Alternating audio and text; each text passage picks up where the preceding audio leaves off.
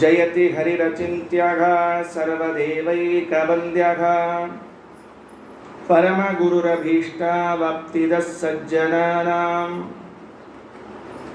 ನಿಖಿಲಗುಣಗಣಾರ್ಣೋ ನಿತ್ಯನಿರ್ಮುಕ್ತದೋಷಃ ಸರಸಿಜನಯನೋऽಸೌ ಶ್ರೀಪತಿರ್ಮಾನದೋ ನಃ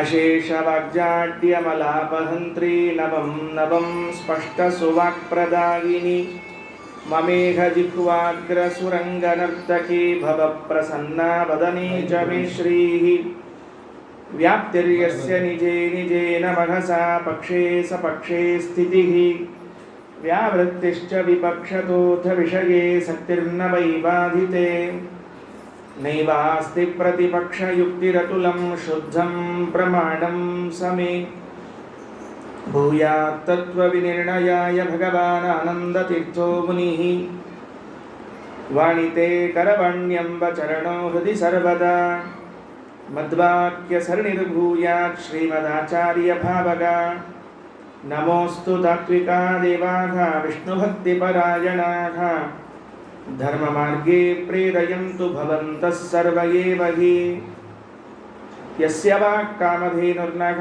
ಕಾಮಿತಾರ್ಥಾನ್ ಪ್ರಯಚ್ಛತಿ ಸೇವೇತಂ ಜಯ ಯೋಗೀಂದ್ರಂ ಕಾಮಬಾಣಚ್ಛಿದಂ ಸದಾ ಅಸ್ಮದ್ಗುರುಸಮಾರಂಭಾಂ ಟೀಕಾಕೃತ್ಪಾದಮಧ್ಯಕಾಂ ಶ್ರೀಮದಾಚಾರ್ಯಪರ್ಯಂತಾಂ ವಂದೇ ಗುರುಪರಂಪರಾಂ ಪೃಥ್ವೀಮಂಡಲಮಧ್ಯಸ್ಥಾಃ ಪೂರ್ಣಬೋಧಮತಾನುಗಾಃ ವೈಷ್ಣವಾ ವಿಷ್ಣುಹೃದಯಾಃ ತಾನ್ ನಮಸ್ಸೇ ಗುರೂನ್ ಮಮ ಆಪಾದಮೌಳಿಪರ್ಯಂತಂ ಗುರುಣಾಮಾಕೃತಿಂ ಸ್ಮರೇತ್ ತೇನ ವಿಘ್ನಾಃ ಪ್ರಣಶ್ಯಂತಿ ಸಿದ್ಧ್ಯಂತಿ ಚ ಮನೋರಥಾಃ ವೈಕುಂಠರಾಮೋऽಯಂ ವವ್ರೇ ಸ್ವಯಮೇವ ಸ್ವಪೂಜಕಂ ರಘುಪ್ರಿಯಾರ್ಯ ಯೋಗೀಂದ್ರಂ ನೌಮಿ ಸಜ್ಞಾನಸಿದ್ಧಯೇ ಸ್ವಸ್ತಿ ಶ್ರೀರಸ್ತು ಮೇಷಸ್ತಂ ನಿಸ್ತುಲಾ ನಿಸ್ತುಲಾತ್ ಪುನಃ ವಸ್ತು ನೋ ನಿತ್ಯಂ ಸಮಸ್ತವ್ಯಸ್ತಯೋಗತಃ ಸ್ವಸ್ತಿಯಸ್ತು. ಇವತ್ತು ನಾಳೆ ನಾಡದ್ದು ಈ 3 ದಿನಗಳ ಒಂದು ಚಿಕ್ಕ ಅವಕಾಶ, ಕಾಲಾವಕಾಶ. 3 ದಿನ ಅಂತ ಹೆಸರಷ್ಟೇ, 3 ಗಂಟೆ ಅಂತ ಅರ್ಥ ಅದಕ್ಕೆ. ನಾವು ಇವಾಗೆಲ್ಲ ದಿನಗಳನ್ನು ಗಂಟೆ ಕಾಲದಲ್ಲಿ ಲೆಕ್ಕ ಹಾಕ್ತಾ ಇದ್ದೀವಿ. ಯಾಕಂದರೆ 3 ದಿವಸ ಪ್ರವಚನ ಅಂದರೆ 24 ತಾಸು ಅಂತ ಅರ್ಥ ಅಲ್ಲ, 3 ಗಂಟೆ ಹೊತ್ತು ಅಂತ ಅಷ್ಟೇ ಅರ್ಥ. ಆ 3 ಗಂಟೆಗಳ ಅವಧಿಯಲ್ಲಿ ಅಡವಿ ಸ್ವಾಮಿಗಳು ಆರಣ್ಯಕಾಚಾರ್ಯರು ಅಂತ ಪ್ರಸಿದ್ಧರಾಗಿರುವಂಥವರು ಭಾಗವತ ಸಾರೋದ್ಧಾರವನ್ನು ರಚನೆ ಮಾಡಿದ್ದಾರೆ. ಇದೆಲ್ಲರೂ ತಿಳಿದಿರುವಂತಹ ವಿಷಯ. ಆ ಭಾಗವತ ಸಾರೋದ್ಧಾರದಲ್ಲಿ ಪ್ರಕರಣಗಳನ್ನು ಮಾಡ್ತಾರೆ, ಬೇರೆ ಬೇರೆ ಪ್ರಕರಣಗಳನ್ನು. ಮೂಲ ಭಾಗವತವನ್ನು ಓದುವಾಗ ಕೆಲವು ಸಮಸ್ಯೆಗಳು ಎದುರಾಗ್ತದೆ. ಮೊದಲನೇದ್ದು ಅಷ್ಟು ದೊಡ್ಡ ಗ್ರಂಥ. ಅದು ದೊಡ್ಡ ಗ್ರಂಥ ಅಂದರೆ 18,000 ಶ್ಲೋಕ. ಅಷ್ಟೆಲ್ಲ ದೊಡ್ಡ ಗ್ರಂಥವನ್ನು ಓದಿ ಅದರಲ್ಲಿ ಹೇಳಿದ ತತ್ವಗಳೇನು ಅಂತ ಅನ್ನೋದನ್ನು ಬುದ್ಧಿಸ್ತ ಮಾಡಿಕೊಳ್ಳಿಕ್ಕೆ ನಮಗೆ ಆಗೋದಿಲ್ಲ. ನಮ್ಗೆ ಯಾವಾಗಲೂ ಹೆಂಗಿರ್ಬೇಕ್ರಿ, ಸಂಕ್ಷೇಪದಾಗ ಹೇಳ್ತಿರ್ಬೇಕು. ಎಷ್ಟು ಸಂಕ್ಷೇಪದಾಗ ಹೇಳ್ತೀರ ಅಷ್ಟು ಆನಂದ ಆಗ್ತಿರ್ತದೆ. ಆಮೇಲೆ ನೀವು ಖಾಲಿ ಕೂತಾಗ ಒಬ್ಬರ ವಿಸ್ತಾರ ಮಾಡ್ಕೊಳ್ರಿ, ಬೇಡ ಅಂದಿಲ್ಲ ನಾವು. ಆದರೆ ನಮಗೆ ಮಾತ್ರ ಸಂಕ್ಷೇಪದಾಗ ಹೇಳ್ಬೇಕು ಅಷ್ಟೇ ಕೆಲಸ. ಹೀಗಾಗಿ ಸಂಕ್ಷೇಪದಲ್ಲಿ ಹೇಳೋ ಕೆಲಸವನ್ನು ಮಾಡಬೇಕು. ವಿಷ್ಣು ತೀರ್ಥರು ಸಂಕ್ಷೇಪ ಅಂದರೆ ಏನು, ಭಾಗವತದಲ್ಲಿ ಒಟ್ಟಾರೆ ಏನು ಹೇಳಲಿಕ್ಕೆ ಹೊರಟಿದ್ದಾರೆ ವೇದವ್ಯಾಸದೇವರು ಅಂತ 30 ಪ್ರಕರಣಗಳನ್ನು ಮಾಡಿದ್ದಾರೆ. ಸರಿಯಾಗಿ ಒಂದು 360 ಶ್ಲೋಕಗಳನ್ನು ತಗೊಂಡಿದ್ದಾರೆ. ಅದರಲ್ಲಿ ಹೆಂಗಿದೆ ಅಂದರೆ ನಿತ್ಯ ಒಂದು ಶ್ಲೋಕ ಓದಿದ್ರು ವರ್ಷಕ್ಕೆ ಒಂದು ಸರ್ತಿ ಮುಗಿಬೇಕ್ರಿ ಭಾಗವತ ಸಾರೋದ್ಧಾರ. ಅಷ್ಟು ವ್ಯವಸ್ಥೆ ಮಾಡ್ಯಾರ. 360 ದಿವಸಗಳು ನಮ್ಮ ಪ್ರಕಾರ, 365 ಕೆಲವ್ರ ಪ್ರಕಾರ ಇರಲಿ. 360 ಶ್ಲೋಕಗಳನ್ನು ತೆಗೆದುಕೊಂಡ್ರೆ ಸರಿಯಾಗಿ ಒಂದು ವರ್ಷಕ್ಕೆ ಒಂದು ಸರ್ತಿ ಮುಗಿಬೇಕು. ಅದರಲ್ಲಿ ಪ್ರಕರಣಗಳು ಎಷ್ಟು ಚಂದ ಮಾಡಿದ್ದಾರೆ ಅಂದರೆ, ಈಗಾಗಲೇ ನಾನು ಆ ಹಿಂದಿನ ಪ್ರಕರಣಗಳನ್ನು ಮಾಡಿದ್ದು ಯೂಟ್ಯೂಬ್ನಲ್ಲಿ ಉಪಲಬ್ಧ ಇದೆ. ಅದನ್ನು ಬಿಟ್ಟು ಮುಂದಿನ ಪ್ರಕರಣ ಈ 3 ದಿವಸಗಳಲ್ಲಿ ಯಾವುದು ಹೇಳಲಿಕ್ಕೆ ಸಾಧ್ಯ ಅದ ಅದನ್ನೇ ಹೇಳಬೇಕು ಅಂತ ಇಟ್ಕೊಂಡಿದ್ದೇನೆ. ಪ್ರಾಸ್ತಾವಿಕವಾಗಿ ಒಂದೆರಡು ಮಾತು ಹೇಳಿ ನೇರವಾಗಿ ಆ ಪ್ರಕರಣಕ್ಕೆ ಬರ್ತೇನೆ. ಮೊದಲು ಭಾಗವತ ಆಗತಿ ಪ್ರಕರಣ ಅಂತ ಬರೀತಾರೆ ವಿಷ್ಣು ತೀರ್ಥರು. ಭಾಗವತ ಹೇಗೆ ಬಂತು ನಮ್ಮವರೆಗೆ? ಯಾಕೆಂದರೆ ನಾವು ಭಾಗವತ ಕೇಳ್ತಿರ್ತೀವಿ. ಕೇಳುವಾಗ ಈ ಆಚಾರ ಭಾಗವತ ಹೇಳಿದರು, ಆ ಆಚಾರ ಭಾಗವತ ಹೇಳಿದರು ಅಂತ ಆಚಾರ ಹೇಳಿದ್ದು ಭಾಗವತ ಅಂತ ತಲೆಗೆ ಬಂದ್ಬಿಟ್ಟಿರ್ತದೆ ನಮಗೆ. ಆಚಾರ ಹೇಳಿದ್ದಲ್ಲ, ಅದು ಹರ್ಕೊಂಬರ್ಲಿಕ್ಕೆ ಒಂದು ಕಾರಣದ. ಭಾಗವತ ಗಂಗೆ ನಮ್ಮವರೆಗೆ ಹರಿದುಕೊಂಡು ಬರಲಿಕ್ಕೆ ಕ್ರಮ ಇದೆ. ಅದು ಹೇಗೆ ಬಂತು ಅಂತ ತಿಳಿಸ್ಲಿಕ್ಕೆ ಒಂದು ಪ್ರತ್ಯೇಕ ಪ್ರಕರಣ ಭಾಗವತಾಗತಿ ಪ್ರಕರಣ ಅಂತ. ಆದ ಮೇಲೆ ಭಾಗವತವನ್ನು ಕೇಳಲಿಕ್ಕೆ ಕೂಡಬೇಕಾದಾಗ ವೈರಾಗ್ಯ ಬೇಕಾಗ್ತದಂತೆ. ಭಾಗವತ ಕೇಳಿದ ಮೇಲೆ ಎಲ್ಲ ಬಿಟ್ಟು ಹೋಗ್ಬೇಕು ಅನ್ನಿಸ್ಬೇಕ್ರಿ. ಭಾಗವತ ಕೇಳಿದ ಮೇಲೆ ಮನೆಗೆ ಹೋಗ್ಬೇಕು ಅನ್ನಿಸ್ಬಾರ್ದು. ನಿಮಗೆಲ್ಲ ಹೆಂಗೆ ಅನ್ನಿಸ್ತದೆ ಅಂದರೆ ನಾನು ಪುರಾಣ ಕೇಳಿದ ಮೇಲೆ ಮನೆಗೆ ಹೋದ್ರೆ ಸಾಕಪ್ಪ ಇಲ್ಲ ಅಂತ ಅನ್ನಿಸ್ತದೆ. ಅಂದ್ರೆ ನನ್ನ ಪ್ರವಚನ ಸರಿ ಆಗಿಲ್ಲ ಅಂತ ಅರ್ಥ ಇದೆ. ಯಾರು ಮನೆ ಬಿಟ್ಟು ಹೋದ್ರೆ ಹೇಳ್ತೀನಿ ನೋಡಿ. ವೇದವ್ಯಾಸ ದೇವರ ಕಡೆಯಿಂದ ಭಾಗವತ ಕೇಳಿದ ಶುಕಾಚಾರ್ಯರು ಮನೆಯೇ ಬಿಟ್ಟು ಹೋಗ್ಬಿಟ್ರಂತ. ಯಂ ಪ್ರವ್ರಜಂತಮನುಪೇತಮಪೇತ ಕೃತ್ಯಂ ದ್ವೈಪಾಯನೋ ವಿರಹ ಕಾತರ ಆಜುಘಾವ ಪುತ್ರೇತಿ ತನ್ಮಯತಯಾ ತರವೋಪಿ ನೇದುಃ ತಂ ಸರ್ವಭೂತ ಹೃದಯಂ ಮುನಿಮಾನತೋಸ್ಮಿ. ಭಾಗವತ ಮಗನ ಮುಂದೆ ಹೇಳಿದರು ವೇದವ್ಯಾಸ ದೇವರು. ಭಾಗವತ್ ಬರೆದಿದ್ರಂತ. ಯಾರ ಮುಂದೆ ಹೇಳಬೇಕು ಅಂತ ವಿಚಾರ ಬಂತಂತ. ನಮ್ಗೆ ಯಾವಾಗಲೂ ಹಂಗೆ ಇರ್ತದೆ ರೀ. ನಾವೇನಾರು ಬರೆದ್ವಿ ಅಂದರೆ ಯಾರೊಬ್ರು ಕೇಳ್ಬೇಕಂತ ಇದ್ದೇ ಇರ್ತದೆ. ಮನೆಯಾಗ ಕೊನೆಗೆ ಯಾರು ಸಿಗಲಿಲ್ಲ ಅಂದರೆ ಹೆಂಡತಿಗಾರ ಮಕ್ಕಳಿಗಾರ ಗಂಟು ಬಿದ್ದಿರ್ತೀವಿ. ನಾ ಬರ್ದದ್ದು ಕೇಳ ಅಂತ. ಅಕ್ಕಿ ನಿಮ್ಮನ್ನು ನೋಡೇ ರಗಡಾಗಿದ್ರಿ, ನೀವು ಬರ್ದದ್ದು ಏನು ಕೇಳೋದು ಅಂತ ಅಕ್ಕಿ ಅಂತಿರ್ತಾಳೆ. ಹಿಂಗಾಗಿ ಯಾರೊಬ್ರು ಕೇಳಬೇಕು ಅಂತ. ಯಾಕೆ ಕೇಳಿ ಅವ್ರು ಮೆಚ್ಕೋಬೇಕ್ರಿ. ಅದೊಂದು ಸ್ವಾರಸ್ಯ ಅದ. ಕಾಳಿದಾಸ ಅಭಿಜ್ಞಾನ ಶಾಕುಂತಲೆಯಲ್ಲಿ ಒಂದು ಮಾತು ಹೇಳ್ತಾನೆ ಪ್ರಾಸ್ತಾವಿಕವಾಗಿ. ಆ ಪರಿತೋಷ ವಿದುಷಾಂ ನಸಾಧು ಮನ್ಯೆ ಪ್ರಯೋಗ ವಿಜ್ಞಾನಂ ಬಲವದಪಿ ಶಿಕ್ಷಿತಾನಾಂ ಆತ್ಮನಿ ಅಪ್ರತ್ಯಯಂ ಚೇತಃ ಅಂತಾನೆ. ಕಾಳಿದಾಸನಂಥ ದೊಡ್ಡ ಕವಿ ಅಭಿಜ್ಞಾನ ಶಾಕುಂತಲೆಯನ್ನು ಬರೆದು ನಾಟಕದ ಪ್ರಾರಂಭದಲ್ಲಿ ನಾನು ಎಷ್ಟೇ ದೊಡ್ಡ ಪಂಡಿತ ಇರ್ಬೋದ್ರಿ, ಅದು ಸಂಬಂಧ ಇಲ್ಲ. ಎದುರಿಗೆ ಕೂತ ಆಡಿಯನ್ಸ್ ವಾಹ್ ಅನ್ನೋದು ಹೊರತು ಇವನು ಬರೆದದ್ದು ಏನು ಪ್ರಯೋಜನವೇ ಇಲ್ಲ. ಕಾಳಿದಾಸ ಕೂಡ ಈ ಮಾತಾಡಬೇಕಾಗಿದ್ದರೆ ಶ್ರೋತೃವರ್ಗ ಅದಕ್ಕೆ ತೃಪ್ತಿ ಆಗಬೇಕು. ಯಾರಿಗೆ ಹೇಳಬೇಕು? ಭಾಗವತ ಮನೆಯಾಗಿದ್ದವ್ರು ಒಬ್ಬರೇ, ಶುಕಾಚಾರ್ಯ ಒಬ್ಬರೇ ಇದ್ರೆ ಮನೆಯಾಗ ಮಗ. ಹಂಗಾರೆ ಅವ್ರ ಮೇಲೆ ಅವ್ರ ಮುಂದೆ ಹೇಳೋದು ಬೇಡ, ಶುಕಾಚಾರ್ಯರಿಗೆ ಹೇಳಿಬಿಡೋಣ ಅಂತ ಭಾಗವತವನ್ನು ಹೇಳಿದರೆ ಎಂಥ ವೈರಾಗ್ಯ ಮೂಡಿತವರಿಗೆ ಅಂದರೆ ಮನೇ ಬಿಟ್ಟು ಹೊರಟುಬಿಟ್ರು. ಸನ್ಯಾಸವನ್ನು ಸ್ವೀಕಾರ ಮಾಡಿ ಅವಧೂತರಾಗಿ ಹೊರಟು ಹೋಗ್ಬಿಟ್ರು. ಎಲ್ಲ ತ್ಯಾಗ ಮಾಡಿದ್ರು, ನೇರವಾಗಿ ಹೊರಟು ಹೋಗ್ಬಿಟ್ರು. ವ್ಯಾಸರಂದರು ಭಾಗವತ ಕೆಲಸ ಮಾಡಿತ್ತು ಅಂದರು. ಭಾಗವತ ಏನು ಕೆಲಸ ಮಾಡಬೇಕಾಗಿದೆ? ನಮಗೆ ಈ ಸಂಸಾರದಲ್ಲಿ ವೈರಾಗ್ಯವನ್ನು ಹುಟ್ಟಿಸ್ಬೇಕಾಗಿದೆ. ಸಾಕಪ್ಪ ಇದು ಎಷ್ಟಿದೆ ಇದನ್ನು ತಿಳ್ಕೊಂಡಿವಲ್ಲ, ಇನ್ನೆಷ್ಟು ಇದ್ರೊಳಗೆ ಅಂತ ನಮಗೆ ಆಸಕ್ತಿ ಹೋಗಬೇಕು, ಭಗವಂತನಲ್ಲಿ ಆಸಕ್ತಿ ಬೆಳಿಬೇಕು ಅನ್ನೋ ಉದ್ದೇಶಕ್ಕೆ ಹೇಳಿದ್ದು. ಹಾಗಾಗಿ ವೇದವ್ಯಾಸ ದೇವರು ಭಾಗವತ ಹೇಳಿದರೆ ಕೇಳಿದ ಶುಕಾಚಾರ್ಯ ಮನೆ ಬಿಟ್ಟು ಹೋದರು. ಕಪಿಲಾಚಾರ್ಯ ಭಾಗವತನೋ ಭಾಗವತ್ ಸಾರೋತಾರ ಹೇಳಿದ್ರೆ ನೀವೆಲ್ಲ ಹೊಳ್ಳಿ ಮನೆಗೆ ಹೋಗ್ತೀರಿ ಪುರಾಣ ಮುಗಿಸ್ಕೊಂಡು, ಸಾಕು ಬಿಡಪ್ಪ ಮನೆಗೆ ಹೋಗೋಣ ನಡಿ ಅಂತ ಹೇಳಿ. ತಡ ಆದರೆ ಆಚಾರ್ಯ ಬಂದು ಅಡಿಗಿಡ್ತಾರೆ ನಮ್ಮ ಮನೆಗೆ. ಒಂದು 10 ನಿಮಿಷ ಜಲ್ದಿ ಬಿಡ್ಲಿಕ್ಕೆ ಏನಾಗಿತ್ತು ಆಚಾರ್ಯಗೆ, ಮತ್ತು ಆಚಾರ್ಯಗೆ ಅನ್ಸ್ಕೋಬೇಕಾಗ್ತದೆ. ಅದಕ್ಕೆ ಸರಿಯಾದ ಸಮಯಕ್ಕೆ ಶುರು ಮಾಡಿ ಸರಿಯಾದ ಸಮಯಕ್ಕೆ ಮುಗಿಸೋದು ಒಳ್ಳೆಯದು. ಹಾಗೆ ಅದು ಭಾಗವತ ಸಾರೋದ್ಧಾರದಲ್ಲಿ 2ನೇ ಪ್ರಕರಣ ರಾಜವಿರಾಗ ಪ್ರಕರಣ ಅಂತಾರೆ. ಪರೀಕ್ಷಿತ ರಾಜನಿಗೆ ವೈರಾಗ್ಯ ಬಂತಂತ. ಸುಮ್ಮನೆ ಬರೋದಿಲ್ಲ ರೀ. ಯಾವ ಅಂಗಡಿಯಾಗ ಸಿಕ್ತಂತ ಕೇಳಿಕ್ಕೆ ಹೋಗಬಾರ್ದಲ್ಲ. ಅಂಗಡಿಯಾಗ ಸಿಗೋ ವಸ್ತು ಅಲ್ಲಿರೋದು ವೈರಾಗ್ಯ ಅನ್ನೋದು, ಸ್ವಂತಕ್ಕೆ ಬರ್ಬೇಕ್ರಿ ಅದು. ರಾಜವಿರಾಗ ಪ್ರಕರಣ ಅಂತ 2ನೇದು ಮಾಡಿದ್ರು ವಿಷ್ಣು ತೀರ್ಥರು. 3ನೇದು ಇವನು ವೈರಾಗ್ಯ ಬಂದು ಗಂಗಾದಂಡಿಗೆ ಹೋಗಿ ಕೂತ್ಕೊಳ್ಳೆ ಶುಕಾಗಮನ ಪ್ರಕರಣ. ಶುಕಾಚಾರ್ಯ ಬರ್ತಾ ಇದ್ದಾರೆ. ಸಾಕ್ಷಾತ್ ರುದ್ರದೇವರು ಮಹಾರುದ್ರದೇವರು ಹುಡುಕೊಂಡು ಬಂದರಂತೆ. ಯಾರಿಗೆ ಪಾಠ ಹೇಳಬೇಕು, ಯಾರಿಗೆ ಪ್ರವಚನ ಹೇಳಬೇಕು ಅಂದರೆ ಪರೀಕ್ಷಿತನಿಗೆ ಹೇಳೋಣ ಅಂತ ಬಂದಿದ್ರಂತೆ. ಎಲ್ಲ ಬಿಟ್ಕೊಂಡು ಕೂತಿದ್ರಿ ಅವ. ಗಂಗಾ ದಂಡಿ ಮೇಲೆ ಹೋಗಿ ಕೂತಿದ್ದ. ಹಸ್ತಿನಾಪುರದಾಗ ಗಂಗಾ ಇದ್ರಿ. ಹಸ್ತಿನಾಪುರದ ಹೊರಗೆ ಗಂಗಾ ಇದ್ರಿ. ಗಂಗಾ ದಂಡಿ ಮೇಲೆ ಹೋಗಿ ಕೂತಿದ್ದ. ವ್ಯಾಸರು, ನಾರದರು, ಕಶ್ಯಪರು, ವಿಶ್ವಾಮಿತ್ರರು ಎಲ್ಲ ಬಂದು ಕೂತಿದ್ರಂತ. ಅತ್ರಿರ್ವಸಿಷ್ಠ ಚವನ ಶರದ್ವಾನ್ ಅರಿಷ್ಟನೇಮಿ ಭೃಗುರಂಗಿರಾಶ್ಚ ಪರಾಶರೋಗಾದಿ ಸುತೋಥ ರಾಮ ಉಚತ್ಯ ಇಂದ್ರ ಪ್ರಮತೀದ್ಮ ಭಾಗೌ. ಇವರೆಲ್ಲ ಋಷಿಗಳ್ರಿ. ಒಂದ ಜಾಗದಾಗ 32 ಮಂದಿ ಋಷಿಗಳು ಬಂದಿದ್ರಂತೆ. ಭಾಗವತ್ ಲೆಕ್ಕ ಹೇಳಿದ್ರು. ಒಂದ ಜಾಗದಾಗ ಇಬ್ಬಿಬ್ಬರು ಆಚಾರ್ಯನ ಕೂಡಿಸ್ಲಿಕ್ಕೆ ಆಗಂಗಿಲ್ಲ ನಮ್ಮ ಕಡೆಗೆ. ಯಾಕಂದ್ರೆ ವಿರುದ್ಧ ಗ್ರಹ ಇದ್ದಂಗೆ ಇರ್ತಾರೋ. ಇಂಥ ಹೊತ್ತಿನೊಳಗೆ ಇಷ್ಟು ಮಂದಿ ಋಷಿಗಳನ್ನು ಒಟ್ಟಿಗೆ ಕೂಡಿಸಿದ ಗತಿ ಏನೆಲ್ಲರ ಅಷ್ಟು ಮಂದಿ ಬಂದಿದ್ರಂತೆ. ಏನು ಹೇಳಬೇಕು ಗೊತ್ತೇನ್ರಿ ಪರೀಕ್ಷಿತ ಮಹಾರಾಜರು? ಸ್ವಾಮಿ ಬಂದಿದ್ದೀರಿ, ಗಾಯತ ವಿಷ್ಣುಗಾಥಾಹ, ಒಂದು ಸ್ವಲ್ಪ ಪ್ರವಚನ ಮಾಡಿಬಿಡ್ರಿ ಅಂದರು. ಅವರೆಲ್ಲ ಏನು ಗೊತ್ತಾ? ಇವತ್ತಿನಿಂದ 1 ವಾರ ನಮ್ದೆಲ್ಲ ಮೌನವ್ರತ ಅಂದ್ಬಿಟ್ರು. ಅಯ್ಯ ಕಪಿಲಾಚಾರ್ಯ ಧಾರವಾಡದಿಂದ ಶಿರೂಪಾತ್ರಕ್ಕೆ ಕರೆಸಿ ಆಚಾರ್ಯ ಪ್ರವಚನ ಹೇಳ್ರಿ. 3 ದಿವಸ ನಮ್ದು ಮೌನವ್ರತ. ಎದಕ್ಕೆ ಕಳಿಸ್ಬೇಕು? ಬಂದೇನು ಮಾಡಿದ್ರಿ ನೀವು? ಹಾಗಂದ್ರೆ ಅವ್ರು ಯಾಕಂತ ಕೇಳಿದ್ರು. ನಿನಗೆ ಹೇಳೋರು ಬೇರೆ ಬರ್ತಿದ್ದಾರೋ, ನಾನೆಲ್ಲ ಹೇಳೋದು ಅಲ್ಲಿದ್ದಾರೆ ನೋಡು ಅಂತ ಹೇಳಿ ಆ ಶುಕಾಚಾರ್ಯನ ಪರಿಚಯ ಮಾಡಿಸಿದ್ರೆ ಶುಕಾಚಾರ್ಯ ಬರುವಂತಹದ್ದು ಶುಕಾಗಮನ ಪ್ರಕರಣ ಅಂತ. ಅದಾದ ಮೇಲೆ ಸಂಕ್ಷಿಪ್ತ ಶಾಸ್ತ್ರಾರ್ಥ ಪ್ರಕರಣ ಅಂತ ಮುಂದಿಂದು ಸಂಕ್ಷೇಪದಲ್ಲಿ ಇಡೀ ಶಾಸ್ತ್ರದಲ್ಲಿ ಏನು ಹೇಳಿಕ್ಕೆ ಹೊರಟಿದ್ದಾರೆ ಅದನ್ನು ಹೇಳಬೇಕಂತೆ. ಸಂಕ್ಷೇಪವಾಗಿ ನಮಗೆ ಶಾಸ್ತ್ರದಲ್ಲಿ ಏನು ಹೇಳಿದ್ದಾರೆ ಅಂತ ತಿಳ್ಕೊಳ್ಬೇಕು ಅಂತ ಒಂದು ಆಶಯ ಇರ್ತದೆ. ಯಾವಾಗಲೂ ಹಾಗೆ ನೀವು ವಿಸ್ತಾರ ಹೇಳ್ಕೋತ ಕೂತ್ರಿ ಯಾರು ಕೇಳಂಗಿಲ್ಲ, ಭಾಳ ಸಂಕ್ಷೇಪ ಮಾಡ್ಬೇಕ್ರಿ ಅದು. ಒಬ್ಬ ರಾಜ ಇದ್ನಂತ್ರಿ, ಸುಮ್ಮನೆ ನೆನಪಾತಂತ ಒಂದು ಕಥೆ ಹೇಳಿರ್ತೀನಿ. ನಂದೊಂದು ಸಮಸ್ಯೆ ಇದೆ, ನೆನಪಾದದ್ದನ್ನು ಹೇಳದೆ ಹೋದ್ರೆ ರಾತ್ರಿ ನಿದ್ದೆ ಹತ್ತಂಗಿಲ್ಲ, ಆಮೇಲೆ ಯಾರ ಎಬ್ಬಿಸಿ ಹೇಳ್ಬೇಕಾಗ್ತಾನ. ಆ ಸಮಸ್ಯೆ ತಗೋಬಾರಿ, ಈಗ ಹೇಳ್ಬೇಕು, ಸುಮ್ಮನೆ ಹೇಳಿ ಮುಗಿಸ್ಬಿಟ್ರೆ ಎಷ್ಟಿಂದ ಕೆಲಸ. ಅವನಿಗೆ ಒಟ್ಟಾರೆ ಮನುಷ್ಯರ ಇತಿಹಾಸ ಏನು ಅಂತ ತಿಳ್ಕೊಳ್ಬೇಕು ಅಂತ ಆಸೆ ಆಯ್ತಂತೆ. ಮನುಷ್ಯರ ಇತಿಹಾಸ ಅಂದ್ರೆ ಹಿಂದೆ ಎಷ್ಟು ಹುಟ್ಟ್ಯಾರ, ಇವತ್ತು ಎಷ್ಟು ಇದ್ದಾರೆ, ಮುಂದೆ ಎಷ್ಟು ಮಂದಿ ಆಗ್ತಾರೆ ಯಾರಿಗೆ ಗೊತ್ತು. ಅವ್ರಿಗೆಲ್ಲ ಇತಿಹಾಸ ತಿಳ್ಕೊಬೇಕು ಅಂತ ಮಂತ್ರಿ ಹೇಳಿದ್ದಂತ. ಮಂತ್ರಿ ನಂಗೆ ಎಲ್ಲರ ಇತಿಹಾಸ ತಿಳ್ಕೊಬೇಕು ಅಂತದ, ಒಂದು ಕೆಲಸ ಮಾಡು, ಅದನ್ನ ಇತಿಹಾಸ ಬರ್ಕೊಂಬರ್ತೀಯ ಅಂದ್ರಂತ. ಸ್ವಾಮಿ ಒಂದು 10 ವರ್ಷ ಬೇಕ್ರಿ ಏನಂತವ. 10 ವರ್ಷ ಅಲ್ಲೋ 10 ವರ್ಷ ತೊಗೊಂಡು ಏನು ಮಾಡಿ ನಿಮ್ಗೆ ಬೇಕೋ ಬೇಡ ಇಷ್ಟು ಹೇಳ್ರಿ ನಾವು. ಹೌದು ನಾವು ಆಯ್ತು ಹಂಗಾರ ಅಂತೇಳಿ ಹೋಗ್ಬಿಟ್ಟ. 10 ವರ್ಷ ಬಿಟ್ಕೊಂಡು ಮಂತ್ರಿ ಬಂದರಿ.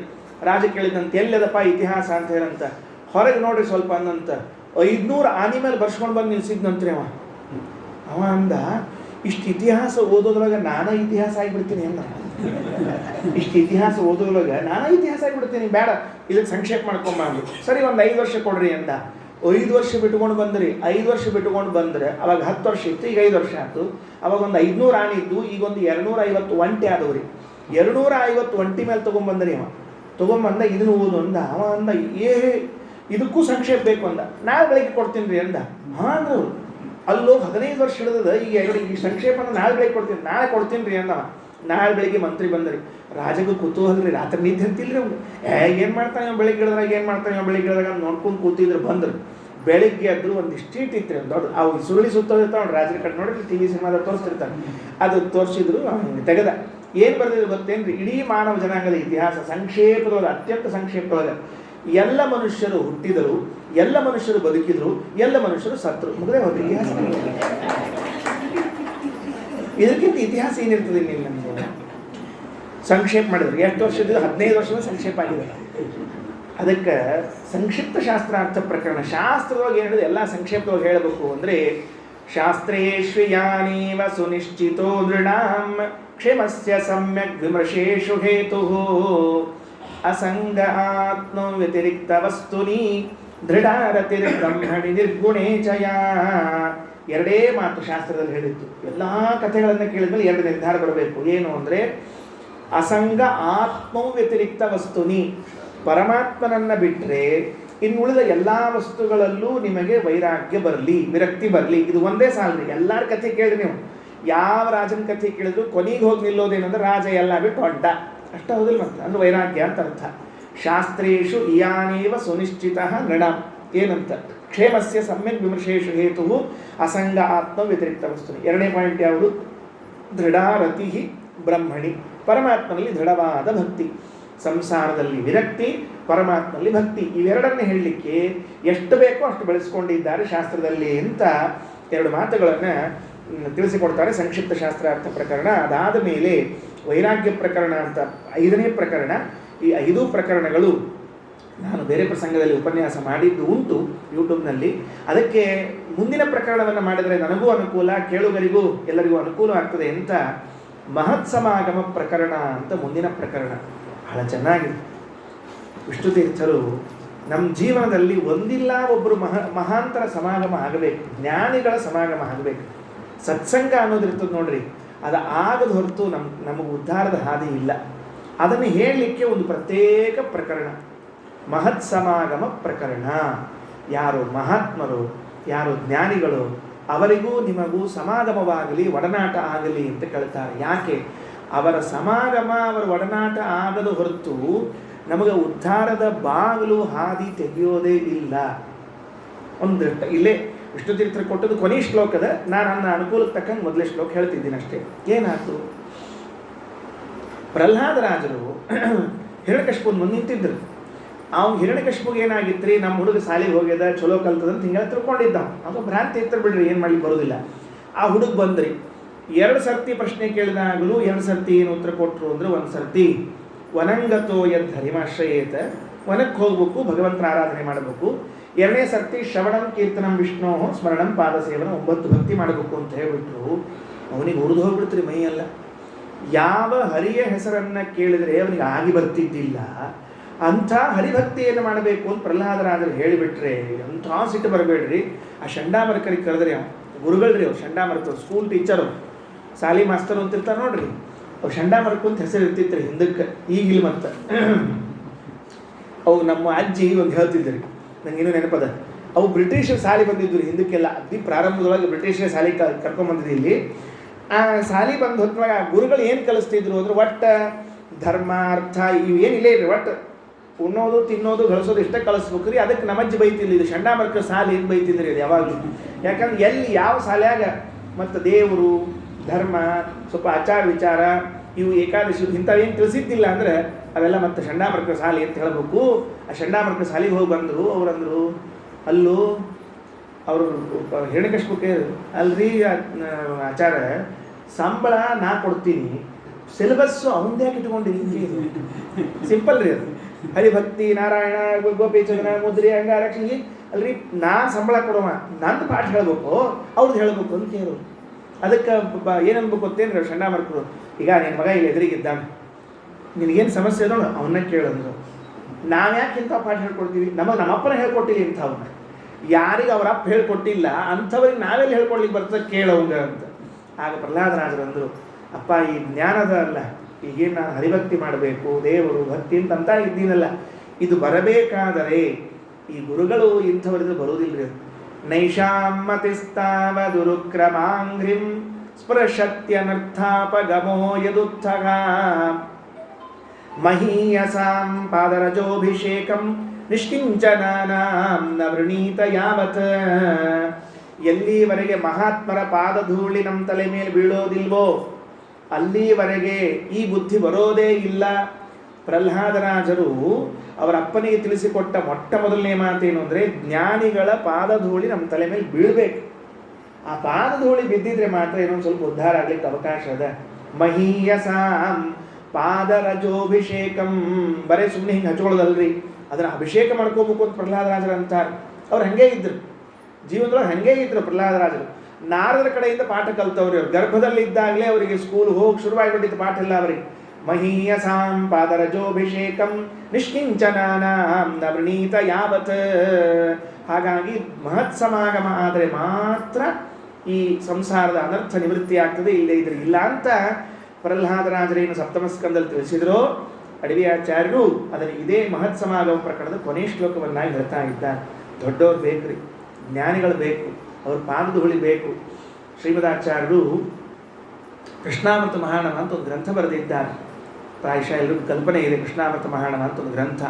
ಆಚಾರ್ಯರ 37 ಗ್ರಂಥಗಳಲ್ಲಿ, ಪ್ರಸಿದ್ಧ 37 ಗ್ರಂಥಗಳಲ್ಲಿ ಕೃಷ್ಣಾಮೃತ ಮಹಾಣವ ಅಂತ. ಅದರಲ್ಲಿ ಆಚಾರ್ಯರು ದೇವರ ಪೂಜೆ, ತೀರ್ಥ, ಗೋಪಿಚಂದನ, ತುಳಸಿ, ಶಾಲಿಗ್ರಾಮ ಇವೆಲ್ಲ ಹೇಳ್ಕೊತ ಬರ್ತಾರೆ. ಯಾಕೆ ಇವು ಮುಖ್ಯ, ಯಾಕೆ ಇವು ಮುಖ್ಯ ಅಂತ. ಅದರೊಳಗೆ ಒಂದು ಮಾತು ಹೇಳ್ತಾರೆ, ಏನು ಅಂದರೆ, ದೇವರಿಗೆ ನಮಸ್ಕಾರ ಮಾಡ್ತೀವಲ್ಲ ನಾವೆಲ್ಲ ಸಾಮಾನ್ಯವಾಗಿ, ಮಾಡಿದ ಕೂಡಲೇ ಒಂದೊಂದು ಸ್ವಭಾವ ರೀ, ಸುಮ್ಮನೆ ಹಿಂಗೆ ಅನ್ಕೋತಿರ್ತೀವಿ, ಮೈ ಝಾಡ್ಸ್ಕೋತಿರ್ತೀವಿ ರೀ. ಝಾಡ್ಸ್ಕೋಬೇಡ್ರಿ ಅಂತಾರೆ. ಅಲ್ರಿ ಚರ್ ದೇವ್ರ ನಮಸ್ಕಾರ ಮಾಡಿ ಧೂಳು ಹತ್ತಿರ್ತದೆ, ಝಾಡ್ಸ್ಕೋಬಾರ್ದು ಅಂದರೆ, ಅಲ್ಲಪ್ಪ ದೇವರಿಗೆ ನಮಸ್ಕಾರ ಮಾಡುವುದಕ್ಕೆ ನಿನಗಿಂತಲೂ ಉತ್ತಮರಾದ ಭಕ್ತರು ಇಲ್ಲಿ ಪ್ರದಕ್ಷಿಣೆ ಹಾಕಿ ಹೋಗಿರ್ತಾರೆ. ಅವರು ನಮಸ್ಕಾರ ಮಾಡಿ ಹೋಗಿರ್ತಾರೆ, ಅವರ ಪಾದದ ಧೂಳಿ ಅಲ್ಲಿ ಬಿದ್ದಿರ್ತದೆ. ನೀನು ನಮಸ್ಕಾರ ಮಾಡಿದಾಗ ನಿನ್ನ ಮೈಗಷ್ಟು ಅಂಟಿದ್ರೆ ಅದೇ ಒಂದು ಲಾಭನು. ನೀನಾಗೆ ಹಚ್ಕೊಳ್ಳಿಕ್ಕೆ ತಯಾರಿಲ್ಲ, ಅದಾಗೆ ಬರ್ತದೆ ಅಂತಂದ್ರೆ ಯಾಕೆ ಬೇಡ ಅಂತೀಯೋ? ಇರ್ಲಿ ಬಿಡೋ, ಧೂಳು ಹತ್ತಲಿ ಅಂತ ಅನ್ಬೇಕಂತ ಒಬ್ಬ ಹಿರಿಯ ಆಚಾರ್ಯ ಹೇಳ್ತಿರ್ಬೇಕ್ರಿ. ಅದು ವಾಸ್ತವಿಕವಾಗಿ ನಾವು ಹಂಗೆ ಮಾಡಂಗಿಲ್ಲ. ಹಂಗೆ ಮಾಡೋದು ಒಂದು ಪುಣ್ಯ ಅಂತ. ಏನು ಮಾಡೋದು ಪುಣ್ಯ? ದಿವಸ ದೇವ್ರ ಪೂಜೆ ಮಾಡೋ ಕಾಲಕ್ಕೆ ಪೆಟ್ಟಿಗೆ ಅಂತೂ ಇರ್ತದೆ, ದೇವ್ರ ಪೆಟ್ಟಿಗೆ ತೆಗೆದು ಹಿಂಗೆ ಝಾಡಿಸ್ತೀವೋ ಇಲ್ಲಿ ಹೇಳೋಣಂತ. ಹಂಗೆ ಹೊರಗೆ ಝಾಡಿಸ್ಬಾರ್ದಂತ, ಹಿಂಗೆ ಮೈ ಮೇಲೆ ಝಾಡಿಸ್ಕೋಬೇಕಂತ. ಯಾಕಂದ್ರೆ ದೇವರ ಪೆಟ್ಟಿಗೆಯ ಮೇಲೆ ಬಿದ್ದ ಧೂಳಾದರೂ ನಮ್ಮ ಮೈಗೆ ತಾಕಲಿ ಅಂತ ಹೇಳ್ತಾರೆ. ಅಷ್ಟಾದರೂ ಇದ್ರೆ ಪುಣ್ಯ ಬರ್ತದೆ. ನಾವು ಅಷ್ಟಕ್ಕೂ ತಯಾರಿಲ್ಲ. ಅದು ಕ್ಲೀನ್ನೆಸ್ ಎಲ್ಲ ಸ್ವಚ್ಛ, ಫಿನೈಲ್ ಹಾಕಿ ಸ್ವಚ್ಛ ಒರೆಸ್ಬಿಡೋದು. ಯಾವ ಹುಳ ಬಂದಿರಬಾರ್ದು, ಹೋಗ್ಪಡಿ ಬಂದಿರಬಾರ್ದು. ಮತ್ತೊಬ್ಬರು ಆಚಾರ ಪಾದ ಧೂಳಿಸ್ಬೇಕು, ಹೊರಗೆ ಸರ್ರ ಅಂತ ಹೇಳಿ ಒರೆಸ್ಬಿಡೋದು. ಎಲ್ಲಿ ಹೊಂಟೀವಿ ನಾವು, ಎಕಡೆ ಹೊಂಟೀವಿ ಇಲ್ಲ ಮಾಡಬಾರ್ದು ಇತ್ತು. ಸ್ವಲ್ಪ ನಿಮ್ಮ ಮರಿಗಳನ್ನು ಬಂದ್ ಮಾಡಿಡ್ರಿ. ಈಗ ಅವು ಸ್ವಲ್ಪ ಓವರ್ ಕಾನ್ಫಿಡೆನ್ಸ್ ಬಂದಿರ್ತಾರೆ, ನನಗೆ ಬರಲಿಕ್ಕಿಲ್ಲ ಅಂತ. ಅವ್ರಿಗೇ ಬರ್ತದೆ, ಬರೋಬ್ಬರಿ ಇಲ್ಲ. ಅದಕ್ಕೆ ದಯಮಾಡಿ ನಿಮ್ಮ ಮೊಬೈಲ್ಗಳನ್ನು ಸೈಲೆಂಟ್ ಮೋಡ್ ಇಟ್ಕೊಂಡ್ರೆ ಭಾಳ ಒಳ್ಳೆಯದು. ಕೃಷ್ಣ ತನ್ನ ಮನೆಯಲ್ಲಿ ಪೂಜೆ ಮಾಡ್ತಾ ಇದ್ದಂತೆ. ಪಾದಧೂಳಿಯ ಬಗ್ಗೆ ವೇದವ್ಯಾಸ ದೇವರೇ ಭಾಗವತದಲ್ಲಿ ಅನೇಕ ಮಾತುಗಳನ್ನು ತಿಳಿಸ್ತಾರೆ. ಪೂಜೆ ಮಾಡ್ತಿದ್ದಂತೆ. ಮನೆಯೊಳಗೆ ಮುಂದಿನ ಭಾಗದಿಂದ ದೇವರ ಮನೆ ತನಕ ಒಂದು ಧೋತ್ರ ಹಾಸಿಟ್ಟಿದ್ದಂತೆ. ಬೆಳ್ಳಗನ್ ಧೋತ್ರ ದೇವರ ಹಾಸಿಟ್ಟಿತ್ತು.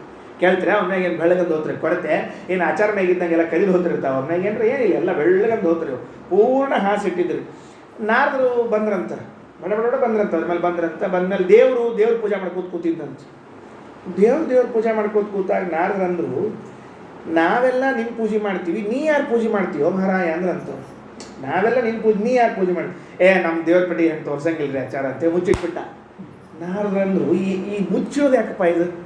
ಕೆಲವು ಏನಾಗ್ತಿರ್ತದೆ ರೀ, ಹೇಳಬೇಕಾದ ವಿಷಯ ನಿಮಗೇನು ಹೇಳೋದಲ್ಲಲ್ರಿ ಅಂದ್ಕೊಂಡು ಅವ್ರಿಗೆ ಕುತೂಹಲ ಜಾಸ್ತಿ ಆಗ್ತದೆ. ನೀವು ಹಂಗೆ ಅನ್ಬಾರ್ದು, ಸುಮ್ಮನೆ ಇದ್ರೆ ಬಿಟ್ಟು ಹೋಗ್ತಾರೆ. ನಿಮ್ಗೆ ಹೇಳೋದಲ್ಲ ಅಂದ್ಕೊಂಡು ಹೇಳ್ರಿ ಅಂತಾರೆ. ಅದು ಏನಾಯಿತು ಅಂತಂದ್ರೆ ನಾರದ್ರೆ, ಕೃಷ್ಣ ತೋರಿಸು ಪ್ಲೀಸ್, ಹಾಗೆಲ್ಲ ಮಾಡಬೇಡ. ಇಲ್ಲಿ ಹೇಳ್ರಿ ನಾರದ್ರ ತೋರಿಸು ಅಂದರೆ ಪೆಟ್ಟಿಗೆ ತೆಗಿತಾನೆ, ನೋಡ್ತಾನೆ ಮಣ್ಣು, ಇಷ್ಟಿಷ್ಟು ಮಣ್ಣು ಇತ್ತು ರೀ. ನಾರದ್ರ ಅಂದರು, ಇದೇನು ಮಣ್ಣು ಇಟ್ಕೊಂಡಿಯೋ ಸ್ವಾಮಿ ಅಂದರು. ಆದರೂ ಕೃಷ್ಣ ಹೇಳಿದ್ನಂತೆ, ದಾರ್ಯಾಗ ಧೋತ್ರ ಹಸಿ ನೋಡಿರ್ಲೋ, ನಿಮ್ಮಂಥವ್ರ ಜ್ಞಾನಿಗಳು ಹೊರಗಿನಿಂದ ಬಂದಾಗ ಆ ಧೋತ್ರದ ಮ್ಯಾಲೆ ಏನು ಪಾದ ಧೂಳಿ ಬಿದ್ದಿರ್ತದೆ, ಅದನ್ನು ಎತ್ತಿ ಒಂದು ಡಬ್ಬ್ಯಾಗ ಇಟ್ಟಿರ್ತೀನಿ, ಇದನ್ನ ಪೂಜೆ ಮಾಡ್ತಿರ್ತೀನಿ ದಿವಸ ಅಂತ ಹೇಳಿದ್ನಂತ ದೇವರು. ಯಾಕೆ ಅಂದರೆ ಮಹತ್ವ ತಿಳಿಸೋದಕ್ಕಾಗಿ. ದೇವರಿಗೆ ನಮ್ಮಿಂದ ಏನು ಒಂದು ಪೈಸಾ ಆಗಬೇಕಾಗಿಲ್ಲ ರೀ, ಆದರೂ ಬ್ರಾಹ್ಮಣರ, ಜ್ಞಾನಿಗಳ, ಸಜ್ಜನರ ಪಾದ ಧೂಳಿ ಅಷ್ಟು ಮಹತ್ವದ್ದು ಅಂತ ತಿಳಿಸೋದಕ್ಕಾಗಿ. ಪ್ರಹ್ಲಾದರಾಜರು ಅದನ್ನೇ ಹೇಳಿದರು, ಮಹೀಯ ಸಾಂಬಾದ ರಜೋಭಿಷೇಕ ನಿಷ್ಕಿಂಚನಾಂ ನವೃಣೀತ ಯಾವತ. ಎಲ್ಲಿವರೆಗೆ ಜ್ಞಾನಿಗಳ ಪಾದ ಧೂಳಿ ತಲೆಯ ಮೇಲೆ ಬೀಳೋದಿಲ್ಲ. ಹೆಂಗೆ ಬೀಳಬೇಕು? ನೀರಿನಾಗ ಅಭಿಷೇಕ ಮಾಡ್ಕೊಳ್ಳೋಕೆ ತಬ್ಬಿಗೆ ತೊಗೊಂಡು ಸುರ್ಕೋತೀವಲ್ಲ ನದಿ ಸ್ನಾನ ಮಾಡೋ ಕಾಲಕ್ಕೆ, ಹಂಗೆ ಪಾದ ಧೂಳಿಗಳು ಬಿದ್ದರೇನೇ ಉದ್ಧಾರದ ಅವಕಾಶ ಇದೆ, ಇಲ್ಲೇ ಇದ್ರೆ ಇಲ್ಲ ಅಂತ ತಿಳಿಸಿಕೊಡ್ತಾರೆ. ಇದು ಮಹತ್ ಸಮಾಗಮ ಪ್ರಕರಣದಲ್ಲಿ ಅಡವಿ ಸ್ವಾಮಿಗಳು ತೊಗೊಂಡಿರುವಂತಹದ್ದು. ಮೊದಲನೇ ಶ್ಲೋಕದಿಂದ ಪ್ರಾರಂಭ ಮಾಡ್ತೇನೆ. ಅವರಿಗೆ ಭಾಗವತ ಓದ್ತಿರ್ಬೇಕಂತ ಓದೋ ಕಾಲಕ್ಕೆ ಮನೆಯೊಳಗೆ ಬಾಗಿಲ ಹಾಕಿ ಓದ್ತಿದ್ರಂತವ್ರು. ಅಂದು ಅವ್ರೊಂದು ಕೋಣೆ ಇತ್ತು ರೀ, ಅವ್ರದ್ದೊಂದು ರೂಮ್, ಸಪ್ರೇಟ್ ರೂಮ್. ಆ ರೂಮ್ನಾಗ ಬಾಗಿಲ ಹಾಕ್ಕೊಂಡು ಓದ್ಕೋತ ಕೊಡ್ಬೇಕಂತ. ಅದು ಬಾಗಿಲು ಹೆಂಗಿರ್ತಿತ್ತು ಅಂದ್ರೆ ಈಗಿನ ಚಿಲಕಲ್ರಿ ಅದು. ಇವು ಇರ್ತೀವಿ ನೋಡ್ರಿ, ಚೈನ್ ಬಂದದ್ದು ಒಂದು ಸಿಗ ದುಡಿದ್ರೆ ಅರ್ಧ ತೆಗಿತಿತ್ತು ರೀ, ಅದು ಅರ್ಧ ಕಾಣಿಸ್ತಿತ್ತು, ಒಳಗೆ ಏನದ ಅಂತ ತಿಳ್ಕೊಂಡು ಕಾಣಿಸ್ತಿತ್ತು ರೀ. ಅಂಥ ಬಾಗಿಲ ಹಿಕ್ಕೊಂಡು ಒಳಗೆ ಭಾಗವತ ಓದ್ಕೋತ ಕೊಡ್ಬೇಕಂತ. ಅವ್ರಿಗೆ ಹೊಸ ಅರ್ಥ ಹೊಳೆದು ಕೂಡಲೇ ಖುಷಿಯಾಗಿ ಬಿಡೋದ್ರಿ. ಅವ್ರಿಗೆ ಖುಷಿಯಾಗಿ ಏನು ಮಾಡಬೇಕು ಅಂದರೆ ಆ ಭಾಗವತ್ ಪುಸ್ತಕ ತಲೆ ಮೇಲೆ ಇಟ್ಕೊಂಡು ಕುಣಿಲಿಕ್ಕೆ ಶುರು ಮಾಡ್ಬೇಕಂತ. ಥೈ ಥೈ ಥೈ ಥೈ ಅಂತೇಳಿ ಮೈ ಮರ್ತು ಬಿಡ್ಬೇಕು ರೀ. ಆ ಭಾಗವತನೇ ಹೆಂಗದ, ಮೈ ಮರ್ತು ಬಿಡ್ಬೇಕು, ಕುಣಿಲಿಕ್ಕೆ ಪ್ರಾರಂಭ ಮಾಡಬೇಕು. ಅವ್ರು ಯಾರೋ ಒಬ್ಬರು ದಿವಸ ನೋಡ್ತಿರ್ಲಿಲ್ಲ ಅಂತ ಮನೆಯಾಗಿದ್ದವ್ರು, ಇರ್ತಾರೆ ಬಿಡ ಅಂತ ತಿಳ್ಕೊಂಡು ಹೇಳಿ ಒಂದು ದಿವಸ ಹೂರ್ಕ ಬಾಗ್ಲ ದುಡಿದ ಅರ್ಧ ನಿಂತ್ಕೊಂಡಿತ್ತು ರೀ. ಅದು ಅರ್ಧ ನಿಂತ್ಕೊಂಡ್ರಿ ಇವ್ರು ಕುಣಿಯೋದು ನೋಡಿ ಅವ್ರಿಗೆ ಗಾಬರಿ ಆಗ್ಬಿಡ್ತು. ಏನಾಗ್ಯದೋ ಏನೋ ಸ್ವಾಮಿಗಳಿಗೆ, ಆಚಾರ್ಯ ಏನಾಗ್ಯದೋ ಏನೋ, ಅವ್ರಿನ್ನೂ ಆಚಾರ್ಯ ಅವ್ರು ಸ್ವಾಮಿಗಳಾಗಿದ್ದಿಲ್ಲ, ಅಡವಿ ಜೈತಿರ್ತ ಆಚಾರ, ಏನಾಗ್ಯದೋ ಏನೋ ಅಂತ ತಿಳ್ಕೊಂಡು. ಆಮೇಲೆ ಹೊರಗೆ ಬಂದಮೇಲೆ ಕೇಳಂತ, ನೀವು ಯಾಕೆ ಕುಣಿಲಿಕ್ಕತ್ತಿದ್ರಿ, ತಲೆ ಮೇಲೆ ಪುಸ್ತಕ ಇಟ್ಕೊಂಡು ಏನಾಗ್ಯದ ಅಂತ ಕೇಳಂತ. ಅಯ್ಯೋ ಹುಚ್ಚಪ್ಪ, ಒಂದು ವಾಕ್ಯ ಹೋದಾಗ ಅದೊಂದು ಹೊಸ ಅರ್ಥ ಬರ್ತದೋ, ಆ ಅರ್ಥ ನನಗೆ ತಡ್ಕೊಳ್ಳಿಕ್ಕೆ ಆಗೋದಿಲ್ಲ, ಯಾರಿಗೆ ಹೇಳ್ಬೇಕಲ್ಲ ಅಂತ ಇಟ್ಕೊಂಡು ಅದನ್ನು ತಲೆ ಮೇಲೆ ಇಟ್ಕೊಂಡು ಕುಣಿತಾ ಇದ್ದೋ ಮಹಾರಾಯ ಅಂತ ಹೇಳ್ಬೇಕಂತ. ಇದೇ ಒಂದು ಕಡೆಗೆ ಬರೀತಾನೆ, ಈ ಕಾರ್ತಿಕ್ ಮಾಸ ಇವತ್ತು ಕೊನೆಯ ದಿವಸ, ನಮ್ದೊಂದು ಭಾಗ್ಯ ಅಷ್ಟೇ.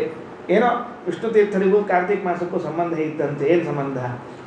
ಅವರೊಂದು ಕಡೆ ಶ್ಲೋಕ ಬರೆದಿದ್ದ, ಕಾರ್ತೀಕ ಮಾಸದ ಕೃಷ್ಣ ಪಕ್ಷದ ಏಕಾದಶಿ ದಿವಸ ಭಗವಂತ ಅವರಿಗೆ ದರ್ಶನ ಕೊಟ್ಟ ದಿವಸ ಅಂತ ಇವತ್ತು.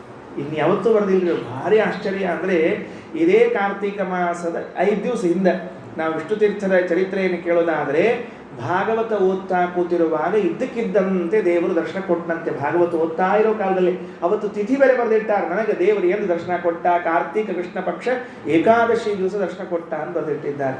ಇಂಥ ಭಾಗ್ಯ ದೇವರನ್ನು ನೋಡಿಕೊಂಡು ಸಾಕ್ಷಾತ್. ಎಷ್ಟು ವರ್ಷ ರೀ ಅವರಿದ್ದದ್ದು? 50 ವರ್ಷ ರೀ. 50 ವರ್ಷಕ್ಕೆ ತಿರುಗಿ ತಮ್ಮ ಸಾಧನಾ ಮುಗಿಸ್ಕೊಂಡು ಎಲ್ಲ ಬ್ರಹ್ಮಚರ್ಯಾಶ್ರಮ, ಗೃಹಸ್ಥಾಶ್ರಮ, ವಾನಪ್ರಸ್ಥಾಶ್ರಮ, ಸನ್ಯಾಸಾಶ್ರಮ ಅಷ್ಟು ಮುಗಿಸ್ಬಿಟ್ರಿ ಅವ್ರು 50 ವರ್ಷದಾಗ. ನಮ್ಮ 50ಕ್ಕೆ ಇನ್ನೂ ಕೆಲವು ಲಗ್ನ ಆಗಿರ್ತಾವೆ, ಕೆಲವು ಲಗ್ನ ಆಗಿರಂಗಿಲ್ಲ ರೀ. ಇನ್ನು ಹುಡುಗರು ಹೇಳಿಗತ್ತಿಲ್ಲ ರೀ, ಹುಡುಗಿಯಾರು ಹೇಳಿಗತ್ತೀನಿ ನಾನು. ಹುಡುಗರು ಬಿಟ್ಟರು 70 ವರ್ಷ ಅಂತಿಗೆ ಅವ್ರದೆಲ್ಲ ಈಗ. ಹೀಗಾಗಿ ಅವು ಮತ್ತು ಅವು ಸೆಟ್ಲ್ ಆಗಬೇಕು ಅಂತವು, ಸೆಟಲ್ಡ್ ಆಗಬೇಕು ಅಂತೀವು, ಆಗಂಗಿಲ್ಲ, ಬಿಡಂಗಿಲ್ಲ. ಅದಕ್ಕೆ ಮತ್ತು ವಿಷ್ಣು ತೀರ್ಥರು ಭಾಗವತವನ್ನು ಓದ್ತಾ ಇರುವಾಗ ಅದೇನು ಹೊಸ ಹೊಸ ಅರ್ಥ ಸಿಗ್ತಿತ್ತೋ ಅದನ್ನೆಲ್ಲ ಒಂದು ಕಡೆ ಸಂಗ್ರಹ ಮಾಡಿ ಇಡ್ತಾರೆ. ಆ ಭಾಗವತ ಸಾರೋದ್ಧಾರ ಶ್ಲೋಕ ಸಂಗ್ರಹ ಅಲ್ಲ, ಅದಕ್ಕೆ ತಾವೇ ವ್ಯಾಖ್ಯಾನವನ್ನು ಬರೆದಿದ್ದಾರೆ. ಇದೊಂದು ದೊಡ್ಡ ಲಾಭ ರೀ. ಏನು ಲಾಭ ಅಂದರೆ, ಯಾರು ಮೂಲ ಗ್ರಂಥವನ್ನು ಬರೆದಿದ್ದಾರೋ ಅವರೇ ಅದಕ್ಕೆ ಕಾಮೆಂಟ್ರಿ ಬರೆದರೆ ತಿಳ್ಕೊಳ್ಳಿಕ್ಕೆ ಸುಲಭ. ಯಾರೋ ಮೂಲ ಗ್ರಂಥ ಬರೆದು ಇನ್ಯಾರೋ ಅರ್ಥ ಬರೆಯೋದಾದರೆ ಪ್ರಾಯಶಃ ಅವರ ಅಭಿಪ್ರಾಯಕ್ಕೂ ಇವರ ಅಭಿಪ್ರಾಯಕ್ಕೂ ಮಿಸ್ಮ್ಯಾಚ್ ಆಗಬಹುದು. ಆದರೆ ಅವರೇ ಬರೆದದ್ರಿಂದ ಒಂದು ದೊಡ್ಡ ಲಾಭ. ಅದಕ್ಕೆ ಆ ವ್ಯಾಖ್ಯಾನವೂ ಉಪಲಬ್ಧ ಇದೆ, ಮುದ್ರಣ ಆಗಿದೆ, ಬಹಳ ಸೊಗಸಾಗಿದೆ.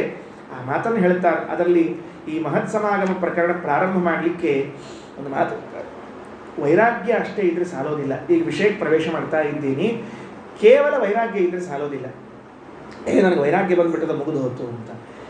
ಸಾಮಾನ್ಯವಾಗಿ ಯಾರೇ ಪುರಾಣಕ್ಕೆ ಬಂದ ಆಚಾರ್ಯರು ಜ್ಞಾನ ಭಕ್ತಿ ವೈರಾಗ್ಯ, ಜ್ಞಾನ ಭಕ್ತಿ ವೈರಾಗ್ಯ ಎಷ್ಟು ಹೇಳಿಬಿಟ್ಟಾರ ಅಂದ್ರೆ ನೀವು ಪುರಾಣದಾಗ ಕೇಳಿ ಕೇಳಿ ಕೇಳಿ ಅವು ಕಾಯಿನ್ ಸೌದು ಹೋಗ್ಬಿಟ್ಟಾವ್ರಿ. ತಿರುಗಿ ಅವು ನೋಟು ಹಳಿಯಾಗಿಬಿಟ್ಟವ್ರಿ. ಎಲ್ಲ ಕಡೆ ಅಡ್ಡಾಡಿ ಬಂದವ್ರಿ. ಅವು ಎಲ್ಲರೂ ಮುಟ್ಟಿ ಮುಟ್ಟಿ ಮುಟ್ಟಿ ಮುಟ್ಟಿ ಅವು ಎಷ್ಟು ಹಳಿಯಾಗ್ಯಾವಂದ್ರೆ ಮೋದಿ ಆ ನೋಟ್ ನೋಡಿದ್ರೆ ನಾನೇ ಪ್ರಿಂಟ್ ಹಾಕ್ಸಿನೋ ಬ್ಯಾನ್ ಆಗಿದ್ದು ನೋಡ್ಕೊಂಡು ಅವಾಗ ಹಾಬರಿ ಆಗುತ್ತೆ. ಅಷ್ಟು ಹಳಿಯಾಗ್ಬಿಟ್ಟಾವ್ರಿ. ಎಲ್ಲರೂ ಬರೋದು ಜ್ಞಾನ ಭಕ್ತಿ ವೈರಾಗ್ಯ. ಇದು ಬಿಡ್ರಿ, ಇನ್ನೂ ಕೆಲವರು ಇರ್ತಾರೆ, ಭಾರಿ ಮಜಾ ಇರ್ತಾರೆ. ಮೋಕ್ಷಕ್ಕೆ ಹೋಗ್ಬೇಡ ನಿನಗೆ ಅಂತ ಬಂದು ಕೂತವ್ರು ಡೈರೆಕ್ಟ್ ಕೇಳ್ಬಿಡ್ತಾರೆ. ಗಾಬರಿ ಕೆಲವರು. ಅವ ಏನು ಮಾಡ್ಬೇಕ್ರಿ ಇದಕ್ಕಿಂತ ಹೌದ್ರಿ ಇರ್ಬೇಕು. ಅವ ಮೋಕ್ಷ ಗೊತ್ತಿಲ್ಲ, ಏನು ಗೊತ್ತಿಲ್ಲ ಅವಾಗ. ಅವ ಏನ್ಬೇಕೆ ಮೋಕ್ಷಕ್ಕೆ ಹೋಗಿ ಪಾಪ ಅವು ಇಲ್ಲೇ ಗತಿ ಇಲ್ಲ ಅವಾಗ ಮೋಕ್ಷಕ್ಕೆ ಹೋಗ್ತಾರಂತ. ಅದಕ್ಕೆ ಅಂಥವೆಲ್ಲ ಹುಚ್ಚುಚ್ಚಾರ ಹೇಳಬಾರ್ದು. ಶಾಸ್ತ್ರ ಮೊದಲು ನಮಗೇನು ತಿಳಿಸ್ತದೆ ಇದು ನೋಡಪ್ಪ, ದೇವರಲ್ಲಿ ಪ್ರೀತಿ ಮಾಡೋದನ್ನು ಕಲಿ. ದೇವರಲ್ಲಿ ಪ್ರೀತಿ ಅಂದರೆ ಭಕ್ತಿ, ಇನ್ನೊಂದು ಶಬ್ದ ಅಷ್ಟೇ. ಭಕ್ತಿ ಅನ್ನುವ 2 ಶಬ್ದ, ಪ್ರೀತಿ ಅನ್ನೋ 2 ಶಬ್ದದ ಅರ್ಥ, ಅದು ಬೇರೆ ಏನಿಲ್ಲ. ಆ ಭಕ್ತಿಯನ್ನು ಮಾಡಲಿಕ್ಕೆ ಶಾಸ್ತ್ರದಲ್ಲಿ ನಮಗೆ ಮಹಿಮೆಗಳನ್ನು ಹೇಳಲಾಗ್ತಾ ಇದೆ, ಅಷ್ಟೇ, ಬೇರೆ ಏನಿಲ್ಲ. ಹಂಗೆ ಅವುಗಳು ತಿಳಿಬೇಕು ಅಂತ ಆದರೆ ಸ್ವಲ್ಪ ಬೇರೆ ವಿಷಯಗಳೆಲ್ಲ ನಮ್ಮ ಆಸಕ್ತಿ ಕಡಿಮೆ ಆಗಬೇಕು. ಈಗ ನೀವು ಒಂದು ತಾಸು ಪುರಾಣಕ್ಕೆ ಕೂತಿರ್ತೀವಿ, ಮನೆ ಬಗ್ಗೆ ಏನು ಚಿಂತೆ ಇರ್ತದೆ ಏನು ಹೇಳಿ ನೋಡೋಂತ, ಏನು ಚಿಂತಿರಂಗಿಲ್ಲ. ಮುಗಿದ ಮೇಲೆ ಚಿಂತೆ ಶುರುವಾಗ್ತದೆ, ಆ ವಿಷಯ ಬೇರೆ. ಮತ್ತೆ ಮುಗಿದು ಕೂಡಲೇ ಹೊರಗೆ ಹೋದ ಕಾಲಿಟ್ಟು ಕೂಡಲೇ ಬಡ ವಾ ಲಘು ಹೋಗೋಣಂತ ಅಂತ ಶುರುವಾಗ್ತದೆ ಮನೆಗೆ ಹೋಗೋದಕ್ಕೆ ಚಿಂತೆ. ಆದರೆ ಇಲ್ಲಿ ಕೂತಿರೋಷ್ಟು ಕಾಲ ಏನಿಲ್ಲ. ಇದೇ ವೈರಾಗ್ಯ. ನಿಜವಾಗಿ ವಿರಕ್ತಿ ಅಂದರೆ ಯಾವಾಗ ಭಗವಂತನ ಕಥಾಶ್ರವಣವನ್ನು ಮಾಡುತ್ತಿದ್ದೇವೋ ಆ ಕಾಲದಲ್ಲಿ ಇನ್ನೇನೂ ನಮ್ಮ ತಲೆಯಲ್ಲಿ ಇರೋದಿಲ್ಲ. ಇದೇ ವೈರಾಗ್ಯ. ಅದು ಸಾಲೋದಿಲ್ಲ ಅಂತಾರೆ ಎಷ್ಟು ಏನು ಬೇಕು. ಮತ್ತೆ ಆ ವೈರಾಗ್ಯ ಇದ್ದ ಮೇಲೂ ಕೂಡ ಮಹತ್ ಸಮಾಗಮ ಬೇಕು, ದೊಡ್ಡವರ ಸಹವಾಸ ಬೇಕು, ಜ್ಞಾನಿಗಳ ಸಹವಾಸ ಬೇಕು. ಅದು ಆದರೆ ಮಾತ್ರ ಮುಂದಿನ ಹೆಜ್ಜೆ. ದೊಡ್ಡವರ ಸಮಾಗಮ ಆಗದೇ ಇದ್ರೆ ಮುಂದಿನ ಹೆಜ್ಜೆ ಇಲ್ಲ ಅಂತ ತಿಳಿಸೋದಕ್ಕೆ ಒಂದು ದೃಷ್ಟಾಂತ ಕೊಡ್ತಾರೆ. ಮಹತ್ ಸಮಾಗಮ ಆಗದೇ ಹೋದಾಗ ಅಂದರೆ ಎರಡೂ ಹೇಳ್ಬೇಕ್ರಿ. ಏನಂದ್ರೆ ಬಾಧಕವೂ ಹೇಳಬೇಕು, ಸಾಧಕವೂ ಹೇಳಬೇಕು. ನೋಡು, ಒಳ್ಳೆ ರೀತಿಯಿಂದ ಓದಿ ಪರೀಕ್ಷಾ ಬರದಿ ಅಂದ್ರೆ ನಿನ್ನ ಜೀವನ ಚಲೋ ಆಗ್ತದೆ. ಬರೀಲಿಲ್ಲ ಅಂದ್ರೆ ಭಿಕ್ಷುಕಾಯಿ ಹೋಗ್ತಿ ಅಷ್ಟೇ ರೋಡ್ನಾಗ ಅಂತ. ಹಿಂಗೆ ಬಾಧಕನೂ ಹೇಳಬೇಕು, ಸಾಧಕನೂ ಹೇಳಬೇಕು. ಯಾವಾಗಲೂ ಅರ್ಥ ಆಗ್ತದೆ ಗೊತ್ತೇನ್ರಿ? ಬಾಧಕದಿಂದ ಮನುಷ್ಯನಿಗೆ ಬೇಗನೆ ಅರ್ಥ ಆಗ್ತದೆ, ಸಾಧಕದಿಂದ ಅರ್ಥ ಆಗಿಲ್ಲ. ನೋಡಪ್ಪ ನೀ ಚಲೋ ಓದಿದಿ ಅಂದ್ರೆ ಹಿಂಗಾಗ್ತದೆ ಅಂತ ಹೇಳಿ ಅವ್ನಿಗೆ ಅರ್ಥ ಆಗಿಲ್ಲ. ಓದಲಿಲ್ಲ ಅಂದ್ರೆ ನೋಡು ಮುಗಿತಲ್ಲ, ಇಷ್ಟಂದ್ರೆ ಲಘು ಅರ್ಥ ಆಗ್ತದೆ ಅವ್ನು. ಅದಕ್ಕೆ ಬಾಧಕವನ್ನು ಮೊದಲು ಹೇಳಬೇಕು ಅಂತ ವಿಷ್ಣು ತೀರ್ಥರು ನಿಷೇಧ ಮುಖೇನ ಮೊದಲು ತಿಳಿಸ್ತಾ ಹೋಗ್ತಾರೆ. ಅಂದರೆ ಮಹತ್ ಸಮಾಗಮವನ್ನು ಮಾಡದೇ ಹೋದರೆ ನಾವು ಹೇಗೆ ದಾರಿ ತಪ್ತೀವಿ ಜೀವನದಲ್ಲಿ ಅಂತ ಮೊದಲನೇ ಶ್ಲೋಕ. ಧನಂ ಹಿ ಧರ್ಮೈಕ ಫಲಂ ಯತೋಸ್ಯ ಜ್ಞಾನಂ ಸ ವಿಜ್ಞಾನಮನುಪ್ರಶಾಂತಿ ಗೃಹೇಶು ಯುಂಜಂತಿ ಕಲೇವರಸ್ಯ ಮೃತ್ಯುಂ ನ ಪಶ್ಯಂತಿ ದುರಂತ ವೀರ್ಯಂ. ಈ ಶ್ಲೋಕ ಭಾಗವತದ ಏಕಾದಶ ಸ್ಕಂದಲ್ಲಿ ಬಂದಿರುವಂತಹ ಶ್ಲೋಕ. ಕೃಷ್ಣ ಉದ್ಧವನಿಗೆಲ್ಲ ಹೇಳೋ ಕಾಲ ಏಕಾದಶ ಸ್ಕಂದಲ್ಲಿ ಬರುವಂತಹದ್ದು. ಅಲ್ಲಿ ಒಂದು ಮಾತು ಹೇಳ್ತಾರೆ. ಇದು ನಿಜವಾಗ್ಲೂ ಕೂಡ ವಿಷ್ಣು ತೀರ್ಥರ ಆವಿಷ್ಕಾರ ಈ ಶ್ಲೋಕ. ಅಂದರೆ ಭಾಗವತದಲ್ಲಿ ಇದ್ದದ್ದಕ್ಕೆ ಹೊಸ ಅರ್ಥ ಬರುವಂತೆ ಮಾಡಿದವರು ವಿಷ್ಣು ತೀರ್ಥರು. ಏನಿದೆ? ಸಿಂಪಲ್ ಅರ್ಥ ಇಷ್ಟಿದೆ: ದುಡ್ಡು ಧರ್ಮ ಸಾಧನೆಗಾಗಿ ಇದ್ದದ್ದೇ ಹೊರತಾಗಿ ಬೇರೆದಕ್ಕಲ್ಲ. ಇಷ್ಟು ಹೇಳಿ ಹುಚ್ಚರು ಅದನ್ನು ನೋಡ್ಕೊಳ್ಳಾರ್ದೆ ಏನೇನೋ ಮಾಡ್ತಾರೆ ಅಂತ ಸಾಮಾನ್ಯವಾಗಿ ತಿಳಿಸಿದರೆ, ವಿಷ್ಣು ತೀರ್ಥರು ಆ ಇಡೀ ಶ್ಲೋಕವನ್ನು ಮಹತ್ ಸಮಾಗಮ ಮಾಡದೇ ಹೋದರೆ ಏನು ಬಾಧಕವಾಗ್ತದೆ ಅನ್ನೋದರ ಅರ್ಥ ಬರೆದಿಟ್ಬಿಟ್ಟಿದ್ದಾರೆ. ಅದು ಒಂದೇ ಶ್ಲೋಕ ಇರೋದು. ಹೆಂಗೆ ಅದು ಪ್ರೆಸೆಂಟೇಷನ್ ಸ್ಕಿಲ್ ಕರೀತಾರೆ. ನೀವು ಹೆಂಗೆ ಇಲ್ಲದನ್ನು ಅದನ್ನು ಇನ್ನೊಬ್ಬರಿಗೆ ತಿಳಿಸೋದ್ರೂ ಜಾಣ್ತಾನೆ ಇರ್ತದೆ. ನೀವು ದೊಡ್ಡ ವಿಷಯ ಕೊಟ್ಟರು ಅವ್ನು ಹೇಳಲಿಕ್ಕೆ ಬರಲಿಲ್ಲ ಅಂತ ಇಟ್ಕೊಳ್ರಿ, ಎದುರಿಗೆ ಕೂತವ ಯಾಕಂದ್ರೆ ಇವನ ಕೈಯಾಗ ಕೊಟ್ಟರು ಈ ವಿಷಯ ಅಂತಿರ್ತಾರೆ. ಒಂದು ಸಣ್ಣ ವಾಕ್ಯ ಕೊಟ್ಟು ನಿಮ್ಮಂಥವ್ರ ಕೈಯಾಗ ಕೊಟ್ಟರೆ ಬರೋಬ್ಬರಿ ಮಾಡ್ತೀರಿ ವ್ಯವಸ್ಥೆ. ಹೆಂಗೆ ಮಾಡ್ಬೇಕು ಹಂಗೆ ಮಾಡ್ತೀರಿ ವ್ಯವಸ್ಥೆ. ಅದರಿಂದ ಅದು ಹೇಳೋರ ಕೈಯಲ್ಲಿ ಸಿಗಬೇಕು. ವಿಷ್ಣು ತೀರ್ಥರ ಕೈಯಲ್ಲಿ ಸಿಕ್ಕರೆ ಚೆನ್ನಾಗಿರ್ತದೆ. ನೋಡಿ, ಒಂದು ಸರಳ ಸೂತ್ರ ಹೇಳ್ತಾರೆ. ನನ್ನ ಬಳಿ ದುಡ್ಡಿದೆ, ನಿಮ್ಮಲ್ಲೂ ಇದೆ ದುಡ್ಡು. ಅದೇನು ನಮ್ಮ ಬಳಿ ಅಂತಲ್ಲ, ವ್ಯಕ್ತಿ ಎಲ್ಲ ಪ್ರತಿಯೊಬ್ಬರ ಬಳಿ ವ್ಯಕ್ತಿ ದುಡ್ಡಿದೆ. ದುಡ್ಡು ಏನು ಮಾಡಬೇಕೀಗ ನಾವು? ಧನಂ ಹಿ ಧರ್ಮೈಕ ಫಲಂ ಯತೋಸ್ಯ. ಆ ಹಣವು ಧರ್ಮವೆಂಬ ಒಂದೇ ಫಲವನ್ನು ಕೊಡಬೇಕು. ವಾಸ್ತವಿಕವಾಗಿ ನನ್ನಲ್ಲಿ ಇದ್ದ ಹಣ ಅದು ಧರ್ಮವೆಂಬುವಂತಹ ಫಲವನ್ನು ಕೊಡುವ ಬೀಜ. ನಾವೇನು ಮಾಡಿದ್ದೀವಿ, ಅದನ್ನು ಹಣವನ್ನು ಬೇರೆ ಇನ್ಯಾವುದೋ ಫಲ ಕೊಡುವ ಬೀಜ ಅಂತ ತಿಳ್ಕೊಂಡಿದ್ದೇವೆ. ಮುಂದೆ ಅಲ್ಲೇ ಶ್ಲೋಕದಲ್ಲಿ ಹೇಳ್ತಾರ, ಮಾತನ್ನು ವಿಸ್ತಾರ ಮಾಡ್ತೀನಿ. ಧನಂ ಹಿ ಧರ್ಮೈಕ ಫಲಂ. ನಮ್ಮಲ್ಲಿದ್ದ ಹಣವನ್ನು ನಾವು ಧರ್ಮಕ್ಕಾಗಿ ವಿನಿಯೋಗ ಮಾಡಬೇಕು. ಧನಂ ಹಿ ಧರ್ಮೈಕ ಫಲಂ. ಸರಿ, ಮುಂದೇನು? ಆ ಧರ್ಮ ಮಾಡಿದ ಮೇಲೆ ಯಥೋ ಅಸ್ಯ ಜ್ಞಾನಂ. ಬಹಳ ಆಶ್ಚರ್ಯ. ಆ ಧರ್ಮ ಏನು ಮಾಡ್ತದೆ ಅಂತಂದರೆ ನಮಗೆ ಶಾಸ್ತ್ರಜ್ಞಾನವನ್ನು ಹುಟ್ಟಿಸಿಕೊಡ್ತದಂತೆ. ಅದು ಭಾಗವತದಲ್ಲಿ ಬಂದ ಸೂತ್ರ. ವಿಷ್ಣು ತೀರ್ಥರ ಬಾಯಲ್ಲಿ ಕೇಳ್ತಾ ಇದ್ದೀವಿ. ಹಣ ಉಂಟು, ಹಣದಿಂದ ಒಳ್ಳೆ ಧರ್ಮ ಕಾರ್ಯವನ್ನು ಮಾಡಿದ್ದೇವೆ. ಆ ಧರ್ಮ ಕಾರ್ಯ ಮಾಡಿದ್ದರ ಪುಣ್ಯದ ಫಲ ಪರಿಪಾಕವಾಗಿ ನಮಗೆ ಶಾಸ್ತ್ರ ಕಿವಿಗೆ ಬೀಳುವಂತೆ ಮಾಡ್ತಾ ಇದೆ. ಧನಂ ಹಿ ಧರ್ಮೈಕ ಫಲಂ ಯಥೋಸ್ಯ ಜ್ಞಾನಂ ಸವಿಜ್ಞಾನಂ. ಆ ಜ್ಞಾನ ಬಂದಾದ ಮೇಲೆ ಆ ಜ್ಞಾನದ ಜೊತೆಗೆ ಹೋಗ್ತಾ ವಿಜ್ಞಾನ. ವಿಜ್ಞಾನ ಅಂದರೆ ಭಗವಂತನ ದರ್ಶನ, ಸಾಕ್ಷಾತ್ಕಾರ. ಅದನ್ನೇ ಇನ್ನೊಂದು ಶಬ್ದದಲ್ಲಿ ಅಪರೋಕ್ಷ ಜ್ಞಾನ. ಈ ಕೆಲವು ಶಬ್ದಗಳು ಭ್ರಾಮಕ ಇರ್ತಾವೆ, ಲಘುನೆ ತಿಳಿಯೋದಿಲ್ಲ, ಅಥವಾ ಅಂದದ್ದನ್ನು ಅಂತಿರ್ತೀವಿ. ಅಪರೋಕ್ಷ ಜ್ಞಾನ ಅಂದರೆ ಬೇರೆ ಅಲ್ಲ, ಭಗವಂತನ ಸಾಕ್ಷಾತ್ಕಾರ ಅಂದರೆ ಬೇರೆ ಅಲ್ಲ, ದೇವರ ದರ್ಶನ ಅಂದರೆ ಬೇರೆ ಅಲ್ಲ. ಅಷ್ಟು ಒಂದೇ ಪರ್ಯಾಯ ಶಬ್ದಗಳಷ್ಟೇ. ಅದಕ್ಕೆ ಸವಿಜ್ಞಾನ. ಅನಂತರದಲ್ಲೇನು? ಅನು. ಆದ ಮೇಲೆ ಪ್ರಶಾಂತಿ, ಮೋಕ್ಷ. ಹಾಗಾದರೆ ಹಣವನ್ನು ಮೋಕ್ಷದವರೆಗೂ ಉಪಯೋಗಿಸ್ಲಿಕ್ಕೆ ಬರ್ತದೆ ಅಂತ ಆಯ್ತು. ಇವಾಗ ಎಲ್ಲಿವರೆಗೂ ಉಪಯೋಗಿಸ್ಬೋದು? ನನ್ನ ಕೈಯಲ್ಲಿದ್ದ ರೂಪಾಯಿಯನ್ನು ನಾನು ಮೋಕ್ಷ ಪಡೆಯುವವರೆಗೂ ಉಪಯೋಗಿಸ್ಲಿಕ್ಕೆ ಬರ್ತದೆ. ಅದು ಹೆಂಗಿರಬೇಕು? ಸರಿಯಾದ ಕ್ರಮದಲ್ಲಿ ಹೋಗಬೇಕು.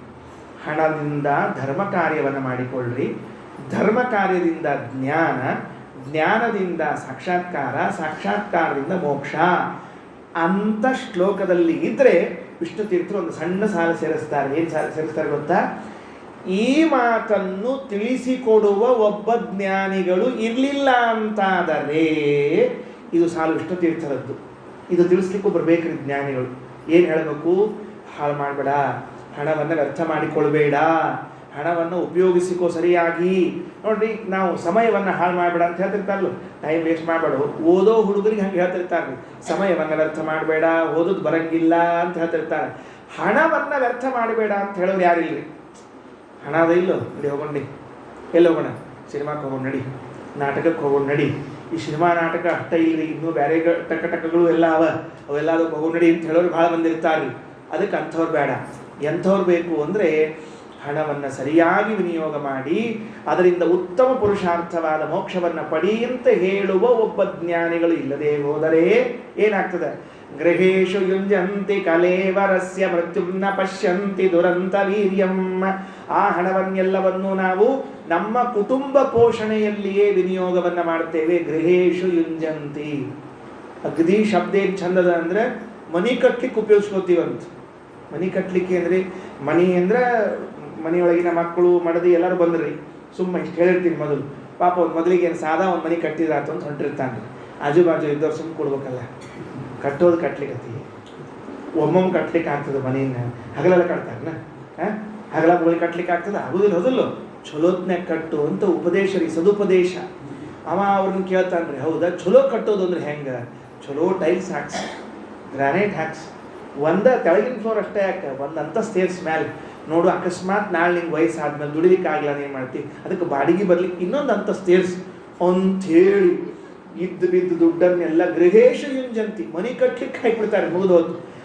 ಪಾಪ ಏನೋ ಇದ್ದದ್ದು ಒಂದು 8-10 ಲಕ್ಷದೊಳಗೋ, ಒಂದು 20 ಲಕ್ಷದಾಗೋ ಮನೆ ಮುಗಿಸಿ ತಣ್ಣ ಒಳಗೆ ಕೂತ್ರಾತು ಅಂದರೆ ಒಂದು 60-70 ಲಕ್ಷ ಸಾಲ ಮಾಡಿಸಿ ಮನೆ ಅನ್ಕೊಂಡದ್ದು ಬಿಟ್ಟು ಬೇರೆ ಆಗಿಬಿಟ್ಟಿರ್ತಾರೆ. ಅವ್ನು ದೇವ್ರ ಮನೆ ಮಾಡಿದ್ರೆ ಆತು ಅಂದ್ಕೊಂಡಿರ್ತಾನೆ ರೀ. ಚಂದಾಗ ಒಂದು ದೇವ್ರ ಮನೆಯಲ್ಲಿ ಪೂಜಾಕ್ಕೆ ಅಂತ ಸಲಹೆ ಕೊಡೋ ಇರ್ತಾನಲ್ರಿ. ಅವೇನಂತ ಹುಚ್ಚ ದೇವ್ರ ಮನೆ ಏನು ಮಾಡ್ತಿ? ಪ್ರತ್ಯೇಕ ಮನೆ ಏನು ಇಡೀ ದೇವ್ರ ಅಲ್ಲೇನು ಮನೆ ಅದು? ಹೆಂಗೆ ಬುದ್ಧಿ ಕೊಟ್ಟಿರ್ತಾನೆ ನೋಡ್ರಿ. ಇಡೀ ಅಷ್ಟು ದೇವ್ರ ಮನೆ ಇದ್ದಾಗ ಅವ್ನಿಗೆ ಯಾಕೆ ಪ್ರತ್ಯೇಕ ಮನಿಪ್ಪ? ಕಪಾಟ್ನ್ಯಾಗ ಕೂಡ ಸಾಕಂತ ಹೇಳಿ ಅವ್ನು ಕಪಾಟ್ನ್ಯಾಗ ಕಿಲೆ ಹಾಕಿಬಿಟ್ಟಿರ್ತಾರೆ. ನಾವು ಒಂದು ಊರಿಗೆ ಹೋಗಿದ್ದೆ. ಯಾವ ಊರು ಅಂತ ಹೇಳಿಲ್ಲ, ಯಾಕಂದ್ರೆ ಆ ಊರಿನವರು ಪ್ರವಚನ ಕೇಳ್ತಿರ್ತಾರೆ. ಅದೊಂದು ರಹಸ್ಯ ಹೇಳಿಕ್ಕೆ ಹೇಳ್ಬಿಡೋಣ. ಮುಂದಿನ ಸರ್ತಿ ಅವ್ರು ನಮ್ಮ ಪ್ರವಚನಕ್ಕೆ ಕರೆದೇರೋಣ, ಬಾ ಆಚಾರ್ಯ ಹೊಡ್ಕೊತೀವಿ ಇಲ್ಲ ಅಂತ ತಿಳ್ಕೊಂಡು ಒಂದು ಊರಿಗೆ ಹೋಗಿದ್ದೆ. ನಾ ಹಿಂಗಾಗಿ ಪ್ರವಚನದಾಗ ಸರ್ವನಾಮ ಹೇಳಿ ಬದುಕಿ ಬಂದಿರ್ತೀನಿ ನಾನು. ಅದಕ್ಕೆ ಹೋಗಿದ್ದೆ. ಅಲ್ಲಿ ನಮ್ದು ಮೊದಲು ಮನೆಗೆ ಹೋದ್ಕೊಳ್ಳಿ ಏನ್ರಿ ತಲೆಯಾಗ ಈಗ ನಮ್ಮ ಆಚಾರ ಬುದ್ಧಿ ರೀ ದೇವ್ರ ಮನೆ ಎಲ್ಲದ ಅಂತ ನೋಡೋದು ಫಸ್ಟ್. ದೇವ್ರ ಮನೆ ಹೆಂಗದ, ಯಾಕಂದ್ರೆ ನಮ್ಮ ಮನೆಯಾಗಿದ್ದು ದೇವ್ರ ಮನೆ ಚಂದದನೋ ಇವ್ರ ಮನೆ ಚಂದನೋ, ಇವ್ರು ಏನ್ರ ಸ್ವಲ್ಪ ವ್ಯತ್ಯಾಸ ಮಾಡ್ಕೊಳ್ಳಿಕ್ಕೆ ಮಂಟಪ ಚಂದ ಇಟ್ಟಿರ್ತಾರೆ, ದೀಪ ಇಟ್ಟಿರ್ತಾರೆ, ನೋಡ್ಬೇಕು ಅಂತ ಹೋದ್ರಿಪ್ಪ. ಇಡೀ ಮನೆಗೆ ಹೋದ್ರಿ, ಅವ್ರು 3 ಬೆಡ್ರೂಮ್ ತೋರಿಸಿದ್ರು, ಇನ್ನೇನು ತೋರಿಸ್ಬಾರ್ದು ಅವನ್ನೆಲ್ಲ ತೋರಿಸಿದ್ರು, ಯಾವ ನೋಡಬಾರ್ದು ಅವನ್ನೆಲ್ಲ ನೋಡಿ ಕಣ್ಣು ಪಾವನ ಆಯ್ತಂದು.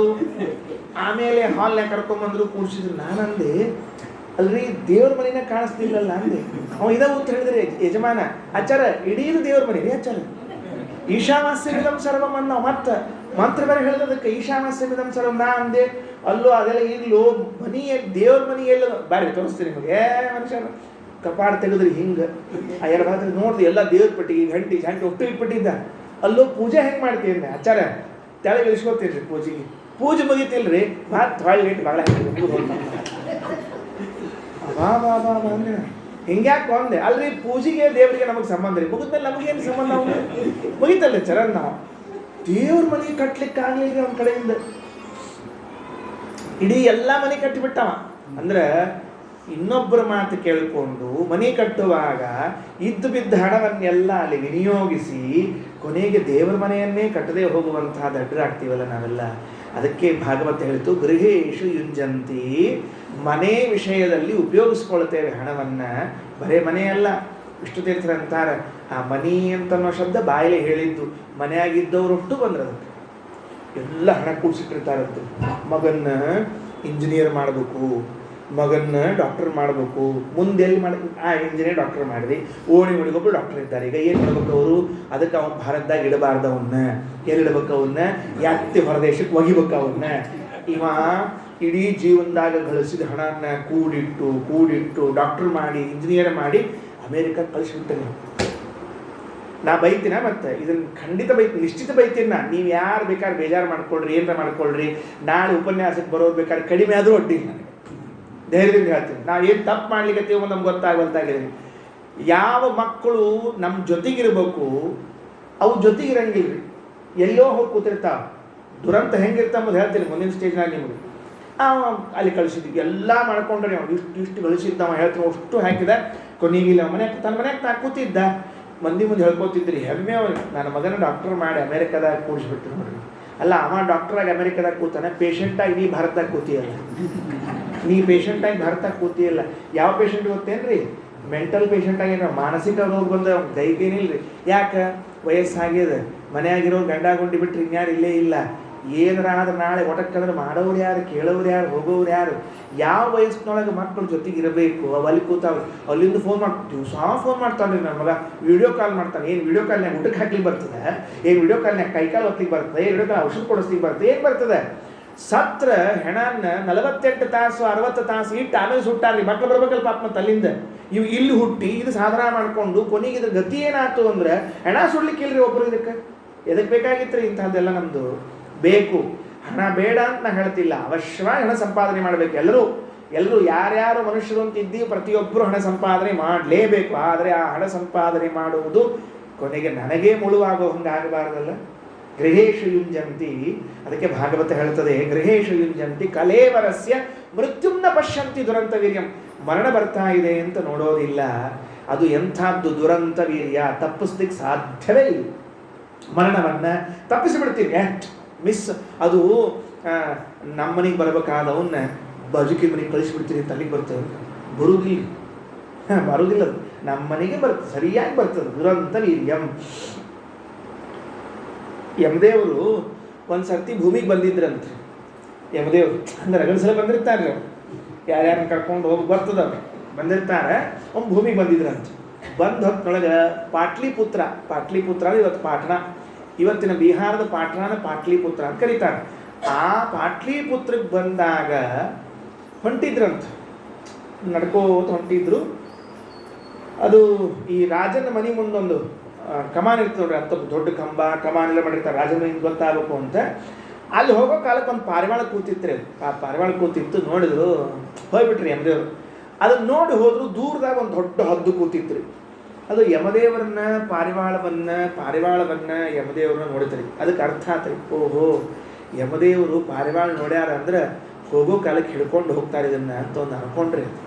ನಾವು ಎಮ್ದೇವ್ರು ಒಳಗೆ ಹೋದ್ರು, ರಾಜನ ಭೇಟಿ ಆದರು, ತಿರುಗಿ ಬಂದರು. ಬರೋ ಕಾಲಕ್ಕೆ ನೋಡ್ತಾರೆ ಪಾರಿವಾಳ ಇದ್ದಿದ್ದಿಲ್ಲ. ಎಲ್ಲಿ ಹೋತು ಪಾರಿವಾಳ ಅಂದ್ರು, ಎಲ್ಲಿ ಹೋತು ಅಂತ. ಆ ಹದ್ದಲ್ಲಿ ಕೂತಿತ್ತಲ್ಲ, ಜೋರ್ಲೆ ನಗ್ಲಿಕ್ಕತ್ತೆ ಅಂತ ಗೊತ್ತಿತ್ತು ನನಗೆ ಅಂತ. ಎಮ್ದೇವ್ರು ಅಂದ್ರೆ ಏನು ಗೊತ್ತಿತ್ತು ಅಂದ್ರು, ಇಲ್ಲ ನೀವು ಹೋಗೋ ಕಾಲಕ್ಕೆ ಪಾರಿವಾಳ ನೋಡಿದ್ರಲ್ಲ, ಅವಾಗ ಅನ್ಕೊಂಡಿದ್ದೆ ನಿಮ್ಮ ಲಕ್ಷ್ಯ ಇತ್ತು ತೊಗೊಂಡು ಹೋಗ್ತೀರಿ ಅಂತ ತಿಳ್ಕೊಂಡು ಅಂತ. ಅದು ಅವರಂದ್ರು, ಅದು ಬಿಡು, ಈಗ ಅದು ಎಲ್ಲದ ಹೇಳು ಅಂತ ಕೇಳಿದಂತೆ ಯಮದೇವ್ರು. ಅದನ್ನು ನೀವು ಬರೋದ್ರೊಳಗೆ 7 ಗುಡ್ಡ ದಾಟಿ 7 ಸಮುದ್ರ ದಾಟಿ 8ನೇ ಗುಡ್ಡದ ಮೇಲೆ ಒಂದು ಗಿಡದಾಗ ಕೂಡ್ಸಿ ಬಂದೀನಿ ಅಂತ ಹೇಳ್ತಂತ. ಯಮದೇವ್ರು ಅನ್ನಂತ. ಯಾಕ ನಾ ಅದ ಅನ್ಕೊಂಡಿದ್ದೆ, ಇಷ್ಟೊತ್ತಿಗೆ ಅದು ಅಲ್ಲಿರ್ಬೇಕಾಗಿತ್ತು, ಇಲ್ಲಿ ಯಾಕದ ಅಂತ ಅನ್ಕೊಂಡಿದ್ದೆ, ಬರೋಬ್ಬರಿ ಮಾಡಿದೆಪ್ಪ, ಭಾಳ ಸಂತೋಷ ಆತು ಅಂದ್ರಂತ. ಯಾಕಂದ್ರೆ ಬೇಟೆಗಾರ ಬಾಣ ಹೊಡೆದು ಅಂದ್ಕೊಂಡ್ಬಿಟ್ಟಂತ ಸರಿಯಾಗಿ. ಇಲ್ಲೇ ಇದ್ರೆ ಬದುಕ್ತಿತ್ರಿ ಅದು, ಇಲ್ಲೇ ಇದ್ರೆ ಬದುಕ್ತಿತ್ತದು, ಅಲ್ಲಿ ಹೋಗಿ ಸತ್ಯು ದುರಂತ ವೀರ್ಯಂ, ತಪ್ಪಿಸ್ಕೊಳ್ಳಿಕ್ಕೆ ಸಾಧ್ಯ ಇಲ್ಲ. ಮರಣವನ್ನ ನೀವೇನು ಮಾಡಿದ್ರು ತಪ್ಪಿಸ್ಕೊಳ್ಳಿಕ್ಕೆ ಸಾಧ್ಯ ಇಲ್ಲ. ಬೇಕಾದ್ರೆ ಒಂದು 100 ವರ್ಷ ಎಕ್ಸ್ಟ್ರಾ ತಗೋಬಹುದ್ರಿ. ಈಗ ಇದ್ದದ್ದು 100 ವರ್ಷ ಸಾಕಾಗಿಲ್ಲ ಅಂದ್ರೆ ಇನ್ನೊಂದು 100 ವರ್ಷ ತಗೋಬಹುದು, ಅಥವಾ ಅದು ಸಾಕಾಗಿಲ್ಲ ಅಂದ್ರೆ ಮತ್ತೊಂದು 100 ವರ್ಷ ತಗೋಬಹುದು. ಆದ್ರೆ ಒಂದು ದಿವಸ ಹೋಗ್ಲೇಬೇಕು, ಏನು ಮಾಡ್ಲಿಕ್ಕೆ ಬರೋದಿಲ್ಲ. ಅದಕ್ಕೆ ಈ ಭಾಗವತ ಶ್ಲೋಕದಲ್ಲಿ ಹೇಳ್ತಾ ಇರೋದೇನು ಅಂದರೆ, ಯಾವ ಹಣವನ್ನು ಎಲ್ಲಿ ವಿನಿಯೋಗ ಮಾಡಬೇಕಾಗಿತ್ತು ಅಲ್ಲಿ ವಿನಿಯೋಗ ಮಾಡದೆ, ವಿನಿಯೋಗ ಮಾಡಬಾರದ ಸ್ಥಳದಲ್ಲಿ ವಿನಿಯೋಗ ಮಾಡ್ತೀವಲ್ಲ, ಅದು ತಪ್ಪು ಅಂತ ತಿದ್ದಿ ಹೇಳುವ ಜ್ಞಾನಿಗಳಾದರೂ ಬೇಕಲ್ಲ ಅಂತ ವಿಷ್ಣು ತೀರ್ಥರು ಆ 2 ಶ್ಲೋಕಗಳ 2 ಸಾಲಿನ ಮಧ್ಯದಲ್ಲಿ ಬೇಕಾದ ಸಾಲನ್ನು ಸೇರಿಸ್ತಾರೆ. ಈಗ ಉಪದೇಶ ಮಾಡೋರೊಬ್ಬರು ಬೇಕಲ್ರೋ, ಹಾಳು ಮಾಡ್ಕೋಬೇಡ್ರು, ಟೈಮನ್ನು ಹಾಳು ಮಾಡ್ಕೋಬೇಡ್ರು, ಹಣವನ್ನು, ಶಕ್ತಿ ಹಾಳು ಮಾಡ್ಕೋಬೇಡ್ರಿ, ಆಯಸ್ಸು ಹಾಳು ಮಾಡ್ಕೋಬೇಡ್ರಿ ಅಂತ ಹೇಳೋರೊಬ್ರು ಬೇಡ. ಆ ಶ್ಲೋಕ ನೋಡ್ರಿ ಹೆಂಗಿದೆ. ನಾನೀಗ ವಿಷ್ಣು ತೀರ್ಥರು ಆ ವ್ಯಾಖ್ಯಾನ ಮಾಡಿದ್ದನ್ನು ತಗೊಂಡು ಹೇಳ್ತೀನಿ. ಧನಂ ಹಿ ಧರ್ಮೈಕ ಫಲಂ ಯತೋಸ್ಯ ಜ್ಞಾನಂ ಸ ವಿಜ್ಞಾನಮನುಪ್ರಶಾಂತಿ ಗೃಹೇಶು ಯುಂಜಂತಿ ಕಲೇವರಸ್ಯ ಮೃತ್ಯುಂ ನ ಪಶ್ಯಂತಿ ದುರಂತ ವೀರ್ಯಂ. ಹಣವು ಹಣದಿಂದ ಬರಬೇಕಾಗಿದ್ದು ಧರ್ಮ, ಹಣದಿಂದ ಸಂಪಾದನೆ ಮಾಡಲಿಕ್ಕೆ ಸಾಧ್ಯ ಇದೆ ಧರ್ಮವನ್ನು. ಒಳ್ಳೆ ಹಣ ಇತ್ತು ಅಂದರೆ ಎಂಥ ಧರ್ಮ ಕಾರ್ಯವನ್ನಾದರೂ ಸಲೀಸಾಗಿ ಮಾಡ್ತೇವೆ ನಾವು. ಹಾಗಾದರೆ ಆ ಹಣದಿಂದ ಧರ್ಮವನ್ನು ಸಂಪಾದನೆ ಮಾಡಿಕೊಳ್ಳ್ರಿ. ಆ ಧರ್ಮ ಸಂಪಾದನೆ ಮಾಡಿದ್ದರ ಫಲ ಶಾಸ್ತ್ರ ಕಿವಿಗೆ ಬೀಳ್ತದೆ, ಶಾಸ್ತ್ರಜ್ಞಾನ ಆಗ್ತದೆ. ಕೆಲವರಿಗೆ ಎಷ್ಟೇ ಶಾಸ್ತ್ರವನ್ನು ಹೇಳಿದರೂ ಕೂಡ ಒಳಗೆ ಹೋಗ್ತಿರೋದಿಲ್ಲ. ಯಾಕೋ ಹೋಗ್ತಿಲ್ಲ ಅಂತಂತಿರ್ತೀವಿ. ಅದಕ್ಕೆ ಕಾರಣ ಉಂಟು, ಬೇರೆ ಏನಿಲ್ಲ. ಶಾಸ್ತ್ರಜ್ಞಾನ ಆಗಲಿಕ್ಕೆ ಬೇಕಾದ ಪುಣ್ಯ ಸಂಪಾದನೆ ನಮ್ಮಿಂದ ನಡೆದಿಲ್ಲ ಅಷ್ಟೇ, ಬೇರೆ ಏನಿಲ್ಲ ಅದರಲ್ಲಿ. ಆ ಶಾಸ್ತ್ರ ಬುದ್ಧಿಗೆ ಹೋಗ್ಲಿಕ್ಕೆ ಬೇಕಾದ ಪುಣ್ಯ ಸಂಪಾದನೆ ಆಗಿದ್ದರೆ ಏನು ಹೇಳಿದ್ರು ಬುದ್ಧಿಗೆ ಹೋಗ್ತದೆ. ಪುಣ್ಯವೇ ಇದ್ದಿದ್ದಿಲ್ಲ ಅಂದರೆ ನೀವೇನು ಹೇಳಿದ್ರು ತಲೆಗೆ ಹೋಗ್ಲಿಕ್ಕೆ ಸಾಧ್ಯ ಇಲ್ಲ. ಅದಕ್ಕೆ ಜ್ಞಾನ, ಅಷ್ಟು ಜ್ಞಾನ ಪಡೆದಾದ ಮೇಲೆ ವಿಜ್ಞಾನ. ಒಂದು ದಿವಸ ದೇವರು ಕರುಣೆ ಮಾಡ್ತಾನೆ, ಕಣ್ತೆಗಿತಾನೆ. ಅನಂತರದಲ್ಲಿ ಪ್ರಶಾಂತಿ, ಪ್ರಕೃಷ್ಟ ಶಾಂತಿ, ಮೋಕ್ಷವನ್ನು ಪಡೀಲಿಕ್ಕೆ ಸಾಧ್ಯ ಆಗ್ತದಪ್ಪ ಅಂತ ಹೇಳುವ ಒಬ್ಬ ಜ್ಞಾನಿಗಳು ಇರಲಿಲ್ಲ ಅಂತ ಆದರೆ, ಅಂಥ ಮಹಾತ್ಮರ ಸಮಾಗಮ ನಮಗೆ ಆಗದೆ ಹೋದರೆ, ಇದು ವಿಷ್ಣು ತೀರ್ಥರ ಸಾಲು, ಆಗದೆ ಹೋದರೆ ನಾವೇನು ಮಾಡ್ತೀವಿ ಅಂತ ಕೇಳಿದ್ರೆ, ಗೃಹೇಶು ಯುಂಜಂತಿ ಕಲೇವರಸ್ಯ. ಈ ದೇಹದ ಪೋಷಣೆ, ಈ ಮನೆಯ ಪೋಷಣೆ, ಮಡದಿಯ ಪೋಷಣೆ, ಮಕ್ಕಳ ಪೋಷಣೆ ಅಥವಾ ಗಂಡ, ಏನು ಒಟ್ಟೆ ನಮ್ಮ ಸಂಬಂಧಿಕಗಳು ಏನೇನಿವೆಯೋ ಆ ಹಣದಿಂದ ಏನೇನು ಮಾಡ್ಲಿಕ್ಕೆ ಸಾಧ್ಯ ಇದೆಯೋ ಅದನ್ನೆಲ್ಲ ಮಾಡ್ತೇವೆ. ಅದರ ಅರ್ಥ ಲೌಕಿಕ ಮಾಡಬಾರದು ಅಂತ ಅರ್ಥ ಅಲ್ಲ. ಅದಕ್ಕೆ ಲೌಕಿಕ ಮಾಡುವುದರ ಜೊತೆಗೆ ಧರ್ಮದ ಕಡೆಗೂ ಎಚ್ಚರ ಇರಲಿ ಅಂತ ಹೇಳ್ಬೇಕಾಗಿದೆ. ನೀವು ಹೇಳ್ಕೋತ ಹಿಂಗೆ ಪುರಾಣ ಹೇಳ್ಕೋತ ಹೋಗ್ಬಿಟ್ರಿ ಅಂದ್ರೆ ನಾಳಿಂದ ನಾವು ಊಟ ಮಾಡ್ಬೇಕಾ, ಏನು ಮಾಡ್ಬೇಕು ಮತ್ತೇನು ಅಷ್ಟು ತೆಗೆದ ಬಿಟ್ಟಿರಲ್ಲ ಅಂದ್ರೆ ಹಂಗೆ ಹೇಳಿಕತ್ತಿಲ್ಲ ಶಾಸ್ತ್ರ ಎಂದು.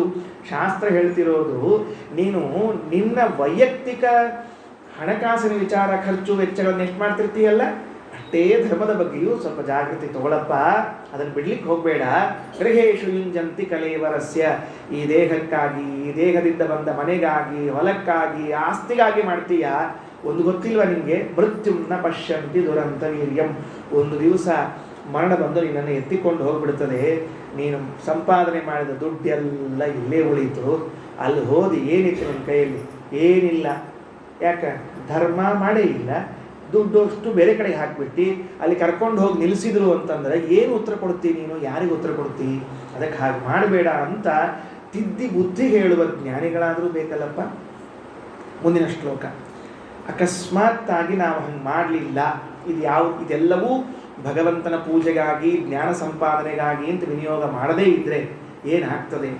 ಲೋಕೋ ವಿಕರ್ಮ ನಿರತಃ ಕುಶಲೇ ಪ್ರಮತ್ತಃ ಕರ್ಮಣ್ಯಯಂ ತದುದಿತೆ ಭವದರ್ಚನೆ ಸ್ವೇ ಯಸ್ತಾವದಸ್ಯ ಬಲವಾನಿಹ ಜೀವಿತಾಶಾಂ ಸದ್ಯಚ್ಛಿನತ್ತಿ ಅನಿಮಿಷಾಯ ನಮೋಸ್ತು ತಸ್ಮೈ.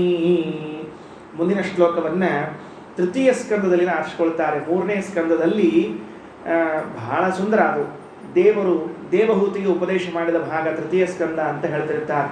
ಲೋಕೋ ವಿಕರ್ಮ ನಿರತಃ.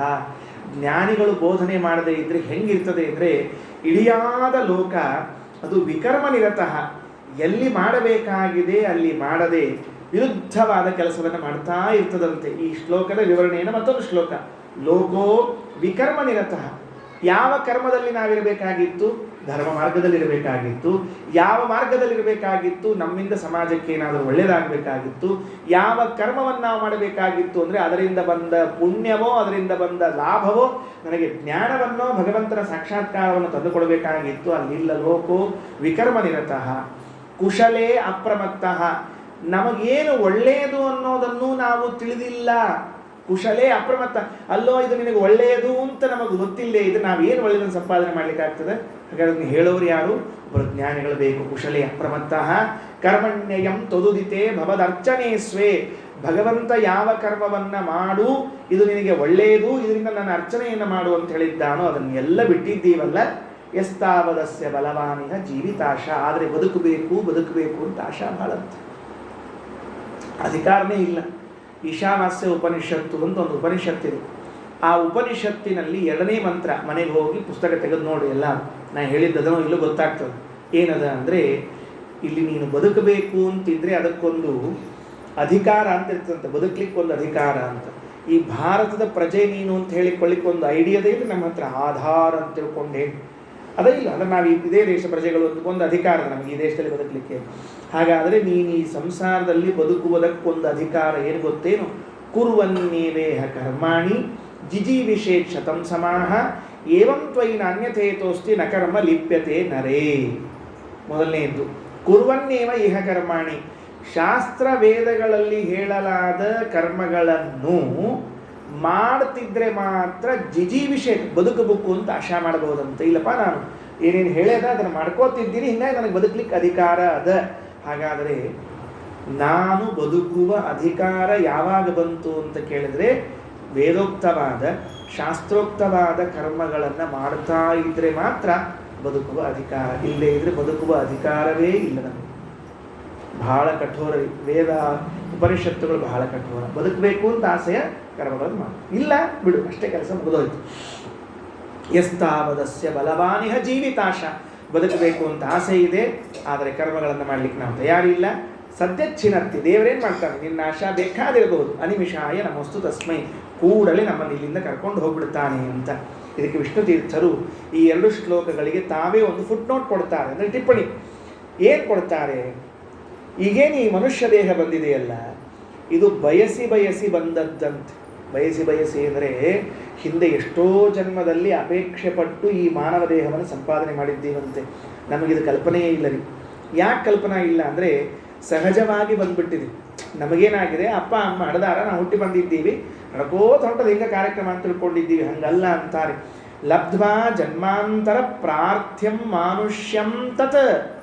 ಮನುಷ್ಯನಾಗಿ ಹುಟ್ಟುವುದಕ್ಕೆ 100 ಬಾರಿ ಹಂಬಲಿಸಿದ್ದೀವಂತ ನಾವು. ಹಿಂದೆ ಹುಟ್ಟಿದಾಗ ಎಲ್ಲೆಲ್ಲೋ ಹುಟ್ಟಿದ್ವಿ. ಎಲ್ಲೋ ನಾಯಿಯಾಗಿ ಹುಟ್ಟಿದ್ವೋ, ಎಲ್ಲೋ ಕತ್ತೆಯಾಗಿ ಹುಟ್ಟಿದ್ವೋ, ಎಲ್ಲೋ ಹುಳ ಆಗಿ ಹುಟ್ಟಿದ್ವೋ, ಅಲ್ಲೆಲ್ಲ ಅನ್ಕೊಂಡಿವಂತೆ. ಏನು ಅನ್ಕೊಂಡಿವಿ? ಒಂದು ಸರ್ತಿ ಮನುಷ್ಯರಾಗಬಾರ್ದ ನಾವು ಅಂತ ಅನ್ಕೊಂಡಿದ್ವಂತ. ಮಹಾಭಾರತದಲ್ಲಿ ಒಂದು ಪ್ರಸಂಗ, ಅನುಶಾಸನ ಪರ್ವದಲ್ಲಿ ಒಂದು ಕಥಾಭಾಗ ಬರ್ತದೆ. ಒಬ್ಬ ಋಷಿಕುಮಾರ, ಋಷಿಗಳ ಮಗ ಒಬ್ಬ. ಅವ ಏನು ಅವರ ಅಪ್ಪ ಇದ್ದಿದ್ದಿಲ್ಲ, ಅವ ಋಷಿಯ ಮಗ ಇದ್ದ. ಸ್ವಲ್ಪ ಬಡತನದ ಪರಿಸ್ಥಿತಿ. ಸಾಮಾನ್ಯವಾಗಿ ಹಿಂದೆಲ್ಲ ನಮ್ಮ ಹಿರಿಯರು ಹಂಗೆ ಇದ್ರು ಬಿಡ್ರಿ, ಅದೇನು ಹೇಳ್ಕೊಳ್ಳೋ ಅವಶ್ಯಕತೆ ಇಲ್ಲೇ ಇಲ್ಲ, ಹಂಗೆ ಇದ್ರು. ಇದ್ದ ಹೊತ್ತಿನೊಳಗೆ ಅವೇನಾಗಿತ್ತು ಅಂದರೆ, ಆ ಋಷಿಕುಮಾರ ದಾರಿಲಿ ಹೋಗ್ತಾ ಇರುವಾಗ ಒಬ್ಬ ಶ್ರೀಮಂತ ಕುಮಾರ, ಅವನು ರಥವನ್ನು ಓಡಿಸ್ಕೊಂಡು ಬರ್ತಾ ಇದ್ದಾನೆ. ರಥವನ್ನು ಓಡಿಸಿಕೊಂಡು ಬರುವ ಕಾಲದಲ್ಲಿ ಆ ಋಷಿಕುಮಾರ ಈ ಕಡೆಯಿಂದ ಇವ ರಥದಲ್ಲಿ ಹೋಗ್ತಾ ಇದ್ದಾನೆ. ಅವನಿಗೆ ಅವಕಾಶವನ್ನೂ ನೀಡದೆ, ರೋಡಿನಿಂದ ಕೆಳಗಿಳಿಯಲಿಕ್ಕೆ ಅಥವಾ ದಾಟಿ ಹೋಗ್ಲಿಕ್ಕೆ ಅವಕಾಶ ನೀಡದೆ ಸರಂತ ಹೋಗ್ಬಿಟ್ಟ. ಆ ರಥ ಹೋಗಿದ ವೇಗಕ್ಕೆ ಅವನು ಬಿದ್ದು ಬಿಟ್ಟ. ಮೈ ಕೈಗೆಲ್ಲ ಗಾಯ ಆಯಿತು. ಎದ್ದು ಮೊದಲು ಅಂದ್ಕೊಂಡೇನು ಗೊತ್ತಾ, ನಾನು ಬದುಕಿದ್ದೇನು ಮಾಡಬೇಕು ಅಂದ್ಕೊಂಡ ಫಸ್ಟ್. ಯಾಕಂದ್ರೆ ಸಂಪತ್ತಿಲ್ಲ, ಏನಿಲ್ಲ ನಮ್ಮ ಕಡೆಗೆ. ಅವ್ನು ನೋಡಿ ಎಷ್ಟು ಸಂಪತ್ತಿನಿಂದ ಮೆರಿತಾ ಇದ್ದಾನೆ, ಒಂದು ನನ್ನ ಕಡೆ ಇಲ್ಲಲ್ಲ, ಬದುಕಬಾರ್ದು ಅಂತ ಬಡ ಸೀದಾ ಬಂದರೆ. ಎಲ್ಲಿ ಬಂದ? ಆ ಊರಿನಾಗ ಒಂದು ದೊಡ್ಡ ಗುಡ್ಡಿತ್ತು. ಆ ಆ ಗುಡ್ಡದ ಮೇಲೆ ಹತ್ತಿದವ. ಗುಡ್ಡದ ಮೇಲೆ ಹತ್ತಿದ, ಆ ಗುಡ್ಡದ ಅದೊಂದೇನೋ ಸುಯಿಸೈಡ್ ಪಾಯಿಂಟ್ ಅಂತ ಇರ್ತಾವ ನೋಡ್ರಿ. ಸುಯಿಸೈಡ್ ಪಾಯಿಂಟ್ ಅಂತ ಇರ್ತಾವಂತ. ಯಾರ ಊರು ನೋಡೋ ಪಾಯಿಂಟು ಮತ್ತೊಂದು ಇತ್ತು ಹೇಳ್ತಿರ್ತಾರೆ. ಆತ್ಮಹತ್ಯೆ ಮಾಡ್ಕೊಳ್ಳೋ ಸ್ಥಳ ಅಂತ ಬೇರೆ ಹೇಳ್ತಿರ್ತಾರೆ. ಪುಣ್ಯಕ್ಷೇತ್ರ ನೋಡ್ರಿ, ಅದಕ್ಕೆ ಕೆಳಗೆ ಲೆವೆಲ್ ಬೇರೆ ಹಾಕಿರ್ತಾರೆ. ಆತ್ಮಹತ್ಯೆ ಮಾಡಿಕೊಳ್ಳೋ ಪುಣ್ಯ ಸ್ಥಳ ತಿಳ್ಕೊಂಡು ಅವ ಅಲ್ಲಿ ನಿಂತು ಇನ್ನೇನು ಹಾರ್ಬೇಕ್ರಿ. ಅಲ್ಲೊಂದು ನರಿ ಮಲ್ಕೊಂಡಿತ್ತಂತ. ನರಿ ನೋಡ್ತಂತ ನಗ್ತಾ ಇದೆ ಅಂತೆ. ಇದು ಇವ ಅಂತ ಯಾರು ನಗಲಿಗತ್ತಾರಪ್ಪ ಅಂತ ಈಗ ನೋಡಿದ್ರೆ ಆ ನರಿ ನಗ್ತಾ ಇದೆ ಅಂತೆ. ಯಾಕೋ ಋಷಿಕುಮಾರ ಸಾಯ್ಬೇಕು ಅಂತ ಹೊಂಟೇನು ಅಂತ ಕೇಳ್ತಂತ. ಹೌದು ಹೌದು ಅಂತ. ಏನು ಸಮಸ್ಯೆ ಆಗಿದೆ ಹೇಳು ಅಂತ ಕೇಳ್ತಂತ. ಹಿಂಗಾಗಿದೆ ಅಂತ ಬಿದ್ದು ನಗ್ತಿರಿದ ನರಿ. ಅಲ್ಲೋ ಇದ್ರೊಳಗೆ ನಗೋದೇನದಂತ ಕೇಳ್ತು. ಅಲ್ಲೋ ಪುಣ್ಯಾತ್ಮ, ಸಂಪಾದನೆ ಮಾಡಲಿಕ್ಕೆ ಬೇಕಾಗುವಂತಹ ಹಣ ಬೇಕಾಗೋದಿಲ್ಲ, ವಿದ್ಯೆ ಬೇಕಾಗೋದಿಲ್ಲ, ಬುದ್ಧಿ ನಿನಗೇನು ಬೇಕೋ ಅದನ್ನು ಸಂಪಾದನೆ ಮಾಡುವಂತಹ ಮನುಷ್ಯ ದೇಹ ನಿನಗೆ ಸಿಕ್ಕಿದೆ. ಇಂಥ ದೇಹ ಸಿಕ್ಕಾಗ ಇದನ್ನು ನೀನು ಕೊಂದುಕೊಳ್ಳಿಕ್ಕೆ ಹೊಂಟಿದ್ದೀ ಅಂದ್ರೆ ನಿನ್ನಂಥ ಮೂರ್ಖ ಇನ್ಯಾರು ಹೇಳು ಅಂತ ಕೇಳ್ತಂತ ನರಿ. ಹೌದಾ, ಏನು ಅಷ್ಟು ಮಹತ್ವ ಇದೆಯಾ? ನಾನು ನೋಡು, ಹುಳ ಕಡದ್ರೆ ತೂರ್ಸ್ಕೊಳ್ಳಿಕ್ಕೆ ಬರಂಗಿಲ್ಲ ಮೊದಲೇ ಪರಿಸ್ಥಿತಿ. ಅದು ಪಾಪ ನರಿ ಹೇಳ್ತೀರಿ ಮೊದಲು. ಹುಳ ಕಡದ್ರೆ ತೂರ್ಸ್ಕೊಳ್ಳಿಕ್ಕೆ ಬರೋದಿಲ್ರಿ. ಹೆಂಗೆ ತೂರ್ಸ್ಕೊಬೇಕು ಹೇಳೋಣಂತ. ನಮ್ಮ ಮನೆಯಲ್ಲಿ ಆಕಳು ಇರ್ತಾವಲ್ಲ, ಮನೇಲಿ ಆಕಳು ಸಾಕಿರ್ತಾರಲ್ಲ ನೋಡ್ರಿ, ಅದು ಇಡೀ ಕುತ್ತಿಗೆಯನ್ನು ಹಿಂಗೆ ತಿರುಗಿಸಿ ಪಾಪ ನಾಲಿಗೆಯನ್ನು ಇಷ್ಟು ಉದ್ದಕ್ಕೆ ಚಾಚಿ ಹೀಗೆ ಮೈಯ. ನಮಗೆ ಹಂಗದನ ಪರಿಸ್ಥಿತಿ. ನಮಗೂ ದೇವ್ರು ಹಂಗೆ ಇಡಬೇಕಾಗಿತ್ತು. ಹುಳ ಕಡ್ದಾಗ ನಾಲಿಗೆ ತೆಗೆದು ಚಾಚ್ಕೊಂಡು ವರ್ಷಗೂ ಒಂದು ಗೊತ್ತಾಗ್ತಿತ್ತು ಅವ ಮಹಿಮಾ. ಎಷ್ಟು ಸರಳ, ಬರ ಏನು ತೊಂದರೆ ಇಲ್ಲ ನಮ್ಗೆ. ಅನಾಯಾಸವಾಗಿ. ಅದಕ್ಕೆ ಕೆಲವರು ಇರ್ತಾರಂತೆ, ಜನಿವಾರ ಸ್ವಲ್ಪ ದಪ್ಪಂದು ಹಾಕ್ಕೊಂಡಿರ್ತಾರೆ. ಯಾಕೆ ಜನಿವಾರ ದಪ್ಪಂದು ಹಾಕ್ಕೊಂಡಿರ್ತಾರೆ ಅಂದ್ರೆ ಅಕಸ್ಮಾತ್ ಬೆನ್ನಿಗಿನ್ ತೋರಿಸಿದ್ರೆ ಅನುಕೂಲ ಆಗಲಿ ಅಂತ ತಿಳ್ಕೊಂಡು ಹೇಳಿ. ಒಬ್ಬರು ಆಚಾರ್ಯರು ಜನಿವಾರ ಹಾಕಿಸ್ಲಿಕ್ಕೆ ಹಚ್ಚಿದ್ರಂತೆ. ಶ್ರಾವಣ ಮಾಸ ಹಾಕಿಸ್ತಿರ್ತಾರಲ್ಲ, ಹಾಕಿಸ್ಲಿಕ್ಕೆ ಹತ್ತಿದ್ರಂತ. ಕೇಳಿದ್ರಂತೆ, ಯಾರ್ಯಾರು ಎಷ್ಟು ಜನಿವಾರ ಹಾಕೋತೀರಿ ಅಂತ ಕೇಳಿದಂತ. ಒಬ್ಬ ಒಂದಂತ ಆಚಾರ್ಯ, ನನ್ನ ಮುಂಚೆ ಲಗ್ನ ಆಗಿಲ್ರಿ ಒಂದು ಹಾಕೋತೀನಿ ಏನಂತ. ಇನ್ನೊಬ್ಬ ಒಂದ ಲಗ್ನ ಆಗಿದೆ ನಾನು 2 ಹಾಕೋತೀನಿ ಏನಂತ. ಇನ್ನೊಬ್ಬ ಒಂದ ದೇವ್ರ ಪೂಜಾ ಕೂತಾಗ ಒಂದು ಬೇಕಾಗ್ತದೆ, ಮ್ಯಾಲ ಹೊದಕಿಲ್ಲ ಅಂದ್ರೆ ಅದಕ್ಕೆ ಇಲ್ಲಿ ಅಂತ 3ನೇ ಹಾಕೊಂಡಂತ. ಇನ್ನೊಬ್ಬ ಒಂದ ನಾ ಇನ್ನೆರಡು ಎಕ್ಸ್ಟ್ರಾ ಹಾಕೋತೀನಿ ರೀ ಏನಂತ. ಅದ್ಯಾಕೆ ಒಂದಂತ ಆಚಾರ್ಯ, ಎರಡು ಯಾಕೆ ಎಕ್ಸ್ಟ್ರಾ ಹಾಕೋತೀನಿ ಅಂತ ಕೇಳಿದ್ರೆ, ಅಕಸ್ಮಾತ್ತಾಗಿ ಬೆನ್ನು ತೂರಿಸಿದ್ರೆ ಯಾರು ಇರಂಗಿಲ್ಲ ನಮ್ಮ ಮನ್ಯಾಗ ಬೆನ್ನಿಗೆ ಕೈ ಆಡಿಸೋರು. ಅದಕ್ಕೆ ಆ ಜನಿವಾರ ಮುಂದೆ ಎಳ್ಕೊಂಡು ಪರ ಆನಂದ ಆಗ್ತದೆ. ಅದು ಬ್ರಹ್ಮಾನಂದರಿ. ಅದು ತೂರಿಸ್ಕೊಂಡ್ಮೇಲೆ ಆಗೋ ಆನಂದ ಇದೆ, ತೂರಿಸ್ಕೊಂಡ್ಮೇಲೆ ತೂರಿಸ್ಕೊಳ್ಳೋ ಕಾಲದಲ್ಲಿ ಆಗೋ ಆನಂದ ಇದೆಯಲ್ಲ, ಬ್ರಹ್ಮಾನಂದ. ಆಮೇಲೆ ಬಾಯಿ ಪಡ್ಕೊಳ್ಳೋದಿರ್ತದೆ, ಅದು ಬೇರೆ ವಿಷಯ. ಉರಿತಿರ್ತದೆ ನೋಡ್ರಿ ಆಮೇಲೆ, ಅದು ಬೇರೆ ಇರ್ತದೆ. ಅದಕ್ಕೆ ಅದು ದೇಹ ಬಂದಿದೆ, ಮನುಷ್ಯ ದೇಹ, ಕೈ ಇದೆ, ಕಾಲಿದೆ, ಬುದ್ಧಿಶಕ್ತಿ ಇದೆ, ಕಣ್ಣಿದೆ. ನೋಡ್ರಿ, ಪ್ರಾಣಿಗಳಲ್ಲಿ ನಮಗೆ ಹೆಂಗೆ ತಕ್ಷಣಕ್ಕೆ ಈ ಕಡೆ ನೋಡ್ಲಿಕ್ಕೆ ಬರ್ತಲ್ಲ, ಹಂಗೆ ಬರೋದಿಲ್ರಿ. ಹಂದಿಗಿಂದೀಗ ಒಬ್ಬ ಪೂರ್ಣ ಹಿಂಗೆ ತೆಗಿಸ್ಬೇಕ್ರಿ ಅವು, ನಮಗೆ ತಕ್ಷಣಕ್ಕೆ ನೋಡ್ಲಿಕ್ಕೆ ಬರ್ತದೆ, ಹಾಗೆಲ್ಲ ಬರೋದಿಲ್ಲ ಅವಕ್ಕೆ. ಅದಕ್ಕೆ ಆ ನರಿ ಹೇಳ್ತಂತ, ಇಂಥ ಮನುಷ್ಯ ದೇಹ ನನಗೆ ಸಿಗಲಿಲ್ಲಲ್ಲ ಅಂತ ನಾ ಒದ್ದಾಡ್ಲಿಕ್ಕತ್ತೀನಿ, ನಾ ದುಃಖ ಪಡ್ಲಿಕ್ಕತ್ತೀನಿ. ಅಂಥಾದ್ರೆ ನಿನಗೆ ಸಿಕ್ಕ ಮನುಷ್ಯ ದೇಹವನ್ನು ಕೆಳಿಸ್ಕೊಳಿಗತ್ತೀಯಲ್ಲ, ಬುದ್ಧಿ ಇದೆ ನಿನಗೆ ಅಂತ ಆ ಋಷಿಕುಮಾರನಿಗೆ ನರಿ ಹೇಳಿದಾಗ ಅವ್ನು ಜ್ಞಾನೋದಯ ಆತಂತು. ಚೇ ಎಂತ ಕೆಲಸ ಮಾಡ್ಲಿಕ್ಕೆ ಹೊಂಟಿದ್ದೆ, ನೀನ ನಮ್ಮ ಗುರುಗಳು ಅಂದ. ಯಾರ ಆ ಆಚಾರ ನಮ್ಮ ಗುರುಗಳು, ಈ ಆಚಾರ ನಮ್ಮ ಗುರುಗಳು ಅಂತಿರ್ತಾರೆ. ಮಹಾಭಾರತದಾಗ ಒಂದು ನರಿನ ಗುರುಗಳು ಮಾಡಿಟ್ಬಿಟ್ಟಾರೆ. ಅದರ ಅರ್ಥ ಏನು? ಮಹಾಭಾರತ ಏನು ಹೇಳ್ತದೆ, ಭಾಗವತ ಏನು ಹೇಳ್ತದೆ? ಕಲಿಬೇಕು ಅಂತ ಮನಸ್ಸಿದ್ರೆ ನರಿನೂ ಗುರುಗಳಾಗ್ತದೆ, ನಾಯಿನೂ ಗುರುಗಳಾಗ್ತದೆ. ಕಲಿಬೇಕು ಅಂತ ಮನಸ್ಸಿಲ್ಲದೆ ಇದ್ರೆ ಗುರುಗಳೇ ಬಂದು ಮನ್ಯಾಗ ಪಾಠ ಹೇಳೋ ಅರ್ಥ ಆಗಂಗಿಲ್ಲ. ಭಾಗವತದೊಳಗೆ 11ನೇ ಸ್ಕಂದಾಗ 24 ಮಂದಿ ಗುರುಗಳ ಕಥೆ ಹೇಳ್ತಾರೆ. ಪೃಥ್ವಿ, ವಾಯು, ಆಕಾಶ, ಅಪೋ, ಅಗ್ನಿಶ್, ಚಂದ್ರಮಾ, ರವಿ ಅಂತ. ಯಾವುದೂ ಗುರು ಆಗ್ಬಹುದು, ಕಲಿಯೋ ಮನಸ್ಸಿರಬೇಕು ಅಂತ. ಆಗ ಅದಕ್ಕೆ ವಿಷ್ಣು ತೀರ್ಥರಂತಾರೆ, ಲಬ್ಧ್ವಾ ಜನ್ಮಾಂತರ ಪ್ರಾರ್ಥ್ಯಂ ಮಾನುಷ್ಯಮ್ಯತ.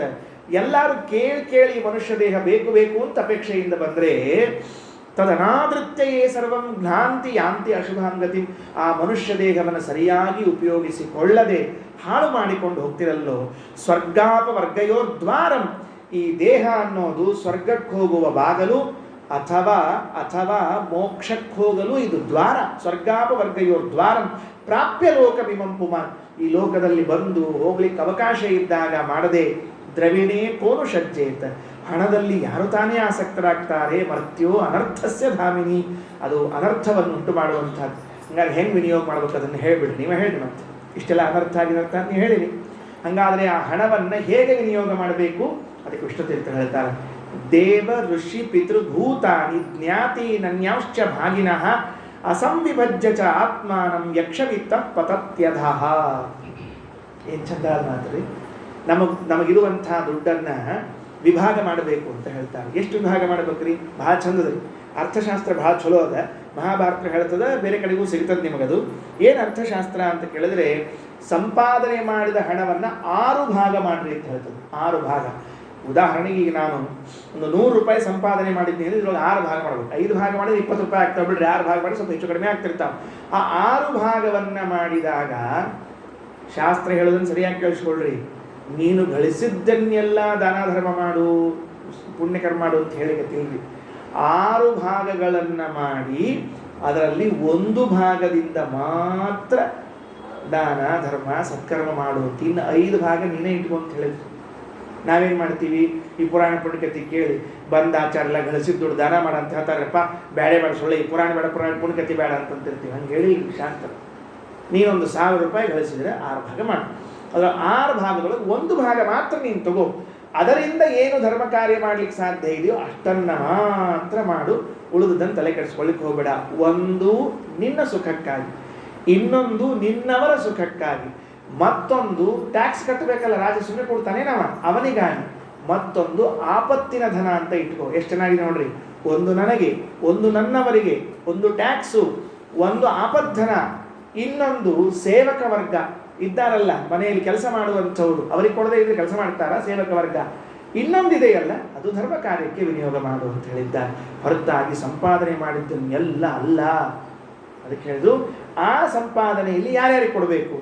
ದೇವತೆಗಳಿಗಿಷ್ಟು ಭಾಗ, ಋಷಿಗಳಿಗಿಷ್ಟು ಭಾಗ, ಪಿತೃಗಳಿಗಿಷ್ಟು ಭಾಗ, ಉಳಿದ ಪ್ರಾಣಿಗಳಿಗಿಷ್ಟು ಭಾಗ, ಜ್ಞಾತೀನ ಅನ್ಯಾಂಶ್ಚ ಭಾಗಿನ ಸಂಬಂಧಿಕರಿಗೂ ಸ್ವಲ್ಪ ಸ್ವಲ್ಪ ಆವಾಗ ಕೊಡುತ್ತಿರ್ರಿ. ನಾವು ಸಂಬಂಧಿಕರಿಗೆ ಕೊಡೋ ಪದ್ಧತಿ ಇಟ್ಕೊಂಡಿಲ್ಲ ಆಚಾರ. ಅದಕ್ಕೆ ಅವ್ರು ನಮ್ಮ ಯಾವ ಕಾರ್ಯಕ್ರಮಕ್ಕೂ ಬರಂಗಿಲ್ಲ ಆಚಾರ. ಮುಗಿತಾರೆ ಮತ್ತೆ ಲಗ್ನ ಮದುವೆ ಮುಂದೆ ಏನೋ ಒಂದು ಇರ್ತದೆ ನೋಡ್ರಿ. ಇದ್ದ ಹೊತ್ತಿನೊಳಗೆ ಅವರಿಗೂ ಒಂದಿಷ್ಟು ಬಟ್ಟೆ, ಅವ್ರಿಗೂ ಒಂದಿಷ್ಟಿನ ಸಾಮಾನು ಕೊಡಿಸ್ತಿದ್ರಿ ಅಂದರೆ ಆ ದುಡ್ಡು ನಿಮ್ಮಲ್ಲಿ ಸುರಕ್ಷಿತ ಉಳಿದಿರ್ತದಂತ. ಅವ್ರಿಗೆ ಕೊಡಿಸ್ಲಾರ್ದ ಬರೇ ನಾವೇ ಇಟ್ಕೊಂಡಿದ್ವಿ ಅಂದರೆ ಒಂದು ಮಾತು ಹೇಳ್ತಾರೆ ವಿಷ್ಣು ತೀರ್ಥರು, ಅಸಂವಿಭಜ್ಯ ಆತ್ಮಾನಂ ಯಕ್ಷವಿತ್ತ ಪತತ್ಯದಹ ಅಂತ ಹೇಳ್ತಾರೆ. ಅಂದರೆ ಅದನ್ನು ಕೊಡಬೇಕಾದವ್ರಿಗೂ ಕೊಡಲಿಲ್ಲ, ತಾನೂ ಉಪಯೋಗ ಮಾಡಲಿಲ್ಲ. ಕೊನೆಗೆ ಹೆಂಗಿರ್ತದೆ ಅಂತಂದರೆ, ಧನವ ಸಂರಕ್ಷಿಸುವ ಫಣಿ ತಾನುಣದೆ ಮತ್ತೊಬ್ಬರಿಗೆ ಕೊಡದನು ಪರಿಸ್ಥಿತಿ ಹಿಂಗಿರ್ತದೆ. ಅವು ನಿಧಿ ಅಂತ ಇರ್ತಾವಂತ್ರಿ, ಭೂಮಿಯೊಳಗೆ ಬೂದಿ ಇಟ್ಟಿರ್ತಾರಂತ. ಅದು ಹಾವು ಕಾಯ್ಕೋತಿರ್ತದಂತ್ರಿ. ಅದೇನು ಮಾಡ್ತದೆ ಅಂದರೆ, ಹಾವು ನಿಧಿನ ತಾನು ಉಪಯೋಗಿಸೋಂಗಿಲ್ಲ. ಹಾವೆಂದರೆ ಹಿಂಗೆ ಸುಮ್ಮನೆ ಇಟ್ಕೊಳ್ರಿ, ಕಲ್ಪನೆ ಮಾಡ್ಕೊಳ್ರಿ. ಒಂದು ದೊಡ್ಡ ಹಂಡೆ ತುಂಬ ಬೆಳ್ಳಿ ಬಂಗಾರ ಎಲ್ಲ ಹಾಕಿಟ್ಟಾರ, ಚೈನು ಉಂಗುರ ಎಲ್ಲ ಹಾಕಿಟ್ಟಾರ. ಅದು ಅವರ ವಂಶದವ್ರಿಗೆ ಇಂಥವ್ರಿಗೆ ತಲುಪಬೇಕು ಅಂತದ. ಅದನ್ನ ನೋಡ್ಲಿಕ್ಕೆ ಒಂದು ಹಾವು ಅದ ಅಂತ ಇಟ್ಕೊಳ್ರಿ. ಹಾವು ರಕ್ಷಕ ಆಗ್ಯದ. ಆ ಹಾವು ತಾನೆಂದು ಅದ್ರೊಳಗಿದ್ದ ಚೈನು ವಾಚು ಉಂಗುರ ಹಾಕೊಳ್ಳೋದಿಲ್ಲ. ಬ್ಯಾರೆಯವ್ರು ತಗೊಳ್ಲಿಕ್ಕೆ ಹೋದ್ರೆ ಬಿಡ್ತದೇನೋ, ಬಿಡೋದಿಲ್ಲ. ಮತ್ತೇನು ಆ ವಂಶದವ್ರು ಬರೋ ತನಕ ಕಾಯ್ಕೊಂಡು ಕೂತಿರ್ತದೆ. ಹೇಗೆ ಆ ಹಾವು ಎದುರಿಗೆ ಇದ್ದ ದುಡ್ಡನ್ನು ತಾನೂ ಉಪಯೋಗಿಸ್ಲಿಲ್ಲ, ಮಂದಿಗೂ ಬಿಡಲಿಲ್ಲೋ, ಹಂಗೆ ನಮ್ಮ ಪರಿಸ್ಥಿತಿ ಆಗ್ತದಂತ. ಅದಕ್ಕೆ ಹಂಗೆ ಮಾಡಬಾರ್ದು ಅಂತ ಎಷ್ಟು ಭಾಗ ಮಾಡ್ಲಿಕ್ಕೆ ಹೇಳ್ಯಾರ. ಮಾಡಿ ಅವರ ಒಂದು ಭಾಗವನ್ನು ತೆಗೆದುಕೊಂಡು ಸರಿಯಾಗಿ ವಿನಿಯೋಗವನ್ನು ಮಾಡಿಕೊಳ್ಳ್ರಿ. ತಸ್ಮಾತ್ ಸಂಕ್ಲಿಶ್ಯತೆ ವಿದ್ವಾನ್ ವ್ಯರ್ಥಯ ಅರ್ಥೇಹಯ ಅಸಕೃತ ಅಂತ ತಿಳಿದುಕೊಂಡು ವಿಷ್ಣು ತೀರ್ಥರು ಇದಕ್ಕೆ ವ್ಯಾಖ್ಯಾನವನ್ನು ಮಾಡ್ತಾ ಇದ್ದಾರೆ. ಇದಾದ ಮೇಲೆ ಮುಂದೊಂದು ಮಾತು ಹೇಳ್ತಾರೆ. ಅಂತೂ ಏನಾಯಿತು ಅಂದರೆ, ಉಪದೇಶ ಮಾಡುವಂತಹ ಜ್ಞಾನಿಗಳು ಮಹಾತ್ಮರು ಸಿಗದೇ ಹೋದರೆ ಇಂಥ ಅನರ್ಥ ಅದ. ಅದಕ್ಕೆ ತಿಳಿಸಿ ಹೇಳಲಿಕ್ಕೆ ಕೆಲವರು ಬೇಕಾಗ್ತದೆ ಅಂತ. ಸರಿ ಆಯ್ತಾಚಾರ, ನಾವು ರೆಡಿ ಇದ್ದೀವಿ, ಯಾರು ಕಳಿಸ್ತೀರಿ ಕಳಿಸ್ರಿ, ಮತ್ತು ದೊಡ್ಡವ್ರನ್ನ ನೋಡೇ ಬಿಡ್ತೀವಿ ಅಂತ ಹಿಂಗಂದರೆ, ಈಗಂತೂ ನೀವು ಹೇಳಿದ್ಮೇಲೆ ನಮಗೊಂದು ಅರ್ಥ ಆಯಿತು. ವಿಷ್ಣು ತೀರ್ಥರು ಹೇಳಿದ್ಮೇಲೆ, ಭಾಗವತ ವಾಕ್ಯ ಓದಿದ್ಮೇಲೆ ಏನು ಅರ್ಥ ಆಯಿತು ಅಂದರೆ, ಮಹತ್ ಸಮಾಗಮ ಅನಿವಾರ್ಯ, ಇಲ್ಲೇ ಇದ್ರೆ ಬಾಧಕ ಅಂತ.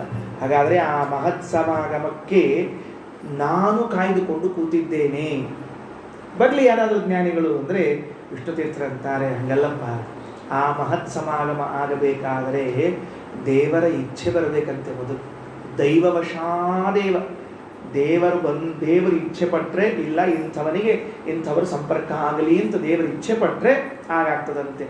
ಜನಸ್ಯ ಕೃಷ್ಣಾದ್ ವಿಮುಖಸ್ಯ ದೈವಾತ್ ಅಧರ್ಮಶೀಲಸ್ಯ ಸುದುಃಖಿತಸ್ಯ ಅನುಗ್ರಹಾಯೇಹ ಚರಂತಿ ನೂನಂ ಭೂತಾನಿ ಭವ್ಯಾನಿ ಜನಾರ್ದನಸ್ಯ. ತೃತೀಯ ಸ್ಕಂದದಲ್ಲಿ ವಿದುರ ಎಲ್ಲ ಕಡೆಗೆ ಸಂಚಾರ ಮಾಡ್ತಾ ಮೈತ್ರೇಯರ ಆಶ್ರಮಕ್ಕೆ ಬರ್ತಾನೆ. ಎಲ್ಲಿ? ಹರಿದ್ವಾರದಲ್ಲಿ ಗಂಗಾದ್ವಾರ, ಗಂಗಾ ತೀರದಲ್ಲಿ ಅವರ ಆಶ್ರಮ. ಆ ಆಶ್ರಮಕ್ಕೆ ಬಂದಾಗ ಮೈತ್ರೇಯರು ತಮ್ಮ ವಿದ್ಯಾರ್ಥಿಗಳಿಗೆಲ್ಲ ಪಾಠ ಹೇಳ್ತಾ ಕೂತಿರ್ತಾರೆ. ವಿದುರ ಬಂದು ಮೇಲೆ ಹೊತ್ಕೊಂಡು ತೆಗೆದು ಸೊಂಟಕ್ಕೆ ಕಟ್ಟಿ ಸಾಷ್ಟಾಂಗ ಹಾಕಿ ಕೈ ಮುಗಿದು ಕೇಳ್ತಾನೆ, ಸ್ವಾಮಿ ನಿಮ್ಮಿಂದ ಪಾಠ ಕಲಿಬೇಕು ಅಂತ ಬಂದಿದ್ದೇನೆ ಅಂತ. ಯಾಕೋ ಆರಾಮಿದ್ದೀಯಲ್ಲ, ಮತ್ತೇನು ಪಾಠ ಅಂತ ಕೇಳು, ನೋಡಿದ್ರೆ ಒಳ್ಳೆ ದಷ್ಟು ಕೊಟ್ಟಿದ್ದಿ, ಈಗೇನು ಅಂತ ಕೇಳು. ಸ್ವಾಮಿ ಏನು ಆರಾಮೋ ಏನೋ, ನಿಮ್ಮಿಂದ ಕೇಳಬೇಕು ಅಂತ ಅಪೇಕ್ಷೆ ಇದೆ ಅಂತ ಹೇಳುವ ಕಾಲದಲ್ಲಿ ಆ ಮಾತಂತ, ಜನಸ್ಯ ಕೃಷ್ಣಾತ್ ವಿಮುಖಸ್ಯ ದೈವಾತ್ ಕೃಷ್ಣಸ್ಯ ವಿಮುಖಾತ್, ಭಗವಂತನಿಂದ ವಿಮುಖರಾಗಿ ಬಿಟ್ಟಿದ್ದೇವೆ. ಸಮ್ಮುಖ ವಿಮುಖ ಎರಡು ಶಬ್ದಗಳು, ಪರಸ್ಪರ ವಿರುದ್ಧಾರ್ಥ ಶಬ್ದಗಳು. ಸಮ್ಮುಖ ಅಂದರೆ ಎದುರುಗಡೆಗೆ, ವಿಮುಖ ಅಂದರೆ ಬೆನ್ನು ಹಿಂದೆ.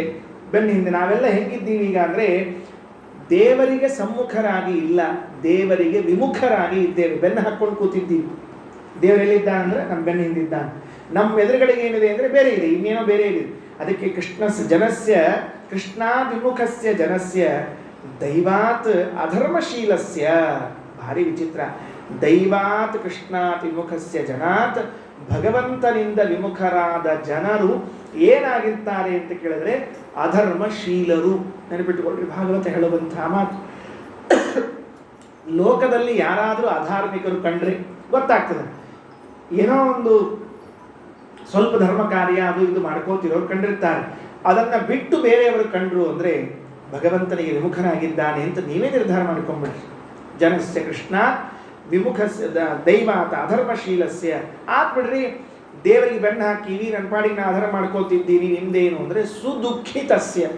ಬರೇ ದುಃಖಕ್ಕೊಳಗಾಗೋದಿಲ್ಲ, ಸುದುಃಖಿತ, ಸೂಪರ್ ದುಃಖಿತ ಆಗ್ತಾನ. ಬರೇ ದುಃಖಿತ ಆಗೋದಿಲ್ಲ, ಭಾರಿ ದುಃಖಕ್ಕೊಳಗಾಗ್ತಾನೆ. ಯಾಕೆ? ಮೊದಲನೆಯದ್ದು ದೇವರಿಗೆ ಬೆನ್ನು ಹಾಕಿದ್ದಾನೆ, ಎರಡನೆಯದ್ದು ಅಧರ್ಮದಲ್ಲಿ ಆಸಕ್ತಿ ಉಳ್ಳವನಾಗಿದ್ದಾನೆ.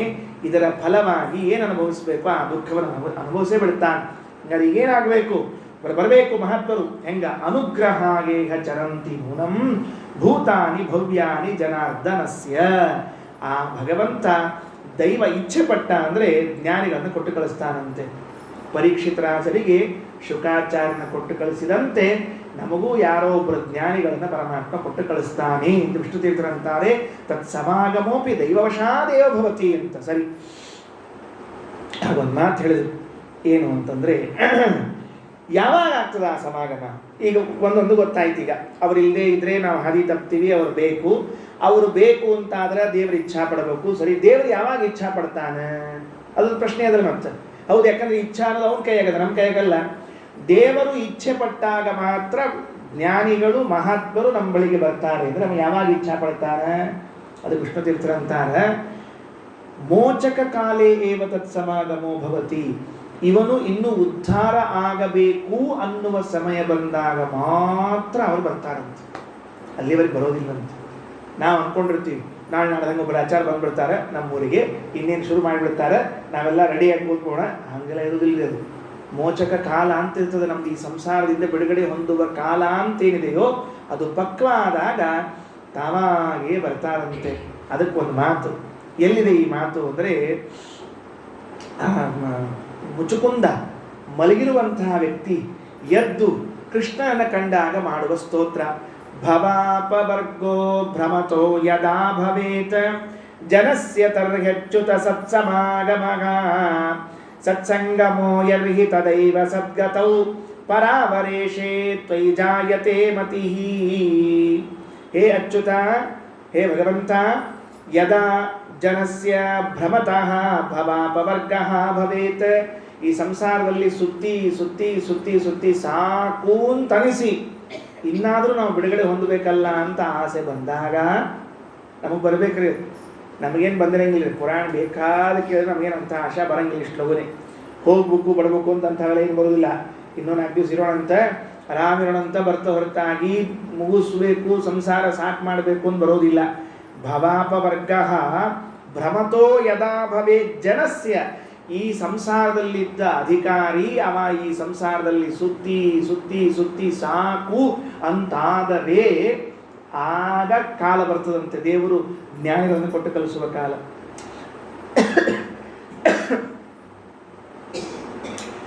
ಪ್ರಹ್ಲಾದರಾಜರು ನರಸಿಂಹದೇವ್ರ ಮುಂದೆ ನಿಂತಿದ್ರಂತ. ನರಸಿಂಹದೇವ್ರು ಹೊಚ್ಚಲ ಮೇಲೆ ಕೂತಿದ್ರು. ಹೊಚ್ಚಲ ಮೇಲೆ ಕೂತಾರ. ಅವನ ಶವ ಅವರ ಅಪ್ಪಂದು ತೊಡಿ ಮೇಲದ ಹರಿದು ಬಿಟ್ಟಾರೆ ಪರ್ರ ಅಂತ ಹೇಳಿ. ಅವು ಸುಮ್ ಕೂಡ್ಲಾರ್ದು ಈ ನರಸಿಂಹದೇವರು, ಈ ಕೆಲವು ದೇವರು ಸುಮ್ ಕೂಡಂಗಿಲ್ಲ, ಭಾಳ ಜಾಸ್ತಿನೇ ಮಾಡ್ತಿರ್ತಾನೆ ಅವನು. ಆ ಪುಣ್ಯಾತ್ಮ ಹರಿದು ಬಿಟ್ಟ. ಹೊರದು ಒಳಗಿನಿಂದ ಎಲ್ಲ ಕರಳುಗಳನ್ನು ತಗೊಂಡು ಕೊಳ್ಳ ಹಾಕ್ಕೊಂಡಾನೆ. ಏನೋ ಯಾರೋ ಲಕ್ಷ ಗೆಜ್ಜಿ ವಸ್ತ್ರ ಏರ್ಸ್ಯಾರ ಅನ್ನೋ ಹಂಗೆ ಗೊತ್ತಾಗ್ತಿಲ್ಲ ಹೆಂಗಿರ್ತಾವ ಅಂತ ಹೇಳಿ. ಲಕ್ಷ ಗೆಜ್ಜಿ ವಸ್ತ್ರ ಕೆಂಪು ಹಚ್ಚಿ ಏರ್ಸಿ ಹೆಂಗಿರ್ಬೇಕು ಹಂಗೆ ಏರ್ಸ್ಕೊಂಡು ಕೂತಾನ್ರಿ ಆ ಪುಣ್ಯಾತ್ಮ.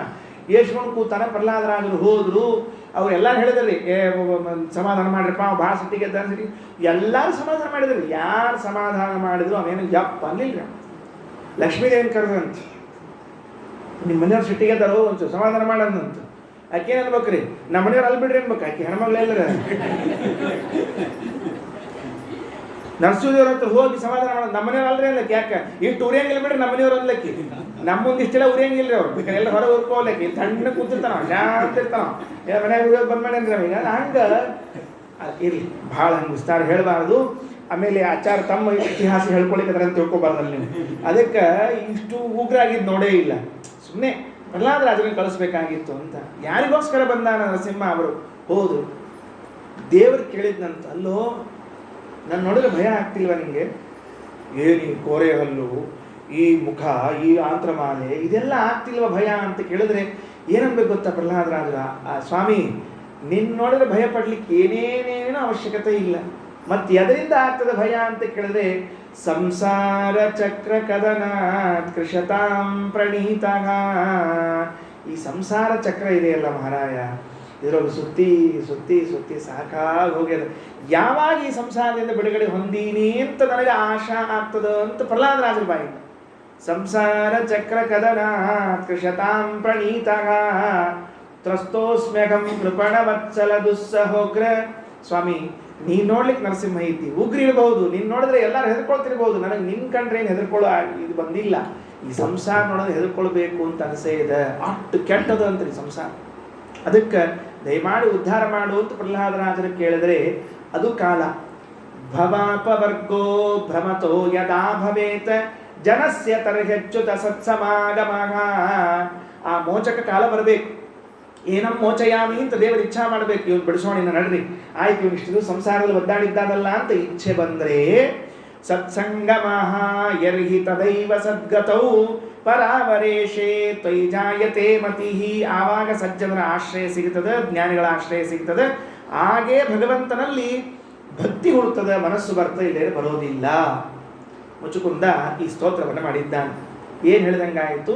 ಸಮಯ ಬರೋ ತನಕ, ಮೋಚಕ ಕಾಲ ಅಂತ ಬರೋ ತನಕ ಕಾಯಬೇಕು. ಹರಿ ಇಚ್ಛಾ ಇರಬೇಕು, ಬಿಡುಗಡೆಯ ಕಾಲ ಬರಬೇಕು, ಜ್ಞಾನಿಗಳು ಬರಬೇಕು. 3 ಕೆಲಸ ಆಯಿತು. ಮುಚುಕುಂದ ದೇವತೆಗಳಿಗೆ ಸೇವೆ ಮಾಡಿದ್ದಂತೆ. ಅವರು ದೇವತೆಗಳು ದೈತ್ಯರ ಜೊತೆಗೆ ಯುದ್ಧ ಮಾಡ್ತಾ ಇರುವಾಗ ಬಹಳ ಚೆನ್ನಾಗಿ ಸೇವೆ ಮಾಡಿದ. ಸೇವೆ ಮಾಡಿದ ಮೇಲೆ ಮಾಡಿಸಿಕೊಂಡ ದೇವತೆಗಳು, ನಿಂಗೇನು ಬೇಕೋ ಇಷ್ಟೆಲ್ಲ ಸೇವಾ ಮಾಡಿ ಎಲ್ಲ ನಿಂಗೇನು ಬೇಕು ಕೇಳು ಅಂತ ಆಫರ್ ಕೊಟ್ಟರ ಮನೆಗೆ. ಆದರೆ ಹೇಳುವಾಗ ಒಂದು ಮಾತು ಹೇಳಿದರು, ಮೋಕ್ಷವನ್ನು ಮಾತ್ರ ಕೇಳಬೇಡ. ಸಾರಿ, ನಮ್ದಲ್ಲ ಅದು ಡಿಪಾರ್ಟ್ಮೆಂಟು. ಏಕಏವ ಈಶ್ವರಸ್ತಸ್ಯ, ಅದು ಅವಂದು, ಮಿಸ್ಟರ್ ವಿಷ್ಣುಂದು, ಅದು ನಮ್ದಲ್ಲ. ಅದಕ್ಕೆ ಅದನ್ನೊಂದು ಬಿಟ್ಟು ಬೇಕಾದ ಕೇಳು ಅಂದರು. ಅವ ಅಂದ, ಅದು ಒಂದು ಬೇಕಾಗ್ಯದ, ನನಗೆ ಉಳಿದು ತೊಗೊಂಡು ಏನು ಮಾಡಲಿ ಅಂತ. ಯಾವುದು ಬೇಕಾಗ್ಯದ ಅದು ಒಂದು ಬಿಟ್ಟು ಉಳಿದದ್ದು ಕೇಳು ಅಂತ. ಈ ಶಾಲೆಯಾಗ ಹುಡುಗರು ಇರ್ತಾವ್ರಿ, ಮಗ್ಗಿ ಕಲ್ತ ಮಾಸ್ತರ್ ಕೇಳಿದಂತ 8ರ ಮಗ್ಗಿ ಬರ್ತಾನಂತ. ಸರ ಅದೊಂದು ಬಿಟ್ಟು ಎಲ್ಲ ಬರ್ತಾವ್ರಿ ಅನ್ನಂತವ. ಅಲ್ಲೋ ಮಾಸ್ತರ್ ಕೇಳಿದ 8ನೇ ಮಗ್ಗಿ ಅದೊಂದು ಬಿಟ್ಟು ಎಲ್ಲ ಬರ್ತಾ ಅಂತ ಹೇಳಿ ಏನು ಅನ್ಸೋದಕ್ಕೆ?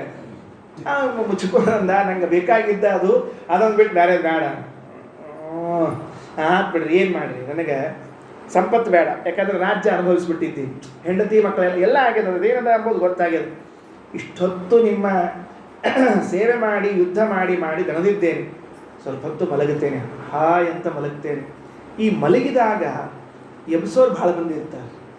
ಅವ್ರಿಗೆ ಏನು ಯಾರ ಮಲ್ಕೊಂಡು ನೋಡಿ ಸಹನ ಆಗ್ತಾ ಇಲ್ಲ. ಕೆಲವರಿಗೆ ಮಲ್ಕೊಂಡಿರ್ತಾರೆ ನೋಡ್ರಿ, ಎಬ್ಸೋರು ಮಲಗೇನ ಅಂತ ಕೇಳೋದು. ಮತ್ತೆ ಎಬ್ಬಿಸಿ ಯಾಕೆ ಕೇಳಬೇಕು ಮಲಗಿ ಅಂತೇಳಿ? ಎಬ್ಬಿಸಿ ಗೊತ್ತಾಗ್ತಾ ಇಲ್ಲ ಮಲಗಿದರೆ ಅವ್ರು ಗುರ್ಕಿ ಹೊಡೆಯೋದು ಅಥವಾ ಅವರು ಗಾಢವಾಗಿ ನಿದ್ರೆಯಲ್ಲಿದ್ದೋ ಗೊತ್ತಾಗಿ ಬಿಡ್ತದೆ. ಎಬ್ಬಿಸಿ ಕೇಳೋದು, ಮಲ್ಕೊಂಡು ಏನ ಅದು ವಿಶೇಷ. ಈ ಗಂಡಂದ್ರೆ ನಿದ್ದೆ ಹತ್ತಿಲ್ಲ ಅಂದ್ರೆ ಅವು ಪಾಪ ಬಾಜು ಮಲಗಿದ ಹೆಣ್ಮಕ್ಳನ್ನ ಬಿಡ ಹೇಳಿ ಅಲ್ಲ, ಗಂಡ ಹಿಂಗೆ ಎಚ್ಚರ ಕೂತಾನೆ ಮಲಗೋದೇನೆ ಅಂತ ಹೊತ್ತು ಪತಿವೃತ್ತ ಅಂತ ಉಪದೇಶ ಮಾಡ್ಬೋದು. ಆ ಪಾಪ ಹೆಣ್ಮಕ್ಳು ಅನ್ಬೇಕು, ಯಾಕೆ ಲಗ್ನ ಮಾಡ್ಕೊಂಡೆ ಪಾ ದೇವ್ರ ಅನ್ಬೇಕು. ಎಬ್ಬಿಸಿ ಹೇಳು, ನಿನಗೊಂದು ವಿಷಯ ಹೇಳಬೇಕಾಗಿತ್ತು. ಏನು?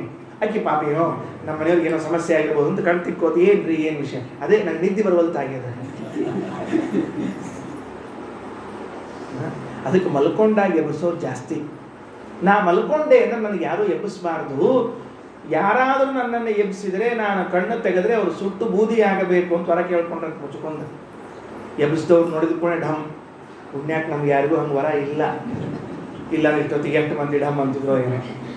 ಅಲ್ಲ, ಢಮ್ ಅಂದ್ರೆ ಸಮಸ್ಯೆ ಇಲ್ಲ, ಯಾರ ಹೆಸರೇ ಗೊತ್ತಿಲ್ಲ ಅದೇನು ಮಾಡ್ಬೇಕು ಪಾಪ, ಅವ್ರಿಗೆ ಮನೆಗೆಲ್ಲ ತಿಳಿಸ್ಬೇಕಲ್ಲ, ನಿಮ್ಮ ಪೈಕಿ ಹೋಗ್ಯಾರ ತಿಳ್ಕೊಂಡು ಹೇಳಿದ್ರೆ ಅದಕ್ಕೆ ಮಲ್ಕೊಂಡ್ರು 3 ಯುಗ ಮಲ್ಕೊಂಡ್ರಿ ಆ ಪುಣ್ಯಾತ್ಮ. 3 ಯುಗ, 1 ದಿವಸ ಅಲ್ಲ 2 ದಿವಸ ಅಲ್ಲ. ದಶಮಿ ಏಕಾದಶಿ ದ್ವಾದಶಿ ಮಲ್ಕೊಳ್ಳೋದಲ್ಲವ, ತಿಥಿತ್ರಯಗಳು ಮಲ್ಕೊಂಡಿರ್ತಾರೆ ಕೆಲವರು. ದಶಮಿ ದಿವಸ ಉಂಡು ಮಲಿಬಿಡೋದ್ರಿ, ದ್ವಾದಶಿನೇ ಎದ್ಬಿಡೋದು ಒಮ್ಮೆ. ಭಾರಿ ಇರ್ತಾರ್ರಿ. ಯಾಕ್ರಿ ಅಂತ ಕೇಳ್ರಿ. ಮತ್ತೆ ಏಕಾದಶಿ ಹೇಳ್ಬೇಕು ಆಚಾರ್ಯ, ಸುಮ್ಮನೆ ಸ್ನಾನಪಾನ ಮಾಡಬೇಕು, ಯಾಕೆ ಗದ್ದಲ ಉಪವಾಸ ಮಾಡಂತ ಹೇಳಿರಿಲ್ಲೋ. ದ್ವಾದಶಿ ಬೆಳಗ್ಗೆ ಸ್ನಾನ ಮಾಡಿ ಊಟ ಕೂತ್ಬಿಟ್ರೆ ಮುಗಿದೋಗ್ತೋಗ್ರಿ. ಅದಕ್ಕೆ 3 ಯುಗ ರೀ. ತ್ರೇತಾಯುಗ, ದ್ವಾಪರ ಯುಗ, ಕಲಿಯುಗಕ್ಕೆ ಬಂದಿತ್ತು. ಲಾಸ್ಟ್ ಕೃತಯುಗದ ಕೊನೆ ಮಲಗಿದ್ದ, ದ್ವಾಪರ ಯುಗ ಮುಗಿದು ಕಲಿಯುಗಕ್ಕೆ ಬರ್ತಿತ್ತು. ಕೃಷ್ಣ ಅಂದ, ಎಷ್ಟು ಸಮಯ ವ್ಯರ್ಥ ಮಾಡಿಕೊಂಡಪ್ಪ ಇವನು, ಛೇ ಆಗ್ಬಾರ್ದು ಅಂತ ಹೇಳಿ ಹೋದ್ರು. ಎಲ್ಲಿಗೆ ಹೋದ್ರು ಅಂತಂದರೆ ಅಲ್ಲಿಗೆ ಹೋದ. ಅವನು ಎಲ್ಲಿ ಮಲ್ಕೊಂಡಿದ್ದ ನೋಡ್ರಿ, ಅಲ್ಲಿಗೆ ಹೋದ. ದೇವರೇ ಇವನು ಕರ್ಕೊಂಡು ಇವನನ್ನು ಕರ್ಕೊಂಡು ಹೋಗಿ ಮಲಗಿದವನನ್ನು ಎಬ್ಬಿಸಿ ಅವ ಇವನು ನೋಡಿ ಸುಟ್ಟು ಬೂದಿಯಾಗಿ ಆಗ ಕಣ್ತೆಗೆದಾಗ ಕೃಷ್ಣ ಕಾಣಿಸಿದಂತೆ ಎಚ್ಚರ ಆಯಿತು. ಅಯ್ಯೋ ಎಂಥ ಕೆಲಸ ಮಾಡಿಬಿಟ್ಟೆ ಅಂತ ಆಗ ಆಡುವ ಮಾತಿದು. ಏನಾಡಿದ? ಭವಾಪವರ್ಗೋ ಭ್ರಮತೋ ಯದಾ ಭವೇತ್ ಜನಸ್ಯ ತರ್ಹ್ಯಚ್ಯುತ ಸತ್ಸಮಾಗಮಃ ಸತ್ಸಂಗಮೋ ಯರ್ಹಿ ತದೈವ ಸದ್ಗತೌ ಪರಾವರೇಶೇ ತ್ವಯಿ ಜಾಯತೆ ಮತಿಃ. ಸ್ವಾಮಿ, ನಾನು ಈ ಸಂಸಾರದಲ್ಲಿ ಸುತ್ತು ಸಾಕಾಗಿ ಬಿದ್ದಿದ್ದೆ. ಅದು ಮೋಚಕ ಕಾಲ ಅಂತಿದೆ ಅಲ್ಲ, ಬಿಡಿಸ್ಬೇಕು ಅಂತ ಒಂದು ಸಮಯ ಬರಬೇಕಲ್ಲ, ಬಂತಲ್ಲ ಈಗ ಕಾಲ, ಅದಕ್ಕೆ ನೀನು ಬಂದಿದ್ದೀಯಾ ಅಂತ ಹೇಳ್ಕೊಂಡಿದ್ದಾರೆ. ಅದೇ ಮಾತನ್ನು ವಿಷ್ಣು ತೀರ್ಥರು ಜ್ಞಾನಿಗಳ ವಿಷಯದಲ್ಲಿ ಹೇಳ್ತಾರೆ. ಭವಾಪವರ್ಗ, ಇದು ಮೋಚಕ ಕಾಲ, ನನ್ನನ್ನು ಈ ಸಂಸಾರದಿಂದ ಬಿಡಿಸಬೇಕು ಅಂತ ದೇವರ ಸಂಕಲ್ಪ ಮಾಡಿದಾಗ ಆಗ ಸತ್ಸಮಾಗಮ, ಸಜ್ಜನ ಸಮಾಗಮ ಆಗ್ತದೆ. ಹಾಗಾದರೆ ವಿಷ್ಣು ತೀರ್ಥರು ಮಹತ್ ಸಮಾಗಮ ಪ್ರಕರಣದಲ್ಲಿ ಮೊಟ್ಟ ಮೊದಲು ಎತ್ತಿಕೊಂಡ ಪಾಯಿಂಟ್ ಅಂಶ ಅಂದರೆ ಜೀವನದಲ್ಲಿ ಮಹಾಂತರ ಜ್ಞಾನಿಗಳ ಸಜ್ಜನರ ಸಮಾಗಮ ಅನಿವಾರ್ಯ. ಆಗದೇ ಹೋದರೆ ದುರ್ಮಾರ್ಗದಲ್ಲಿ ಹೋಗಿಬಿಡುತ್ತೇವೆ. ಒಬ್ಬರು ಜ್ಞಾನಿಗಳು ನಮ್ಮ ಜೀವನದಲ್ಲಿ ಇರಲೇಬೇಕು, ಒಬ್ಬರು ಆಚಾರ್ಯರು, ಒಬ್ಬರು ಜ್ಞಾನಿಗಳು ದೊಡ್ಡವರು ಇರಲೇಬೇಕು. ಇಲ್ಲದೇ ಇದ್ದರೆ ನಾವು ದುರ್ಮಾರ್ಗದಲ್ಲಿ ಹೋಗ್ತೀವಿ ಅಂತ ಮೊದಲು ಎಚ್ಚರವನ್ನು ಕೊಟ್ಟು, ಹಾಗಾದರೆ ಆ ಸಜ್ಜನರ ಸಮಾಗಮ, ಮಹಾತ್ಮರ ಸಮಾಗಮ ನಮಗಾಗೋದು ಹೇಗೆ ಅಂದರೆ ದೈವ ಇಚ್ಛೆಯಿಂದ ಆಗ್ತದೆ. ಆ ದೈವ ಇಚ್ಛಾ ಯಾವಾಗ ಮಾಡ್ತದೆ ಅಂತ ಕೇಳಿದ್ರೆ ನಮ್ಮ ಪಕ್ವ ಕಾಲ ಬರಬೇಕು, ಮೋಚಕ ಕಾಲ ಬರಬೇಕು, ಆವಾಗ ಆಗ್ತದೆ ಅಂತ ಹೇಳಿದ್ರು. ಸರಿ ಆಯಿತು. ಸರಿ, ಈಗ ಸಜ್ಜನರ ಸಮಾಗಮ ಆಯಿತು. ಅವರು ಭೇಟಿಯಾದ್ರು, ನಾವು ಭೇಟಿಯಾದ್ವಿ. ಆಚಾರ್ಯರು ಬಸ್ನಾಗ ಭೇಟಿಯಾಗಿದ್ರು, ಇವನು ಬಸ್ನಾಗ ಭೇಟಿಯಾಗಿದ್ದ. ಕೆಲವರು ಟ್ರೈನಾಗ ಭೇಟಿಯಾಗಿರ್ತಾರೆ. ನನಗೆ ಎಂಥ ಒಳ್ಳೆ ಜನ ಇರ್ತಾರೆ ಅಂದರೆ ಟ್ರೈನಾಗ ಭೇಟಿಯಾಗಿರ್ತಾರೆ. ನಾವು ಅವ್ರು ಕೂತಿರ್ತೀವಿ. ಆಚಾರ ಬೆಂಗಳೂರಿಗೆ ಬಂದು ನಮ್ಮ ಮನೆಗೆ ಬಂದು ಹೋಗ್ರೆ, ಮತ್ತು ಹಂಗೆ ಹೋಗ್ಬೇಡ್ರಿ, ನೆನ್ಪಿಟ್ಕೊಳ್ರಿ, ತಪ್ಪಿಸ್ಬೇಡ್ರಿ, ನಾವು ಕಾಯ್ತಿರ್ತೀವಿ ಅಂತ ಇಷ್ಟು ಹೇಳಿ ಸ್ಟೇಷನ್ನಾಗೆಲ್ಲ ಹೋಗ್ಬಿಟ್ಟಿರ್ತಾನೆ. ಅಡ್ರೆಸ್ ಕೊಡ್ಬೇಕು. ಆಚಾರ ಬರ್ಬೇಕಂದ್ರೆ ಅಡ್ರೆಸ್ಸು, ಫೋನ್ ನಂಬರು, ಎಲ್ಲಿ ಬರ್ಬೇಕು ಏನಿರಂಗಿಲ್ಲ. ಮತ್ತು ಮುಂದಿನ ಸಲ ಭೇಟಿ ಆದಾಗ ಏನು ಆಚಾರ ಬರಲೇ ಇಲ್ಲಲ್ರಿ, ಹಿಂಗೆ ಮಾಡಿರಿ ಬರೀ ನೀವು ಅಲ್ಲೋ ಅಡ್ರೆಸ್ ಹೇಳ್ಕೊಟ್ಟಿರಿ. ಆ ಟ್ರೈನ್ದಾಗ ಅಷ್ಟೇನು ಭೇಟಿಯಾಗಿರ್ತಲ್ಲ, ಅದ ಮುಗಿತ್ರಿ ಸಜ್ಜನರ ಸಮಾಗಮ. ನಮ್ದು ಮುಂದೆ ಇಲ್ಲೇ ಇಲ್ರಿ. ಭಾರಿ ವಿಚಿತ್ರ ರೀ. ಅದಕ್ಕೆ ವಿಷ್ಣು ತೀರ್ಥರು ಅಂತಾರೆ, ಸಜ್ಜನರ ಸಮಾಗಮ ಅಂದರೆ ತಾತ್ಕಾಲಿಕ ಆದ್ರೆ ಟೆಂಪರವರಿ ಇಲ್ಲ, ಅದು ಕೆಲಸ ಆಗಿಲ್ಲ. ಮತ್ತೇನಾಗಬೇಕು? ಬಹುಕಾಲ ಆಗಬೇಕು. ಸಜ್ಜನರ ಸಮಾಗಮ ಮತ್ತೆ ಮತ್ತೆ ಮತ್ತೆ ಮತ್ತೆ ದೀರ್ಘಕಾಲ ಆಗಬೇಕಂತ. ಅಲ್ಪ ಕಾಲದಲ್ಲಾದರೂ ಕೆಲಸ ಮಾಡ್ತದೆ, ದೀರ್ಘಕಾಲದಲ್ಲಾದರೆ ಚೆನ್ನಾಗಿ. ಹೌದು, ಮಹತ್ ಸಮಾಗಮ ಸಾಕು. ಸಮಾಗಮ ಅಂದರೆ ಏನ್ರಿ? ಅವರಲ್ಲಿ ಆಚಾರ ಕೂತಿದ್ವಿ, ನಾವು ಇಲ್ಲಿ ಕೂತಿದ್ವಿ, ಅವ್ರು ನಾವು ನೋಡಿದ್ವಿ, ನಮ್ಮನ್ನು ಆಚಾರ ನೋಡಿದ್ರೆ ಮುಗಿತು ಅಷ್ಟೇ. ಇಷ್ಟೇನಾ ಅಂತ ಕೇಳಿದ್ರೆ ವಿಷ್ಣು ತೀರ್ಥರು ಅಂತಾರೆ, ಮಹತ್ ಸಮಾಗಮವು ಸಾಕ್ಷಾತ್ತಾಗಿ ಸಾಧನ ಅಲ್ಲ, ಮತ್ತೆ ಅವರಿಂದ ಮಾಡುವ ಶ್ರವಣಾದಿಗಳು, ಅವರು ಹೇಳಬೇಕು, ನಾವು ಶ್ರವಣ ಮಾಡಬೇಕು, ಇದು ಮಹತ್ ಸಮಾಗಮದಿಂದ ಉಂಟಾಗುವ ಲಾಭ. ಎಂಥ ಸುಂದರ ಪಂಕ್ತಿಗಳು ವಿಷ್ಣು ತೀರ್ಥರದ್ದು. ನನಗೆ ಆ್ಯಕ್ಚುಲಿ ಓದಬೇಕು ಅಂತ ಬಹಳ ಆಶಾ, ವಿಷಯ ಸಾಗೋದಿಲ್ಲ ಅಂಬೋದಕ್ಕೆ ಸುಮ್ಮನೆ ಬಿಟ್ಟಿದ್ದೀನಿ. ಸತ್ಸಮಾಗಮಾದಪಿ ನ ತಾತ್ಕಾಲಿಕಂ, ತಾತ್ಕಾಲಿಕ ಅಲ್ಲ ಸತ್ಸಮಾಗಮ. ಏನಾಗಬೇಕು? ನ ಸಾಕ್ಷಾತ್, ಬರೇ ಅದು ಸತ್ಸಮಾಗಮ ಸಾಕ್ಷಾತ್ ಸಾಧನ ಅಲ್ಲ, ಒಂದು ಸರಿ ಭೇಟಿ ಆದ್ರಲ್ಲ. ಬಹುಕಾಲೀನಾತ್ ಶ್ರವಣಾದಿ ದ್ವಾರ ಇವ, ಬಹಳ ಇರಬೇಕು, ಬಹಳ ಕಾಲ ಇರಬೇಕು, ಶ್ರವಣಾದಿಗಳು ಆಗ್ತಿರ್ಬೇಕು ಅವ್ರ ಕಡೆಯಿಂದ. ಅವ್ರು ಅವಾಗ ಶ್ರವಣ ಮಾಡ್ತಾ ಇದ್ರೆ ಆಗ ಸರಿ ಹೋಗ್ತದೆ ಅಂತ ಅದಕ್ಕೊಂದು ಶ್ಲೋಕವನ್ನು ಹೇಳುತ್ತಾರೆ. ಸತಾಂ ಪ್ರಸಂಗಾನ್ ಮಮ ವೀರ್ಯ ಸಂಪದಃ ಭವಂತಿ ಹೃತ್ಕರ್ಣ ರಸಾಯನ ಕಥಾಃ ತಜ್ಜೋಷಣಾದಾಶ್ವಪವರ್ಗವರ್ತ್ಮನಿ ಶ್ರದ್ಧಾವತಿ ಭಕ್ತಿರನುಕ್ರಮಿಷ್ಯತಿ. ಶ್ರದ್ಧಾವತಿ ಭಕ್ತಿರನುಕ್ರಮಿಷ್ಯತಿ ಸತಾಂ ಪ್ರಸಂಗಾತ್. ವಿಷ್ಣುತೀರ್ಥರಂತಾರೆ ಸಜ್ಜನರ ಸಂಘ ಅಲ್ಲ, ಪ್ರಸಂಗ. ಯಾಕೆ ಪರ ಶಬ್ದ ಹಾಕಿದ್ರು? ಪ್ರ ಅನ್ನೋ ಶಬ್ದಕ್ಕೊಂದೇನೋ ಬೇಕಲ್ಲ, ಅರ್ಥ ಬೇಕಲ್ಲ. ಮತ್ತೆ ಸಂಘ ಅಂದ್ರೆ ಭೇಟಿ ಅಂತ ಅರ್ಥ. ಪ್ರಸಂಗ ಅಂದರೆ ಪ್ರಕೃಷ್ಟತ್ವಂ ಬಹುಕಾಲೀನತ್ವಂ, ದೀರ್ಘಕಾಲ ಅವ್ರ ಜೊತೆಗೆ ಸಹವಾಸ ಮಾಡಬೇಕು. ಒಂದು ದಿವಸ 2 ದಿವಸ ಮಾಡಿದ್ರೆ ಸಾಲೋದಿಲ್ಲ. ಸತಾಂ ಪ್ರಸಂಗಾತ್ ಮಮ ವೀರ್ಯ ಸಂಪದಃ. ಆಗೇನಾಗ್ತದೆ ಅಂದರೆ ನನ್ನ ಕಥೆಗಳೆಲ್ಲ ಅವರ ಕಿವಿಗೆ ಬೀಳ್ತದೆ ಅಂತ ಮುಂದೆ ಹೇಳಬೇಕಾಗಿದೆ. ಒಂದು ದೃಷ್ಟಾಂತದ ಒಂದು ಸಣ್ಣ ಕಥೆಯನ್ನು ಹೇಳಿ ನಾನು ಉಪನ್ಯಾಸವನ್ನು ಮುಗಿಸ್ತೇನೆ. ಏನು ದೃಷ್ಟಾಂತದ ಕಥೆ? ಸಜ್ಜನರ ಸಹವಾಸ ದೀರ್ಘಕಾಲ ಆಗಬೇಕು ಅನ್ನುವುದರಲ್ಲಿ ಯಾವುದೇ ಕಾಂಟ್ರವರ್ಸಿ ಇಲ್ಲ, ವಿವಾದ ಇಲ್ಲ. ಒಂದು ಕ್ಷಣಕ್ಕಾದರೂ ಆದರೆ ಅದೇ ಮಹಾನ್ ಲಾಭ. ಒಂದು ಸರ್ತಿ ನಾರದ ಮಹರ್ಷಿಗಳು ಕೃಷ್ಣನ ಮನೆಗೆ ಬಂದಿದ್ದರಂತೆ. ಕೃಷ್ಣ ದ್ವಾರಕೆಯಲ್ಲಿ ಒಳ್ಳೆ ಅರಮನೆ ಕಟ್ಸ್ಕೊಂಡಿದ್ದ. ಯಾಕೆ ದೊಡ್ಡ ಅರಮನೆ ಕಟ್ಸ್ಕೊಂಡಿದ್ದ ಕೃಷ್ಣ ಅಂದರೆ, ಈ ಜ್ಞಾನಿಗಳು ಬರ್ತಾರಲ್ಲ ವಾಸಕ್ಕೆ ಅನುಕೂಲ ಆಗಲಿ ಅಂತ ಮಾಡಿದ್ದಂತೆ ಪುಣ್ಯಾತ್ಮ ಸ್ವಾಮಿ. ಅವನು ಎಂಥ ಜ್ಞಾನಿ ನೋಡ್ರಿ. ಯಾರೇ ನಾರದ ಬರಬೇಕು, ಕಶ್ಯಪರ ಬರಬೇಕು, ವಿಶ್ವಾಮಿತ್ರ ಬರಬೇಕು, ವಸಿಷ್ಠರ ಬರಬೇಕು, ಎಲ್ಲರೂ ಬಂದು ಅವನೇ ಇರ್ಬೇಕಂತ. ಎಷ್ಟೋ ದಿವಸ, ತಿಂಗಳು 2 ತಿಂಗಳು ಇರಬೇಕು, ಮತ್ತೆ ಹೋಗ್ಬೇಕು. ಹಾಗೆ ಒಂದ್ಸಲ ನಾರದರು ಬಂದ್ರಂತ. ಬಂದವರು ಕೃಷ್ಣ ಮನೆಯಲ್ಲಿ ಕೂತಿದ್ದ. ಕೇಳ ಕೃಷ್ಣ, ಈ ಸಜ್ಜನರ ಸಮಾಗಮ, ಮಹಾತ್ಮರ ಸಮಾಗಮ ಅಂತಿದೆಯಲ್ಲ, ಅದು ಆದರೆ ಏನು ಫಲ ಸಿಗುತ್ತದೆ ಹೇಳೋಣ ಅಂತ. ಏನು ಸಿಗ್ತದೆ ಹೇಳು? ಕೃಷ್ಣ ನೋಡ್ರಿ, ಅದನ್ನು ನನಗೆ ಕೇಳಬೇಡಿ. ನನ್ನ ಮನೆ ಈ ಕಂಪೌಂಡ್ ವಾಲದಲ್ಲ, ಆ ಕಂಪೌಂಡಿನ ಮೇಲೆ ಒಂದು ಗಿಳಿ ಕೂತದೆ, ಗಿಳಿ. ಅದನ್ನು ಕೇಳ್ರಿ. ಏನು ಕೃಷ್ಣ, ನಿಮ್ಮ ಮನೆಯಾಗಿನ ಗಿಳಿಯೋ ಕ್ಷಣೆ ಅದನ್ನ ಈ ಪ್ರಶ್ನೆಗೆ ಉತ್ತರ ಕೊಡುವಷ್ಟು ನೀವು ಹೋಗಿ ಕೇಳ್ರಿ ಸ್ವಾಮಿ ಅಂದರು. ನಾರದು ಬಂದರು ಮಹರ್ಷಿಗಳು. ಗಿಳಿ ಹತ್ರ ಹೋದರು. ಗಿಳಿಯೇ ಮಹಾತ್ಮರ ಸಮಾಗಮದ ಫಲ ಏನೋ ಅಂತ ಕೇಳಿದ್ರು. ಗಿಳಿ ಒಂದು ಸರ್ತಿ ಅವರು ನಾರದನ್ನ ಮ್ಯಾಲಿಂದ ತಳತನಕ ನೋಡ್ತೀವಿ. ಹಿಂಗೆ ಮ್ಯಾಲಿಂದ ತಳತನಕ ನೋಡ್ತು, ಸತ್ತೇ ಹೋಗ್ಬಿಡ್ತೀವಿ. ಅದು ಗಿಳಿ ಸತ್ತೇ ಹೋತು. ನಾರದ್ರಿಗೆ ಗಾಬರಿ ಆತ್ರಿ. ಕೃಷ್ಣನ ಕಡೆ ಹೋದ್ರು. ಕೃಷ್ಣ ಏನು ಮಾಡಿದ್ವಿ ಅಂದ್ರು. ಏನಾತ್ರಿ ನಾರದ ನಾವು? ಅಲ್ಲ, ಆ ಗಿಳಿ ಕೇಳಂತ ಹೇಳಿದೆ, ಕೇಳಿದ ಏನಾಯ್ತು ಮುಂದೆ? ಸತ್ತ ಹೋತು. ಹಿಂಗೆ ಹೋಗಿ ಬಿಡು ಅಂತ ಇಷ್ಟಂದ್ಬಿಟ್ಟ ಕೃಷ್ಣ. ಮುಗಿದು ಹೋತ್ರಿ. ಮತ್ತೆ ನಾರದ ಮನೆಗೆ ಹೋದ್ರು, ತಿರುಗಿ ಹೋದ್ರು. ಮತ್ತೊಂದು 6 ತಿಂಗಳು ಬಿಟ್ಕೊಂಡು ಬಂದ್ರಿ. ಬಂದರು. ಕೃಷ್ಣ ಮತ್ತು ಮನೆಯಾಗಿದ್ದ, ಹೊರ ಎಲ್ಲೋ ಹೊಂಟಿದ್ದು, ಹಿಂಗೆ ವಾಕಿಂಗ್ ಹೊಂಟಿದ್ದ. ನಾರದು ಬಂದರು. ಕೃಷ್ಣ 6 ತಿಂಗಳು ಹಿಂದೆ ಬಂದಾಗ ಒಂದು ಪ್ರಶ್ನೆ ಕೇಳಿದ್ದೀನಿ. ಹಿಂಗೆ ಏನು ಈ ಸಜ್ಜನರ ಸಮಾಗಮ, ಮಹಾತ್ಮರ ಸಮಾಗಮದ ಫಲ ಏನು ಅಂತ ಕೇಳಿದ್ದೆ. ಉತ್ತರ ಹೇಳಲೇ ಇಲ್ಲ ನೀವುಗಳು. ಅಲ್ಲೊಂದು ಜಿಂಕಿ ಹೊಂಟದ ನೋಡಿ, ನನ್ನ ಗಾರ್ಡನ್ ಒಳಗೆ ತೋಟದಾಗ ಒಂದು ಜಿಂಕಿ ಹೊಂಟದೆ. ಆ ಜಿಂಕಿಗೆ ಹೋಗಿ ಕೇಳು. ಜಿಂಕಿ ಸಜ್ಜನರ ಭೇಟಿ ಆದ್ರೆ, ಜ್ಞಾನಿಗಳ ಭೇಟಿ ಆದ್ರೆ ಏನಾಗ್ತದೆ ಅಂತ ಕೇಳು ಹೇಳ್ತದೆ. ಸುಮ್ಕೂರು ಕೃಷ್ಣ. ಹೋದ ಸರ್ತಿ ಬಂದಾಗ ಗಿಳಿ ಹೋಗಿತ್ತು. ಗಿಳಿ ಹೋದ್ರೆ ಯಾರು ಕೇಳಂಗಿಲ್ಲ, ಜಿಂಕಿ ಹೋದ್ರೆ ಗೌರ್ಮೆಂಟ್ ಹಿಡಿತದೆ ಇಲ್ಲಿ. ಆಮೇಲೆ ನಾನು ಹಿಡ್ಕೊಂಡು ಒಳಗೆ ಕೂರ್ಸಿ ನಾ ಏನು ಮಾಡಲಿ ಕೃಷ್ಣ, ಬೇಡ ಹೋಗ್ರಿ ನಾರದ್ರೆ. ಕೃಷ್ಣನ ಮೇಲೆ ವಿಶ್ವಾಸ ಇಟ್ಕೊಂಡು ಪಾಪ ಹತ್ರ ಹೋದ್ರೆ. ಹೋಗಿ ಜಿಂಕಿ ಸಜ್ಜನರ ಸಮಾಗಮ ಆದ್ರೆ ಏನು ಫಲ ಸಿಗುತ್ತದೆ ಅಂದ್ರು. ಜಿಂಕಿ ಕಣ್ಣು ಹಿಂಗೆ ಬಿಟ್ಟು ನೋಡ್ತೀರಿ, ದಬಕ್ಕಂಬಿದ್ದೋಗ್ಬಿಡ್ತು, ಸತ್ತೇ ಹೋತು. ನಾರದಂದ್ರು, ಇನ್ನು ಈ ಜನ್ಮದೊಳಗೆ ಈ ಪ್ರಶ್ನೆ ಕೇಳಬಾರ್ದು. ಈ 2 ಪ್ರಾಣಿ ಕೊಂದದು ಈ ಪ್ರಶ್ನೆ.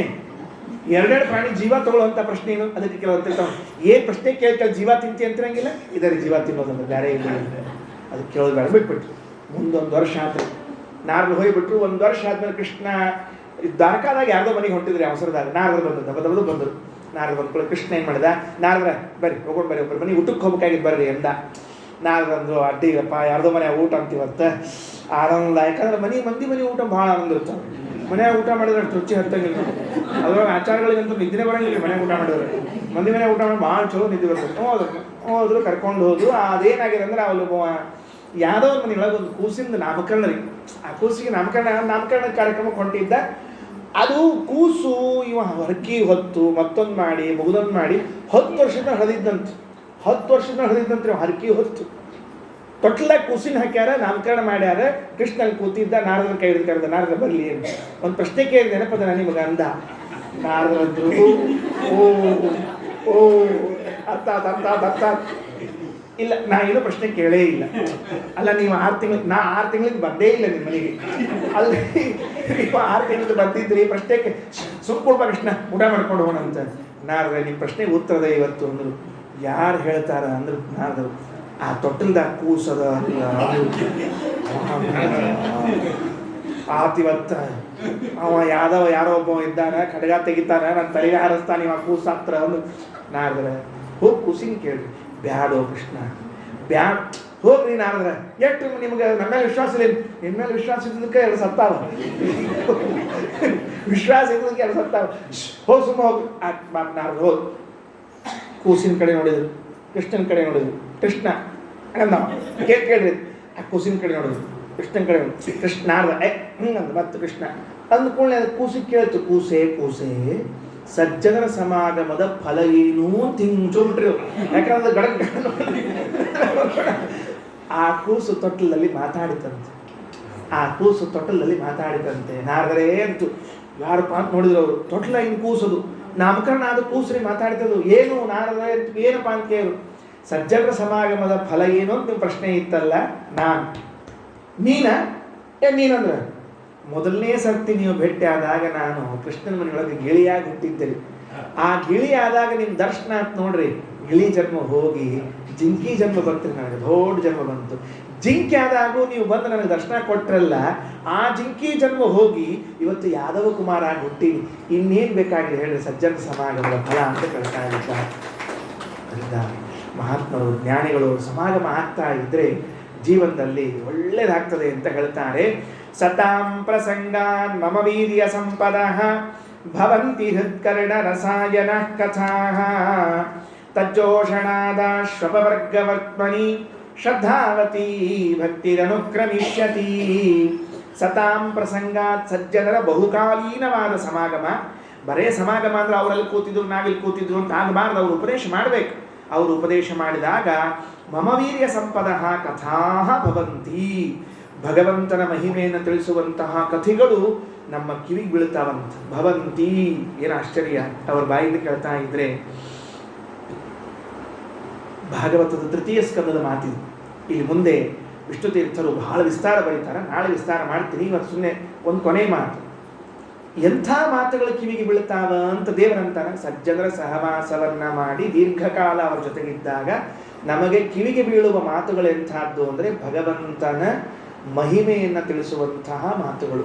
ಬರೇ ಮಾತುಗಳಲ್ಲ, ಹೃತ್ ಕರ್ಣ ರಸಾಯನ, ಮನಸ್ಸಿಗೂ ಕಿವಿಗೂ ಒಳ್ಳೆ ರಸಾಯನ ಅಂತ, ಇಂಪಂತೆ, ಕೇಳಬೇಕನ್ನಿಸ್ಬೇಕಂತೆ. ಶ್ರವಣ ಮನಕಾನಂದವೀಬುದು ಭವಜನಿತ ದುಃಖಗಳ ಕಳೆಬುದು ವಿವಿಧ ಭೋಗಗಳಿಹ ಪರಂಗಳಲಿತ್ತು ಸಲಹುವುದು ಭುವನ ಪಾವನ ವೆನಿಪ ಲಕ್ಷ್ಮೀ ಧವನ ಮಂಗಳ ಕಥೆಯ ಕಿವಿಗೊಟ್ಟಾಲಿಪುದು ಭೂಸುರ ರುದಿನ ದಿನದೀ. ದಾಸರನ್ನೇ ಹೇಳಿಲ್ಲ. ಭಗವಂತನ ಕಥೆ ಶ್ರವಣ ಮನಕ್ಕೆ ಆನಂದವೀಬುದು ಭವಂತಿ ಹೃತ್ಕರ್ಣ ರಸಾಯನ ಕಥಾ. ದಾಸ ಸುಮ್ಮನೆ ಹೇಳಿಲ್ರಿ, ಭಾಗವತೊಳಗದ್ರಿ ಅದು. ನನಗೆ ಆಶ್ಚರ್ಯ ಅನಿಸೋದು, ಇಡೀ ದಾಸ ಪರಂಪರೆಯಲ್ಲಿ ಯಾರದೇ ಒಂದು ವಾಕ್ಯ ತಗೊಂಡ್ರೆ ಅದು ಒಂದು ಮೂಲದಲ್ಲಿ ಆಚಾರ್ಯ ಗ್ರಂಥ ಇರಬೇಕು, ಇಲ್ಲ ವೇದವ್ಯಾಸರ ಗ್ರಂಥ ಇರಬೇಕು. ವ್ಯಾಸಗ್ರಂಥ ಇಲ್ಲ ಆಚಾರ್ಯ ಗ್ರಂಥಗಳು ಇದ್ರೆ ಮಾತ್ರ ಬರೀತಾರೆ, ಇಲ್ಲದೆ ಇದ್ರೆ ಎಂದೂ ಅಂಥವು ಕೈನ ಹಾಕಂಗಿಲ್ಲ. ಹೀಗಾಗಿ ನಾವು ದಾಸರ ವಾಕ್ಯಗಳನ್ನು ಹಾಡ್ಬಿಡಪ್ಪ ಏನು ಬರೆದಿದ್ದು ಹಂಗೆ ಅನ್ಕೊಳ್ಳಿಕ್ಕೆ ಹೋಗಲೇಬಾರ್ದು. ಎಲ್ಲ ಆಚಾರ್ಯ ಗ್ರಂಥಗಳನ್ನು ಅಧ್ಯಯನ ಮಾಡಿ, ಸರ್ವಮೂಲಗಳನ್ನು ಭಾಗವತ ರಾಮಾಯಣದ ಅಧ್ಯಯನ ಮಾಡಿ ಬರೆದದ್ದು. ಭವಂತಿ ಹೃತ್ ಕರ್ಣ ರಸಾಯನಾ ಶ್ರವಣ ಮನಕಾನಂದವೀವುದು ಭವಜನಿತ ದುಃಖಗಳ ಕಳೆಯುವುದು. ಅದನ್ನು ಕೇಳ್ತಾ ಇದ್ದಂತೆ ನಮ್ಮ ಸಂಸಾರದ ದುಃಖಗಳು ಕಡಿಮೆ ಆಗ್ತಾ ಹೋಗ್ತದೆ. ವಿವಿಧ ಭೋಗಗಳಿಹ ಪರಂಗಳಲಿತ್ತು ಸಲಹುವುದು ಭುವನ ಪಾವನ ವೆನಿಪ ಲಕ್ಷ್ಮೀ ಧವನ ಮಂಗಳ ಕಥೆಯ ಕಿವಿಗೊಟ್ಟಾಲಿಪುದು ಭೂಸುರ ರುದಿನ ದಿನದೀ. ತಜ್ಜೋಷಣಾತ್, ಹೌದು, ಆ ಕಥೆಗಳನ್ನು ಕೇಳ್ತಾ ಇದ್ರೆ ಏನಾಗ್ತದೆ? ಅಪವರ್ಗವರ್ತ್ಮನಿ, ಮೋಕ್ಷದ ಮಾರ್ಗದಲ್ಲಿ ಬೇಕಾಗಿರುವಂತಹ ಶ್ರದ್ಧಾವತಿ ಭಕ್ತಿ ಅನುಕ್ರಮಿಷ್ಯತಿ, ಶ್ರದ್ಧೆಯಿಂದ ಕೂಡಿದ ಭಕ್ತಿ ಚೆನ್ನಾಗಿ ಹುಟ್ಲಿಕ್ಕೆ ಪ್ರಾರಂಭ ಆಗ್ತದೆ. ಹಾಗಾದರೆ ಭಗವಂತನ ಕಥಾಶ್ರವಣವನ್ನು ಮಾಡೋದರಿಂದ ಕಿವಿಗೆ ಮನಸ್ಸಿಗೆ ಆನಂದ ಆಗ್ತದೆ, ದುಃಖಗಳು ಹೋಗ್ತದೆ, ವಿವಿಧ ಭೋಗಗಳು ಬರ್ತದೆ ಅಂತಷ್ಟೇ ಅಲ್ಲ, ಭಕ್ತ್ಯುದ್ರೇಕವಾಗ್ತದೆ. ಈ ಪ್ರಸಂಗದಲ್ಲಿ ಒಂದು ಎಕ್ಸ್ಟ್ರಾ ಅಧಿಕ ಪ್ರಸಂಗ ಅಂತ ಒಂದು ಇರ್ತದೆ ನೋಡ್ರಿ, ಅಥವಾ ಎಕ್ಸ್ಟ್ರಾ ಫ್ರೀ ಅಂತ ಆಫರ್ ಕೊಟ್ಟಿರ್ತಾರೆ ನೋಡ್ರಿ. 20 ಗ್ರಾಮಿಗೆ 25 ಕೊಟ್ಟರಂಗಿಲ್ಲ ಟೊಪಿ ಹಾಕ್ಲಿಕ್ಕೆ. ಹಾಗೆ ನಾನು ಒಂದು ಟೊಪಿ ಹಾಕ್ತೇನೆ ನಿಮಗೆ. ಏನು ಅಂತಂದರೆ ವೇದವ್ಯಾಸ ದೇವ್ರ ಮಾತು ಕೇಳ್ರಿ, ಶ್ರದ್ಧಾವತಿ ಭಕ್ತಿ ಅನುಕ್ರಮಿಷ್ಯತಿ. ಅನುಕ್ರಮಣ ಅಂದರೆ ಟು ಬಿ ಕಂಟಿನ್ಯೂ, ಮುಂದುವರಿಯುತ್ತದೆ. ಏನು ಮುಂದುವರಿಯುತ್ತದೆ? ಭಕ್ತಿ ಹುಟ್ಟುತ್ತದೆ ಏನಬೇಕು, ಮುಂದುವರಿಯುತ್ತದೆ ಏನಬೇಕು? ಭಗವಂತನ ಕಥೆಯನ್ನು ಕೇಳಿದಾಗ ಭಕ್ತಿ ಹುಡುತ್ತದೆ ಅಂತ ಅನ್ನಬೇಕಾಗಿತ್ತು ನಮ್ಮ ಲೆಕ್ಕದಲ್ಲಿ. ವ್ಯಾಸರ ವಾಣಿ ಏನು, ಕಪಿಲನಾಮಕ ಪರಮಾತ್ಮನ ಮಾತೇನು?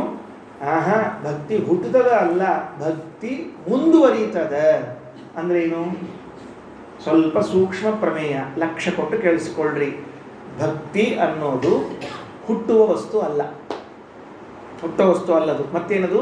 ಸ್ವಭಾವದಲ್ಲಿ ಇದ್ದದ್ದು, ಇನ್ಬಿಲ್ಟ್. ಇಂಗ್ಲಿಷ್ ಭಾಷೆಯಲ್ಲಿ ನನಗೆ ಬರದೇ ಇರೋ ಭಾಷೆ ಹೇಳೋ ಪ್ರಯತ್ನ ಮಾಡ್ತಿರ್ತೀನಿ ನಾ ಯಾವಾಗಲೂ. ಅಂದರೆ ತಿಳ್ಕೊಳ್ಳೋ ತಪ್ಪಲ್ಲ, ತಿಳ್ಕೊಳ್ಳಿ ಕೊನೆಗೆ ಅಂತೇಳಿ. ಇನ್ಬಿಲ್ಟ್ ಅದು, ಒಳಗಿರುವುದು. ಈಗ ಕಲಿ ಇದ್ದಾನಲ್ಲ, ಕಲಿ, ಆ ಕಲಿ ಭಗವಂತನನ್ನು ದ್ವೇಷ ಮಾಡ್ತಾನೆ. ಎಲ್ಲಿಂದ ಬಂತದ್ದು ದ್ವೇಷ? ಅದು ಸ್ವರೂಪದಲ್ಲಿ ಇದ್ದದ್ದದು. ಅವನ ಸ್ವರೂಪದಲ್ಲಿಯೇ ಭಗವಂತನ ದ್ವೇಷ ಇದ್ದದ್ದರಿಂದಾಗಿ ಅವ ಹುಟ್ಟಿದ ದಿವಸದಿಂದಲೇ ದ್ವೇಷ ಮಾಡಲಿಕ್ಕೆ ಪ್ರಾರಂಭ ಮಾಡಿದ್ದಾನೆ. ಹಾಗಾದರೆ ನನ್ನ ಸ್ವರೂಪದಲ್ಲಿ ಭಕ್ತಿ ಇದ್ದರೆ ಮಾತ್ರ ನಾನು ದೇವರನ್ನು ಪ್ರೀತಿಸ್ಲಿಕ್ಕೆ ಸಾಧ್ಯ ಆಗ್ತದೆ, ಇಲ್ಲೇ ಇರೋ ಸಾಧ್ಯ ಇಲ್ಲ. ಹಾಗಾದರೆ ತಾವೆಲ್ಲ ಆಸ್ತಿಕ ಮಹಾಶಯರು ತಿಳಿಯಬೇಕಾದದ್ದು ಅರ್ಥ ಏನು ಅಂದರೆ, ಭಕ್ತಿ ಇದು ಹೊರಗಿನಿಂದ ತಂದುಕೊಳ್ಳುವ ವಸ್ತು ಅಲ್ಲವೇ ಅಲ್ಲ. ನನ್ನ ಸ್ವರೂಪದಲ್ಲಿಯೇ ಇದ್ದರೆ, ಇನ್ಬಿಲ್ಟ್ ಆಗಿದ್ದರೆ ಮಾತ್ರ. ಪ್ಲೇಸ್ಟೋರ್ನಿಂದ ಡೌನ್ಲೋಡ್ ಮಾಡ್ಲಿಕ್ಕೆ ಬರಲ್ಲ. ಅದನ್ನು ಭಕ್ತಿಯನ್ನು ಪ್ಲೇಸ್ಟೋರ್ನಿಂದ ಡೌನ್ಲೋಡ್ ಮಾಡ್ಲಿಕ್ಕೆ ಬರೋದಿಲ್ಲ. ಗೂಗಲ್ ಪ್ಲೇ ಅದರಲ್ಲಿ ಬರೋದಿಲ್ಲ ನಿಮಗದು. ಎಲ್ಲಿರಬೇಕು? ಒಳಗಡೆಗೆ ಇರಬೇಕು. ಹಾಗಾದರೆ ನನ್ನ ಸ್ವರೂಪದಲ್ಲಿ ಇದ್ದ ಭಕ್ತಿ ಪ್ರತಿ ಜನ್ಮದಲ್ಲಿಯೂ ಕಂಟಿನ್ಯೂ ಆಗ್ತಾ ಹೋಗುತ್ತೆ, ಬೆಳೀತಾ ಹೋಗುತ್ತೆ, ಅಭಿವ್ಯಕ್ತವಾಗ್ತಾ ಹೋಗುತ್ತೆ. ಶ್ರದ್ಧಾವತಿ ಭಕ್ತಿರನ್ನು ಪ್ರವಿಶ್ಯತಿ. ಸಾತ್ವಿಕರ ಸ್ವರೂಪವೇ ಭಕ್ತಿ. ನೆನಪಿಟ್ಟುಕೊಂಡ್ರೆ ಶ್ರೀಮದಾಚಾರ್ಯರು ಮಹಾಭಾರತ ತಾತ್ಪರ್ಯದಲ್ಲಿ ಹೇಳುವಾಗ, ಸಾತ್ವಿಕ ಚೇತನ ವರ್ಗ ಇದೆಯಲ್ಲ, ಅವರ ಸ್ವರೂಪವೇ ಭಕ್ತಿ ಅಂತ ಹೇಳ್ಬಿಟ್ಟಾರೆ ಆಚಾರ್ಯ. ಸ್ವರೂಪವೇ ಭಕ್ತಿ, ಒಳಗೆ ಇರ್ತದೆ, ಹೊರಗೆ ಬರೋದಿಲ್ಲ, ಮತ್ತೇನು ಬೇಕಾಗಿಲ್ಲ ಅಂತ. ಅಂಥ ಭಕ್ತಿಯು ಅಭಿವ್ಯಕ್ತವಾಗ್ತದೆ ಅಂತ ತಿಳಿಯೋಣ. ನಾಳೆ ಮತ್ತೆ ಮುಂದಿನ ಕೇಳೋಣ ಅಂತ ಹೇಳ್ತಾ, ಶ್ರೀಕೃಷ್ಣ ಅರ್ಪಣಮಸ್ತು. ಅಕ್ಷಯಂ ಕರ್ಮ ಯಸ್ಮಿನ್ ಪರೇ ಸ್ವರ್ಪಿತಂ ಪ್ರಕ್ಷಯಂ ಯಾಂತೆ ದುಃಖಾನಿ ಯನ್ನಾಮತಃ. ಅಕ್ಷರೋ ಯೋಜನಃ ಸರ್ವದೈವಾಮೃತಃ ಕುಕ್ಷಿಗಂ ಯಸ್ಯ ವಿಶ್ವಂ ಸದಾ ಜಾತಿ. ಪ್ರೀಣಯಾಮೋ ವಾಸುದೇವಂ ದೇವತಾ ಮಂಡಲಂ. ಪ್ರೀಣಯಾಮೋ ವಾಸುದೇವಂ